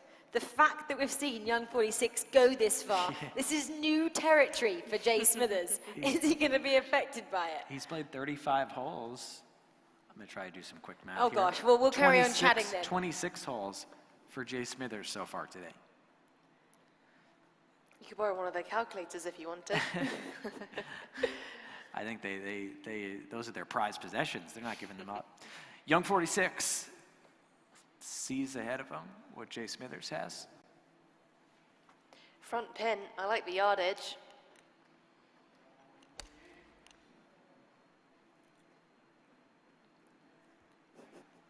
It's below the hole. Here, Young 46 say it's an easy putt. A little confused by the outcome, but he also knows that a shot to that distance from where he was, it's not going to come back from. It's going to be tough to come back from 1 down against Jay Smithers with 3 holes left and doing that. Are you going to make predictions at this stage? Are you going to make bold predictions that people can hear in this studio, or are you just going to sit on the fence over here, Jeff? Whatever I say is probably the opposite's going to happen, but I'm going to say that Jay Smithers wins 2 and 1. I think that he's going to win he's either going to hole out right here or he's going to win the next hole. You kind of sat on the fence there. You gave me 2 answers. One or the other. All right, hole out here. Oh. It's too bold. What's your pick, Rach? I think Young 46, you can't write him off until right at the end. It's going to go down to the such a big match. Well, I know we've only got 3 holes to play, but yeah, don't count it out yet. We've seen stranger things happen on the eTour. And you can see for the first time, Jay Smithers looking a little bit rattled, looking a bit more nervous. Did you hear that? So Young 46 saying 2 holes to play, 15 grand on the line. The pressure is rising. It's all to play for. He ain't lying.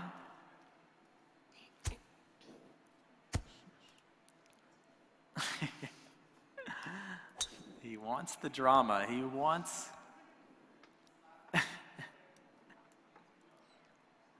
It's a massive opportunity. There's a lot of money on the line. I mean, a pretty good hourly rate there, isn't it? I believe these two guys are going to the DP World Tour Championship tomorrow, and I would say the winner's buying lunch. Well, that'd be a great day out, wouldn't it, to celebrate, for sure. So it could come down to this last hole right now. We don't know what's going to happen, but like I said, 2 more holes. This could be the decisive one. Jay Smith is going to become our champion here. And I'm pretty sure it's getting tight in the other game as well. We knew Master Hacker was 4 up. He may have extended that, and it could be coming to an end. But let's just stay with this one, because this is where a champion could be crowned within a few moments' time. So much on the line with so few holes to play. It's the one thing you actually don't want to think about in terms of, you know, the monetary value or the prize that you're playing for. You know, like I said in the very beginning, the most important shot is the next one, and that's what you want to focus on and stay present, which is so much easier said than done. Easy for us to say. He likes it. He likes the heartbeat. Flag stick removed. And he gets the bounce. When you're in this moment of possibly being on the verge of greatness, becoming a champion, do you get even more nervous, or are you then just kind of in that flow state in the zone? I think it's incredibly hard with Jay Smithers over there, probably listening to us, but you want to narrow your focus as much as possible, because all the comments that we're making is probably not helping, because we're reminding him constantly everything that's on the line.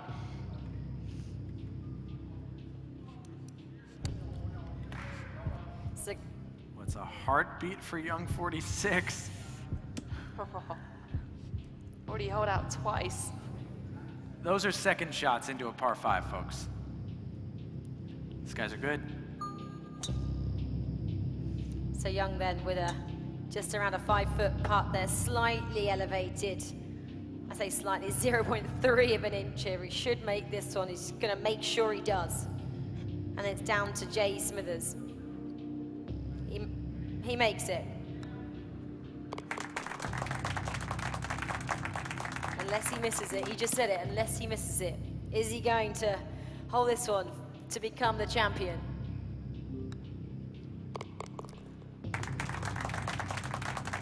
All right, so that hole's Hole's halved. halved. One more hole to go. So Jay Smithers just needs to have this hole, and he is the DP World eTour Grand Final champion.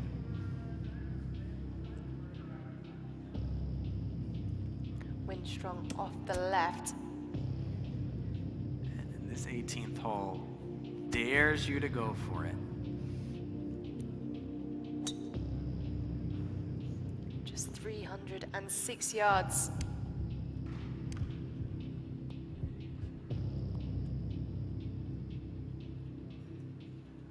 Remember, this is the shot that we saw PJ Bly play off the cart path in the first group of matches.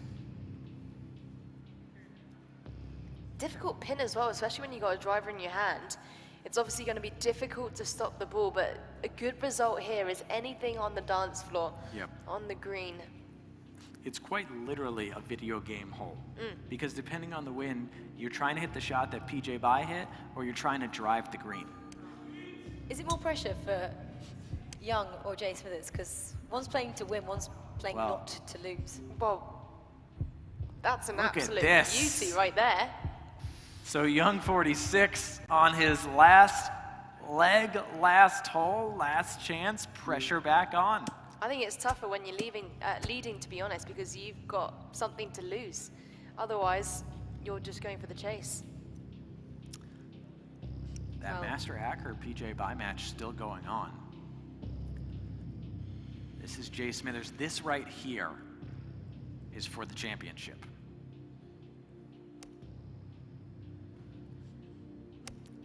He's got the putter in hand. Now comes for the pitch shot. I like this play. He's in control of these.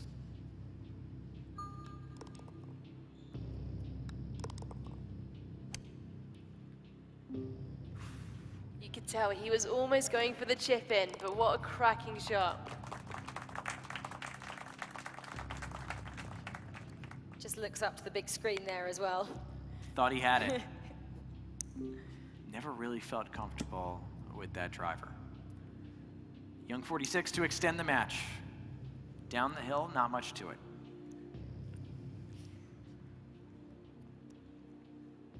I said you never discount these players. Frustration for Jay Smithers over the other side now. He gave it a break. He gave it a break. He said it. We go again. It's all squared up to 18, so it's one hole at a time now. And you can see the stress. The stress just got real. Rachel, we have been waiting forever, literally forever, for the entire time that WGT has been a competitive game to see these two play a match in person in a competitive setting like this. So why not play some extra holes? We go to the 19th, they go back to number 1. This is sudden death now. And that is absolutely tanked by Young 46. Downwind. Do you feel momentum's now switched to Young 46's favor? Yeah, I mean, look at the body language as well. I mean, Young 46 is pretty upbeat. You can see, I mean, I noticed earlier Jay Smithers shaking his head.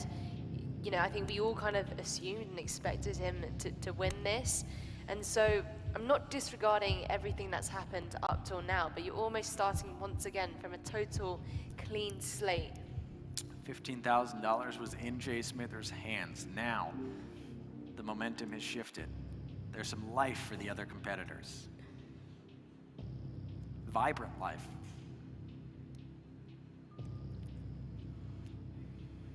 We almost should make predictions of how many holes you think we're going to have to play to get a winner now. Jeff? My predictions have been little bit off. subpar so far. Although Young 46 could still win the whole thing. That was my original prediction. Should I go back on it? As he hits a beautiful second shot in there. So he's going to have a great flat look at eagle.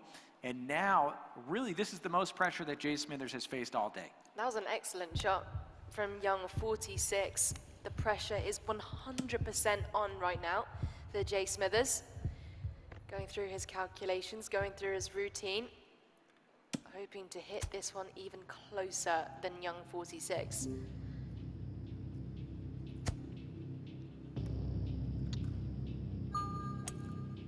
It's also an excellent stroke, but it's not a heartbeat. Watch the backspin use here. I think the fact that it's made it onto that second plateau will make a huge difference. If it was at the bottom, I think it would have been a much trickier putt. So Jay Smithers to go first. Calculations to be done. Par 5 though, so an eagle putt. You can kind of feel the tension, the stress levels in here now. This match just got real in terms of what it means for both of these players. By the way, your math also has to be right. You know, you see these quick calculations, it's not just about speed, it's about typing in the right numbers. This actually doesn't look like a ton of break for Jay Smithers. To keep the dream alive.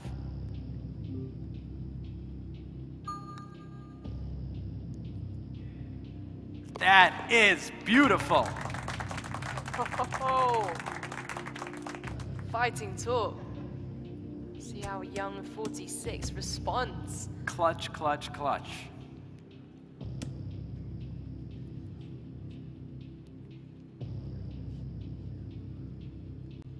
So now Young 46 to extend the night.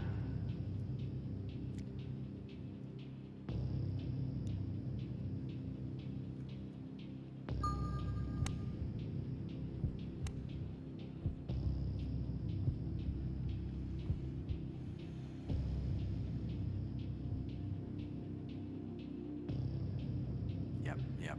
He's going to take a timeout here. It's because everything is on the line right now. It's a massive moment. The fact that Jay Smithers was able to produce there. It looks like he's not watching if you're watching at home. He's actually watching the big screen. He's not turning away out of the fact that he can't quite deal with the situation. Jay Smithers right now has to assume that young 46 will make this.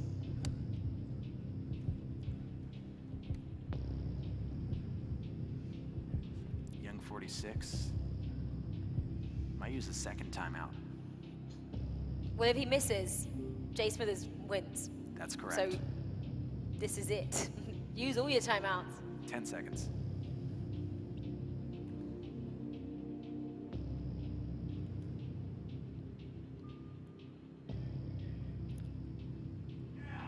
And he missed.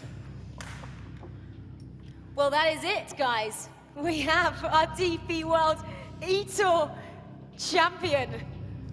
That went down to the wire, as close as it ever could have been. Congratulations all around. You know what it means to all these members of the community. Jay Smithers, Josh, you are the champion, the grand final winner, DP World eTour Champion 2022. What a moment. Tell me how you're feeling. Let's go! Woo, woo! I mean, Yeah, that was epic. Hole out. I mean, just absolute amazing putts coming down the stretch there. And we both had tough putts on that last hole. I'm just happy to go in. $15,000. 15,000, let's go. That's why I came here. That's life-changing. Absolutely. It's nice money, yeah. What are you Both going car to do with payments it? gone. Oh, okay. Bills. I've got to just talk to your gallant competitor here. I mean, what a moment. You pushed him all the way there. You must be proud of how you performed. Yeah, after I was over the technical stuff, and I like the way I played the last game. That's how, I would have liked to have played all day. But he played great. So he was the best player today. He deserves it, and I'm extremely excited for him. And how was it to play in real life as well, guys? It's fantastic. I've got to hang out with him for the past couple days, and it's been amazing. So I've enjoyed every second of the trip. One of the best, experiences you can have, and in meeting these three guys that I talk to almost daily. Just a really cool experience. Yep. I'm sure your family's watching. You got anything to say to them? Hi, honey. Your car's paid off. Your card is paid off. Well, that is great news. This, Jay Smithers, Josh, is your champion for 2022. Take a seat, guys, please. All right. Let's have a look then from the highlights We're of that round 3 matchup. It was one that's going to gotta go pee down in eTour history, that's for sure. Yeah, Rachel, you heard Josh say it. That was one of the best matches you could have imagined. It could not have been tighter. Look at that bending putt from Jay Smithers. This was back and forth. This was a big moment. Young 46 on 6, holes out. He takes the first advantage. He gets the first blow, but Jay Smithers on 8 drains that putt. Fist pump in red and black. And on 13, the putting almost got him one there, not quite. I thought he might have had a hole out here, was one up, feeling so confident, but Young 46 with the putt on 18 to extend the match, the eagle on the drivable par 4, and Jay Smithers delivers the eagle on the first playoff hole to go 3-0, and Jay Smithers here in Dubai at the DP World eTour Grand Final. Rachel, he is our champion. He is indeed, and we have Edward Peters then from DP World Tour to present the well-deserved trophy to Jay Smithers, our champion for 2022. Taking away $15,000 US and putting his name in the history books as well. A moment he definitely will not forget. Being here in person in Dubai at this Dubai Float Pavilion as well has been absolutely exceptional. I want to just, he's eating his dinner off the plate now. I mean, guys, I want to just say congratulations as well. Young 46, excellent as always to have you here. I know what you do for the community. It's so special to have you as part of these events. PJ, how was it for you? Your first time on the big stage?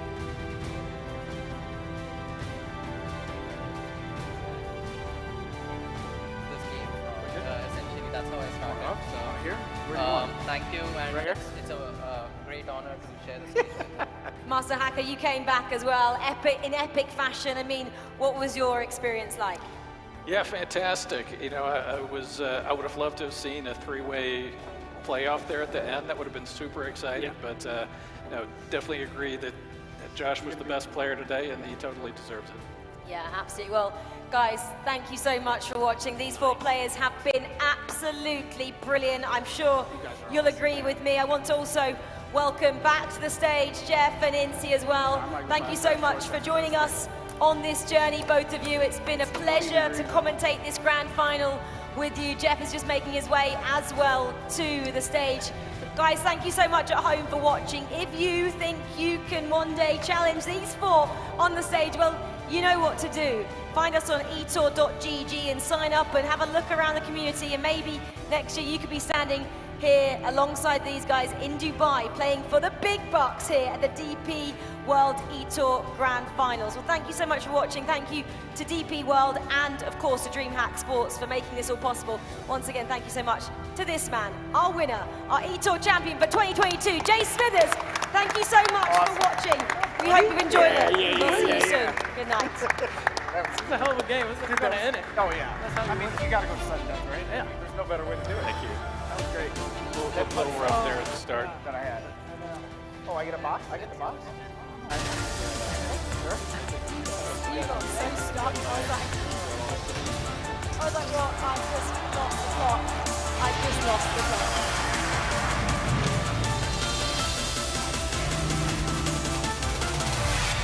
No, you were so good. Thank you so much. I know it's long, but thank you so much for coming. It makes it so much nicer for us all to do it with